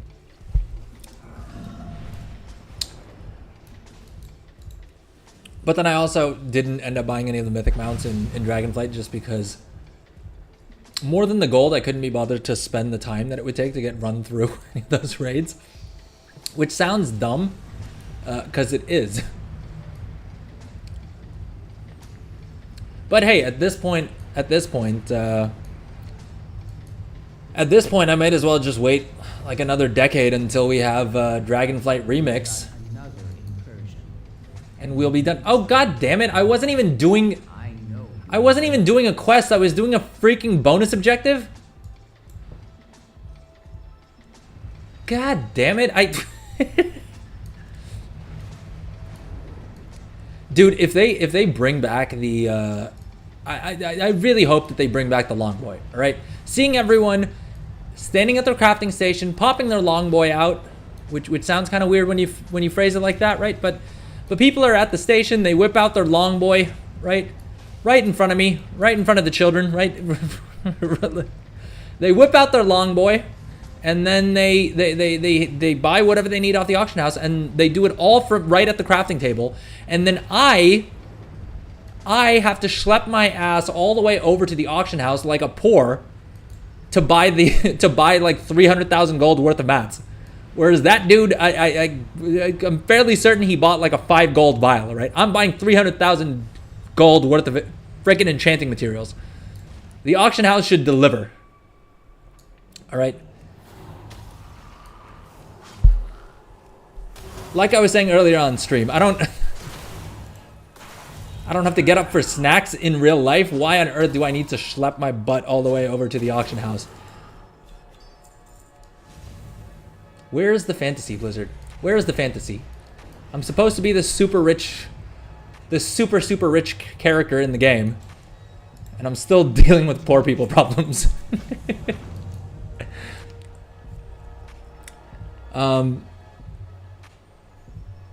But yeah, it would be wild if they brought back the long boy mount for remix. Arguably that may be the dumbest way that they could bring it back. Because my opinion is that they should bring it back and sure, charge me something outrageous for it, right? Price it according to what they think the inflation is, right? 5 million in BFA was a lot. Post Shadowlands, gold means a lot. Like gold is a lot less valuable. Because of the fact that legendaries were just a gold printing machine, right? It was ridiculous how much gold you could make just off of crafting legendaries. But fine, bring it back, make it like 20 million gold, right? Ideally 10 million gold. If they want to get froggy, maybe 15 million gold. But if they want to bring it back at 20 million gold, that still gives me a goal to work towards. Because once you've sort of made a bunch of gold, right, you can, like, I'm sitting at 31 million gold right now. There's not really all that much for me to do with it. I can buy mythic raids. I could buy gear if I cared about gear. Right, but I can buy mounts. I can buy things like that. And I can just have, I mainly spend my gold on making more gold because that's what I enjoy doing, right? But the nice thing about having that mount there was that it gave people an incentive to make gold, right? It was a great like landmark or like milestone. And I think they need to have more of those. Because 5 million gold was an outrageous amount for a mount. They cater to players in every other who like every other playstyle of this game, right? The freaking pet battles, dude. The amount of pet battle content that they put out. I mean, don't get me wrong, pet battles are fun. I'm glad that they do it. I'm not trying to hate on pet battles here. I'm just saying, show the mountain people some love as well. The freaking dude. Here's how little Blizzard cares about mount collectors. The 500 mount collection item reward, right? Is the 1 second. Let me finish combat and I'll show you what mount I'm talking about. All right, so this is the mount that you get for having 500 mounts. All right, cool looking mount. It looks sick as heck. Don't get me wrong. The blue spectral thing is pretty cool, right? It's a dope looking mount. I'm glad that they added a mount for collecting 500 mounts, right? Here's the thing. It doesn't dragon ride. It doesn't sky ride. They fixed every other mount in the game, practically, to be able to sky ride. And the one mount that you get in reward for collecting the most mounts, which means you care the most about, like, you care about mounts a good bit, right? Getting 500 mounts isn't an easy task, right? I made sure to grind out this mount before skyriding because I was like, ooh, okay, they're making all mounts have dragon riding, which means I can go into Khazalgar on my cool looking blue Autuk. What happens the day that the freaking expansion comes out? Or that the pre-patch drops? Well, it turns out that this mount only works with what's it called? With steady flight. Why? Why, Blizzard? Why must you do this to me? It's goofy, man. It's goofy. It makes zero sense. Never mind. I mean, aside from that, the other thing that annoys me is that every expansion, we've gotten a new achievement for collecting mounts, right? The Dragonflight one was collecting 500 mounts. I don't know why they didn't do like a 450 and then a 500, right? I would have preferred it if they had done that. But fine, they gave us a 500 mount collection achievement. Now, they gave us the 500 mount collecting achievement in Dragonflight. I assumed that seeing as how we have a full new expansion coming, right, that there would be a 600 mount achievement. I hope that there would be a 550 mount achievement, mounts collected achievement, and then that there would be one for 600 as well. But Blizzard didn't bother to put that in. Now, I noticed this on the beta. I was hoping that maybe they didn't put it into the beta because they didn't want to like ruin the suspense or something like that, right? And that they would patch it in on live, like once live servers dropped, it would be there. That didn't happen. I figured let me try and collect some mounts anyway, right? Let me try and get as close to the number as possible so that when they hotfix it in, I just get the achievement and we're Gucci. I am now sitting at 601 collected mounts, right? And that's on this character. This character can't even use a lot of the mounts, right? This chick she's a mage, so she doesn't have like the paladin mounts. She doesn't have the I guess she can use the tailoring mounts now, but she can't use the engineering only mounts and stuff like that. So this isn't even the character that has the most mounts available to him. And yet, there is no achievement. Where's my achievement, Blizzard? Where is my reward? I collected 600 freaking mounts. Anyway, we're at the whiny part of the stream, folks.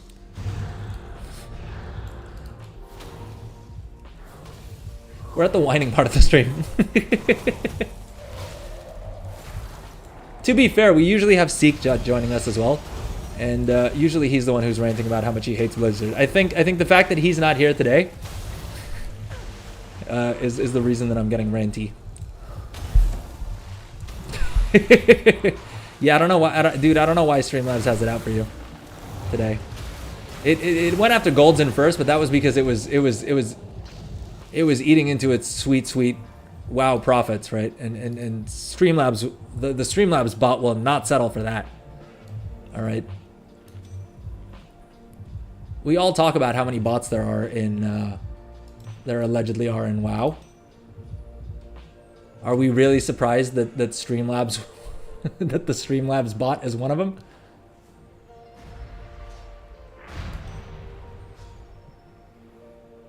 Why is Pawn so confused?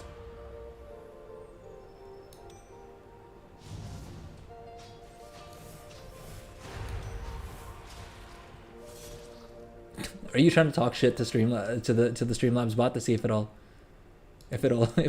ban you again or time you out?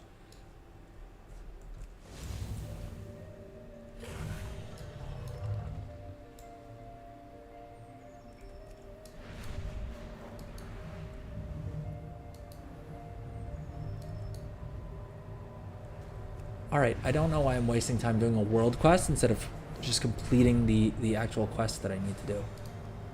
Was that the last in that quest chain? Are we done with... Oh, there's a bunch of quests in Gundergars that we haven't done yet. All right, let's get to them. Let's get to them. Did we unlock any more rewards? Hide Seeker's Tote. Oh. Yeah, so I need to do this as well. I need to slap tailoring on an alt that can just craft profession bags for all my other characters.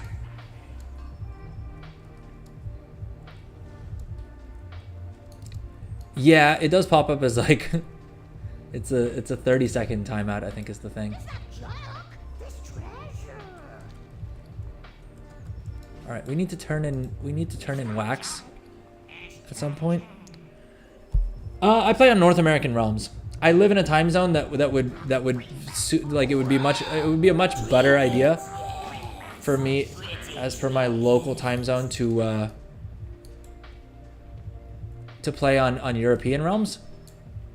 But when I first started playing WoW, all of my friends were playing on on North American realms, and so that's where I started playing. I do have an EU account, but it does not have nearly as many of the like collectibles and like achievements and things as my North American realm account has, and so that's why I just continue playing North American.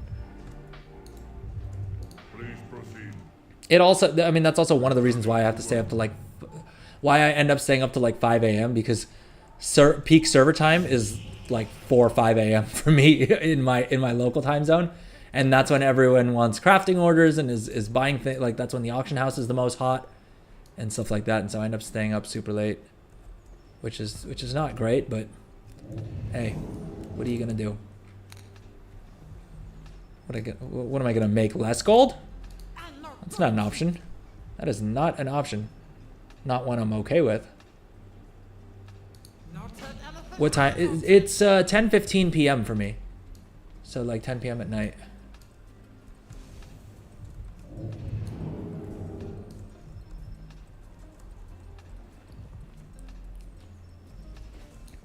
I should probably order some dinner at some point.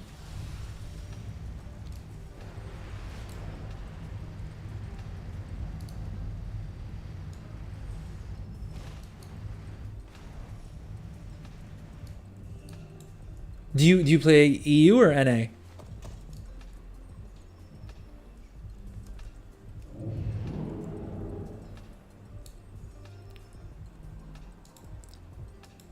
Nah, I haven't had dinner yet, man. I've been streaming. The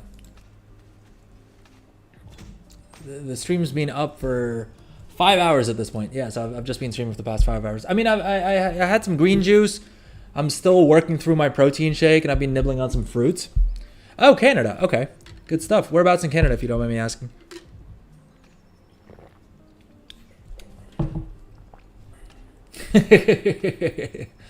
No, I eat dinner super late. My wife eats pretty early. I mean, not quite 5 p.m.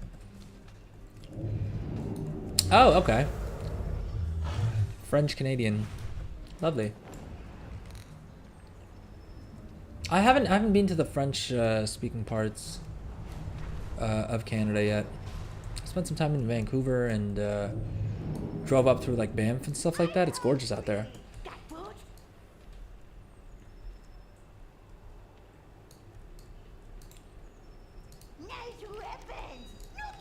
All right, now the thing I'm confused by is I don't know if when it says your warband has completed this your warband previously completed this quest.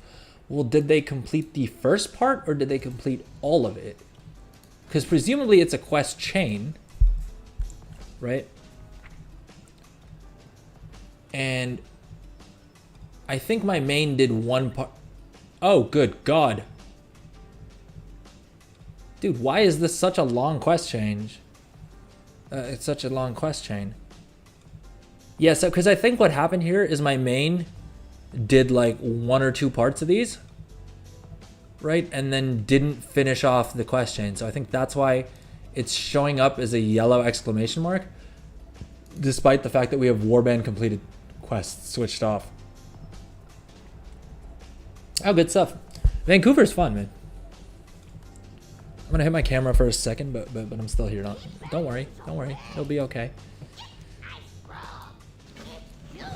Oh, I did this first quest, this like find out what's her face is doing in ask her about her memory, and it was really annoying. It's like a scenario type deal. I may just finish that on my main. I can't be bothered to redo quests that I've already done.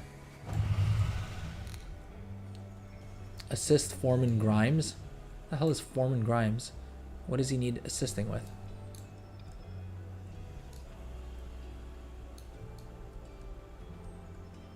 Oh, for real?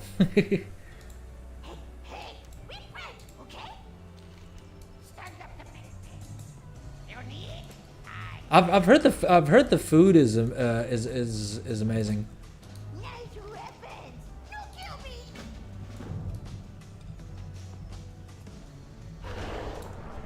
Oh, for Christ's sake. I've got to do all these sub-quests in order to complete this for 500 rep. Throughout French Canada. I I eat a good bit of poutine every time I get a chance. I'm sure there's other food as well though. I feel like that's probably the most popular, like the most stereotypical or like the most talked about, but I'm sure there's a bunch of other good stuff as well, no? I'd be happy for recommendations.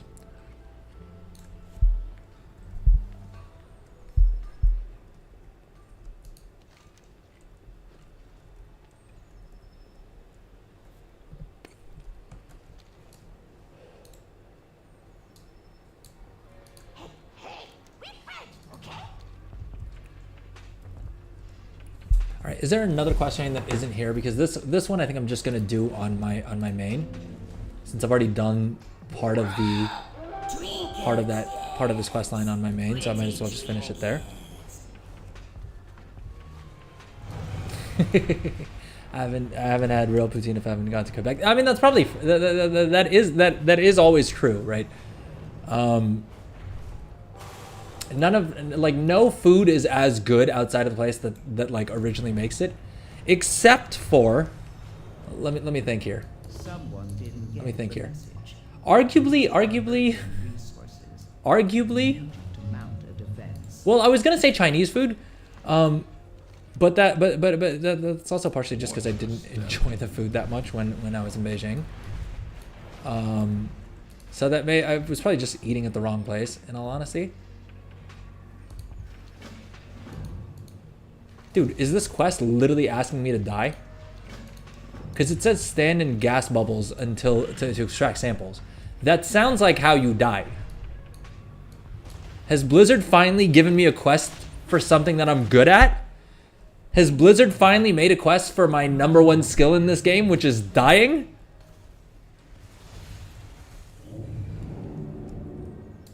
Dude. Alright, Blizzard. I see how it's going. I see how, hey, I'm on board. Let's watch that not be the case at all.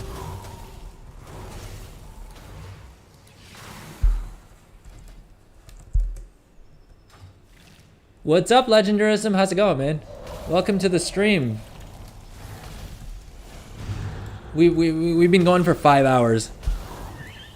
So far, we figured out that the Streamlabs bot is possessed. And so we've had it time out 2 people already. You could be lucky number 3 if you play your cards right. I need to figure out what the hell is going wrong with it, and I need to fix it.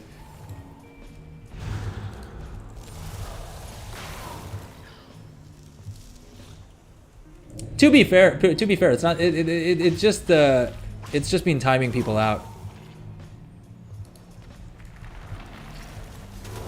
which is not great because we don't want that. But it did stop one actual spammer that joined the chat. So far it has about a 33% success rate. Give me a moment. Regaining strength. How's it going? How's your day going? How's your WoW journey going?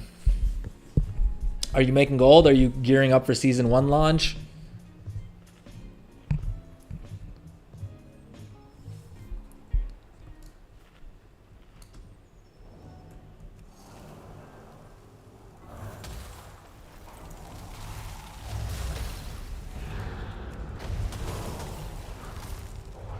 Are you gearing up for PvP maybe? I mean, literally gearing up, or just like getting ready for it, I guess is more so what I meant.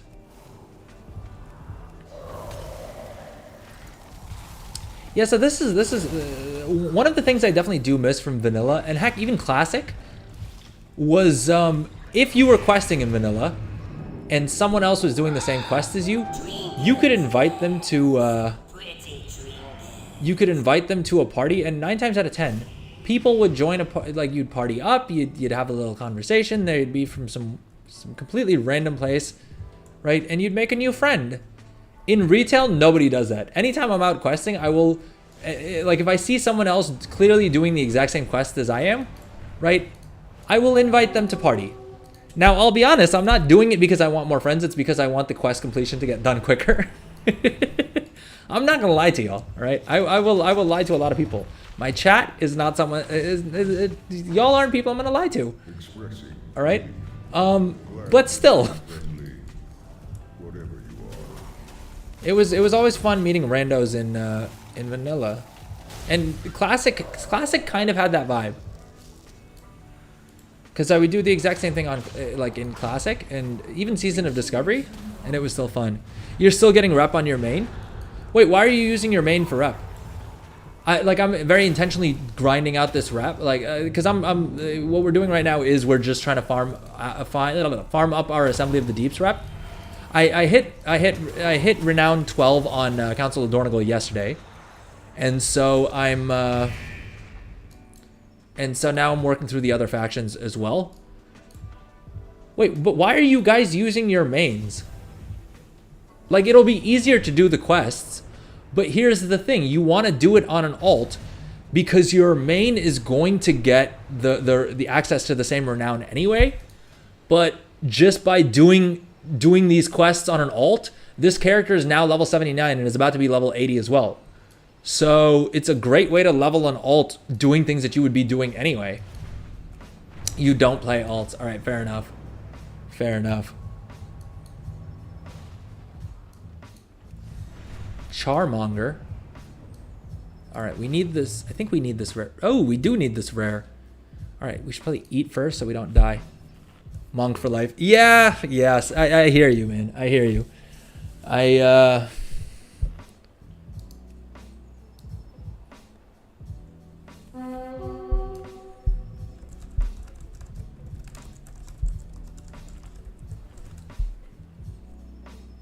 Oh, really? How long is it taking you to do your alts through dungeon leveling?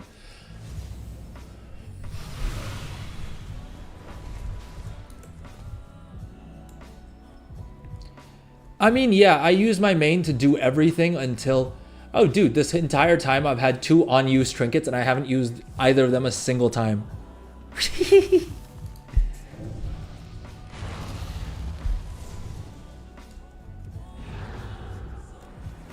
let's pop all our cooldowns, boys. Let's let them have it. This is a rare, right? Because I didn't get my little add-on pop-up.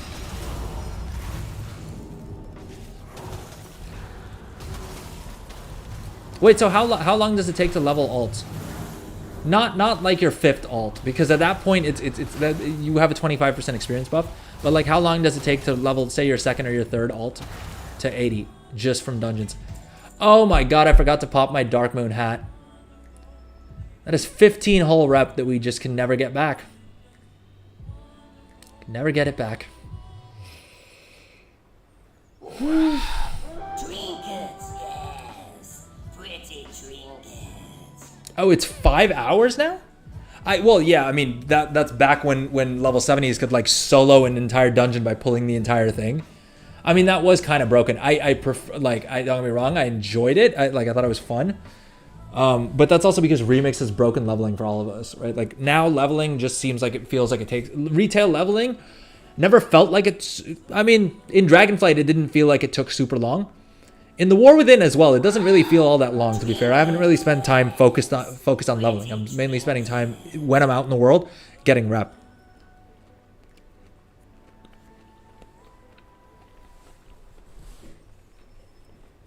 Yeah, I mean, this is the first expansion that my main isn't the character that I'm doing everything on. Because even Dragonflight, my main was, I mean, obviously the first one's to do all of the reps. First one to do all the quests and everything like that. But, I mean, the whole reason, I mean, one of the main features of this expansion is the Warband wide system. And it is advantageous that... like there is an incentive for me to do these quests on my alt instead.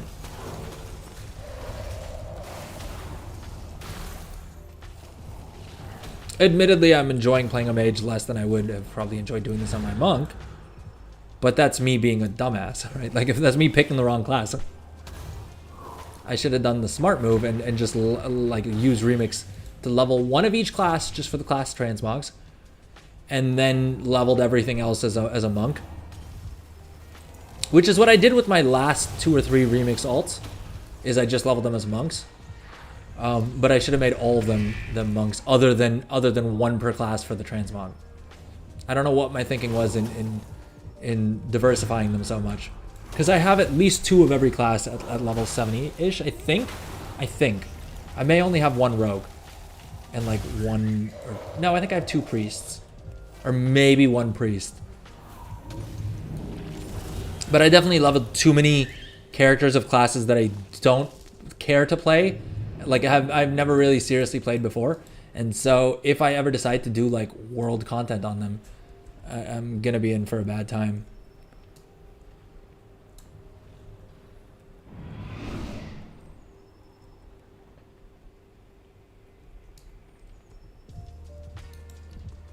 Should we pop a Dark Moon hat? Well, I suppose let's wait until we have quests to turn in that give us rep. Alright, this one will give us 500 rep. Where the hell are these gas seams?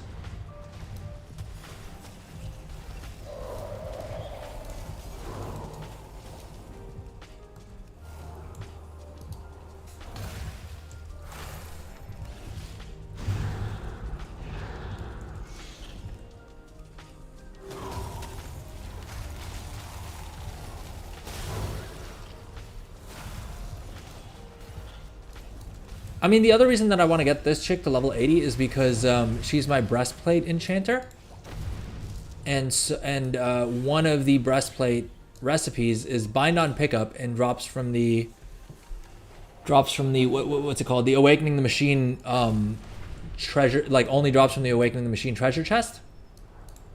And the point is that you can only do that on a level 80, and so I figure the sooner I get her to level 80, the sooner I can start running that event weekly. But I mean, the main reason that I decided to do these quests on her is simply because of the fact that she had she was like the closest to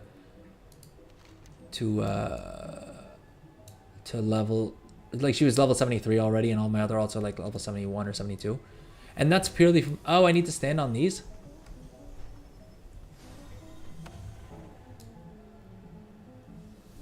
Okay, that's dumb. Watch me figure out a way to die on this quest.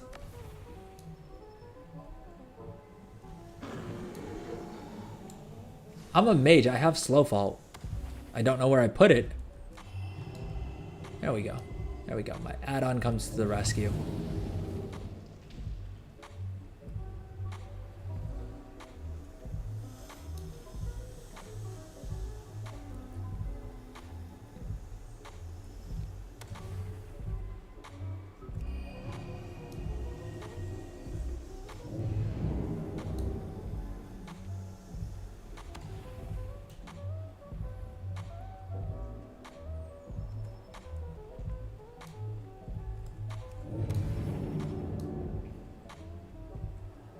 This is fun.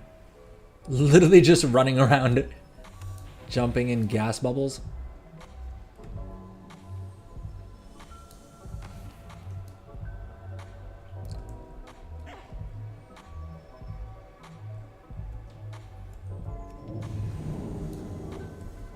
The hell is the point of this?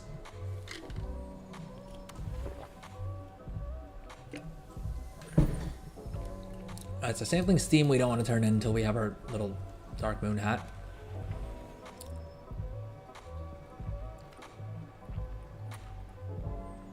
This one we need to turn in. I just can't figure out where the hell the quest giver is.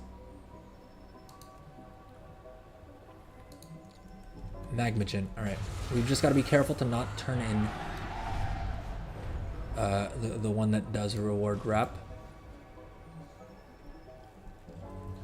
Screw it, should we pop our hat? Alright, let's pop our hat. And then we can just blindly turn it. And sure enough, that was the first quest that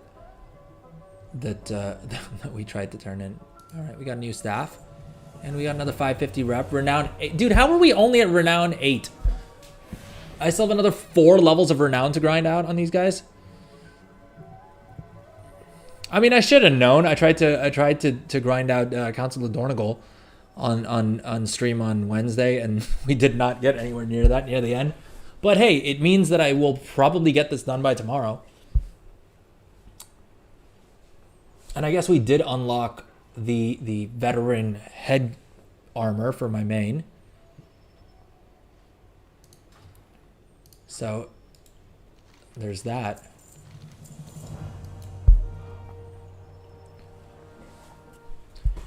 What's up? Welcome to the stream, anyone who's just joining us, by the way. I see we have a couple more viewers on Twitch. What's up? How's it going? Drop a message in chat. Let me know what's up.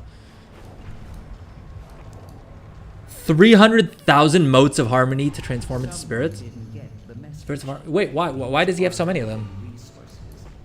Did he farm them up? A defense. Dude, 300,000 of anything is a little sus. Is a little sus.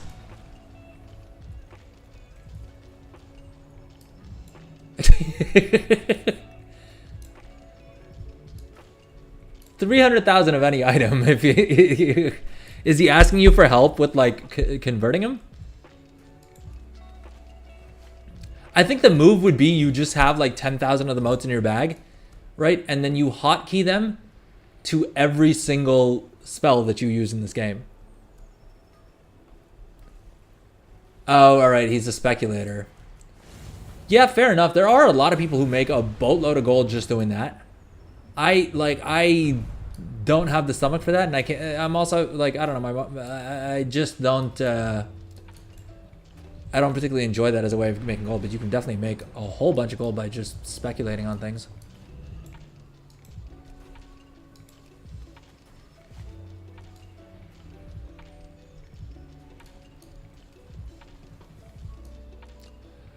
Oh, I think this is the quest that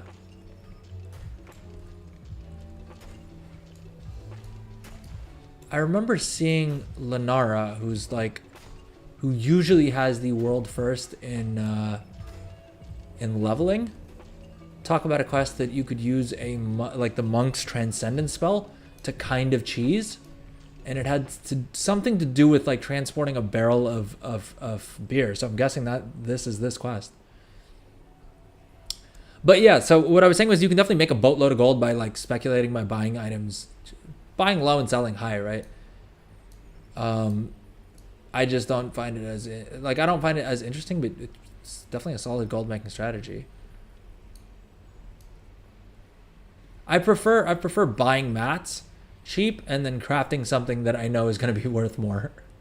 It's just a more predictable way of making gold, right?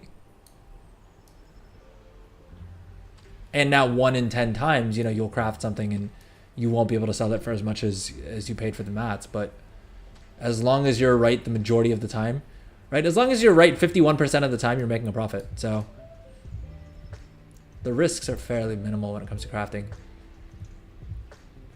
Now, if you spent 500,000 gold on day 1 of the expansion trying to craft a rank 3 enchant, right? And then it didn't sell, and now it's selling for like 10,000 gold. I mean, then that's on you, right? Like that was a bad bet, but by and large at this stage of the expansion, I feel like it's very difficult to make any mistakes, and certainly make any sort of mistake that you wouldn't be able to fix in the next couple of weeks. We're so early in the expansion that, like, I mean, keep in mind, there's going to be people who literally are maybe even like literally starting today, right? Yeah.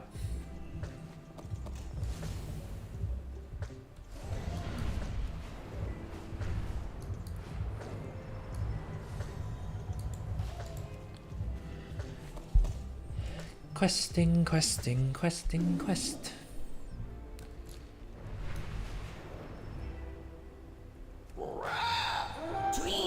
Yeah, see, I don't, man, like, I'm sure, I was talking about this earlier on stream as well, that like, I think it isn't a terrible idea to stock up on some items.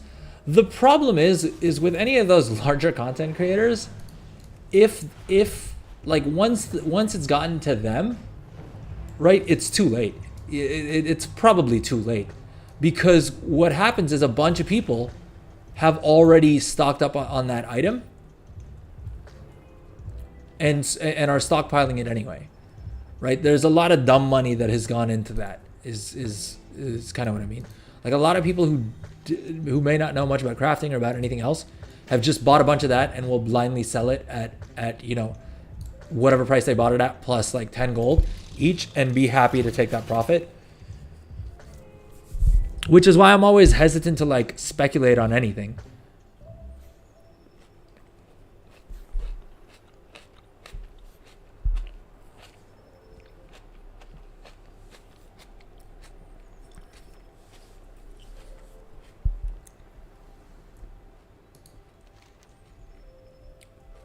Why the hell are these guys porting me all over this stupid place?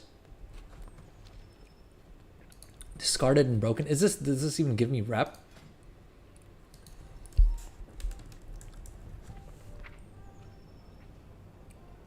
Oh, it does. And it looks like it's a pretty short quest chain as well. Alright, let's do it. 500 rep for porting to all the different zones. I'll take it. I'll take it.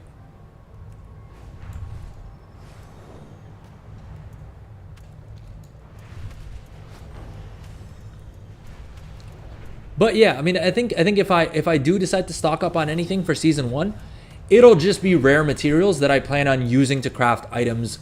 Like I would basically just be hedging against cost increases. And so what I mean by that is like enchanting, I'm in a position where I'm making a decent bit of gold from, and so I'm going through a lot of storm dust.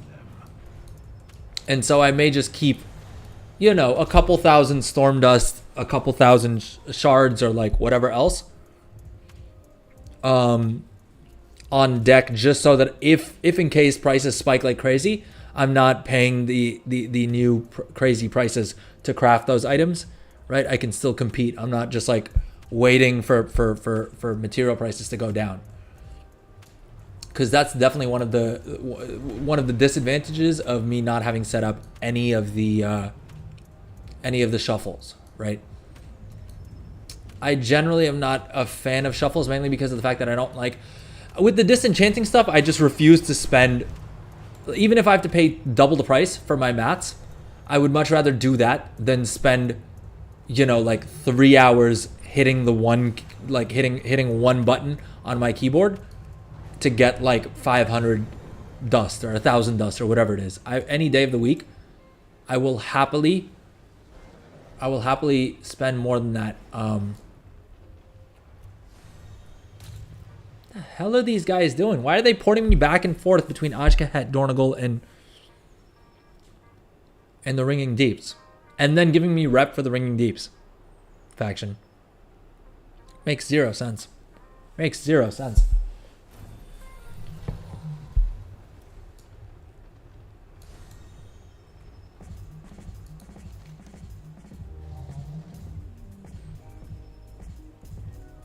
Dude, what?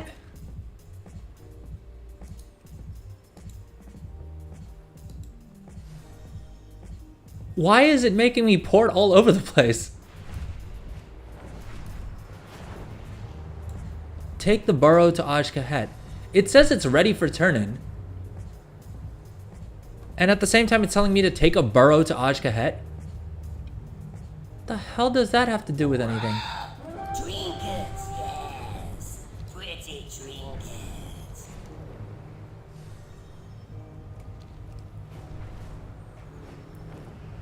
But yeah, so if I stock up on anything, if I remember to tomorrow, primarily it'll be mats that I'll be using to craft things for, like, once the season starts. But even that, there's a good to fair chance that I completely forget to do that, or I don't stock up enough. I'm not a big fan of tying up my gold in speculation. And so even for past patches or past, I mean, not expansions, but definitely past patches, right? Which is what the start of the season is sort of the most similar to. Every time I've tried to stock up on materials, I've always ended up having far too few, and I end up buying things at the inflated prices anyway. But I guess I make a little bit more gold than I would have otherwise. And yeah, I think the best way that I can guarantee that I make some profit is just buying some mats and holding on to them. After reset, not only will there actually be demand for a lot of these items, which should mean that I can sell them at a profit. But also we'll have another week's worth of knowledge points and acuity and profession tools and all that other stuff. So my margins should increase even then. Raise the machine. Machinist calibrated weight. Tired worker. The fuck are we doing?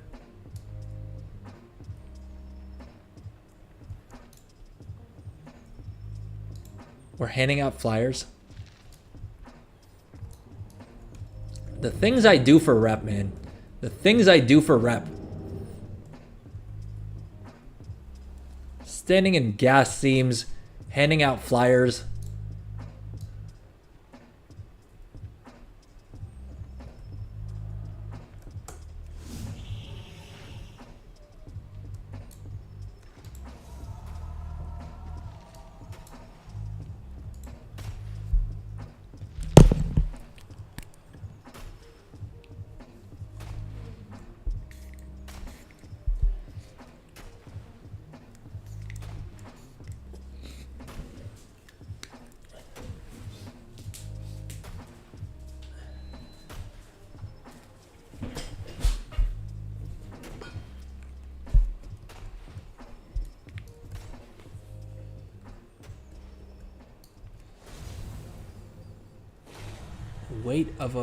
Weight of a world. All right. Let's take a pause from handing out flyers, I guess. Oh, we gotta kill this dude.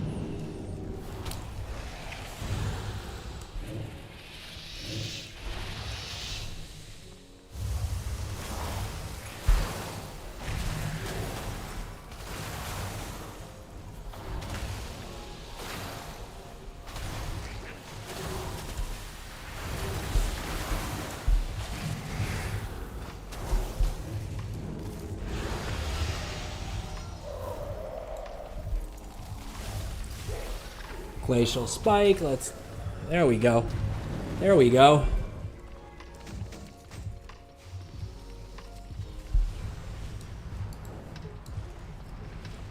Please, Mr. Quest Giver, give me rep.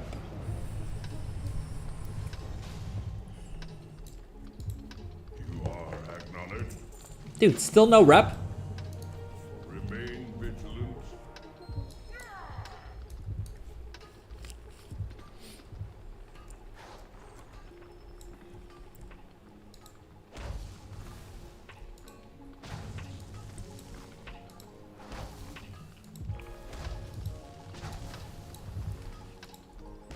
So as the Lord of the Rains, because that's the title I have on this character,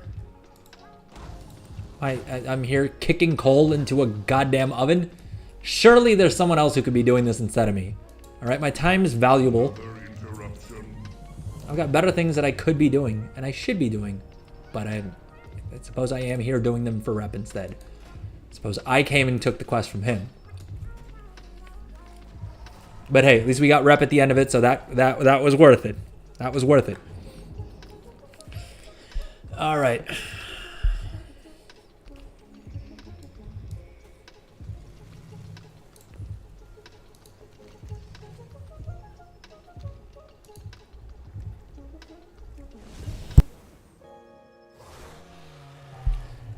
Okay, so why does this quest have this little like elite thing in front of it? You're heading out? Yeah, I think we may wrap up the stream here in general, to be honest, because my sinuses are really acting up. When I switch on my camera, if you heard me inhaling something, that wasn't me snorting anything. That was literally me putting a saline spray up my nose. I realize that sounds dodgy, but yeah, I literally have it right here. I just didn't think anyone would see it on camera, but yeah, I don't know why. Like when I stream for super long, my sinuses start acting up. In any case, I think we are gonna end the stream here. It's been fun, folks. We spent some time crafting and going over enchanting and tailoring some more. We spent some time doing blacksmithing, right? Different kinds of professions, all sorts of things being covered. We went over how much gold we've made, and so far we've made about 1.2 million. Well, we made 1.4 million since yesterday. of which about half, maybe a little bit more than that, was profit. Yeah, then we spent a bunch of time farming renown. We didn't quite get to our goal of 12 renown with the ringing deeps, but we'll get there. We'll get there. So yeah, hopefully this helps some of you out there. With that said, thank you to everyone who stopped by today. Thank you for everyone who sent chat messages. If you're watching the video on demand, thank you so much to you. Follow, subscribe, like, do all the things, right? And we will be back on stream again on Monday at the same time, 4 p.m. my time, which is noon GMT. And if you check out the Twitch channel, you should be able to see what time it's scheduled for. Or you can hop in the Discord, and we have a little Discord event as well. All the links are in bio, so check those out, right? And yeah, no one has taken me up on my 1 sub 10 minutes of standing thing, right? The little animated thing that I put together right over here. So hopefully one of these streams will be forced to stand in return for a sub. In any case, thank you so much, CTAX. I think you headed out. I'm guessing you've already headed out, but thank you so much for stopping by. Thank you everyone else, Golden, Legendarism, all of the people who were chatting and active. Thank you so much, everyone. Take care. Stay safe, have fun out there, and may the RNG gods be ever in your favor. Have fun. Bye-bye.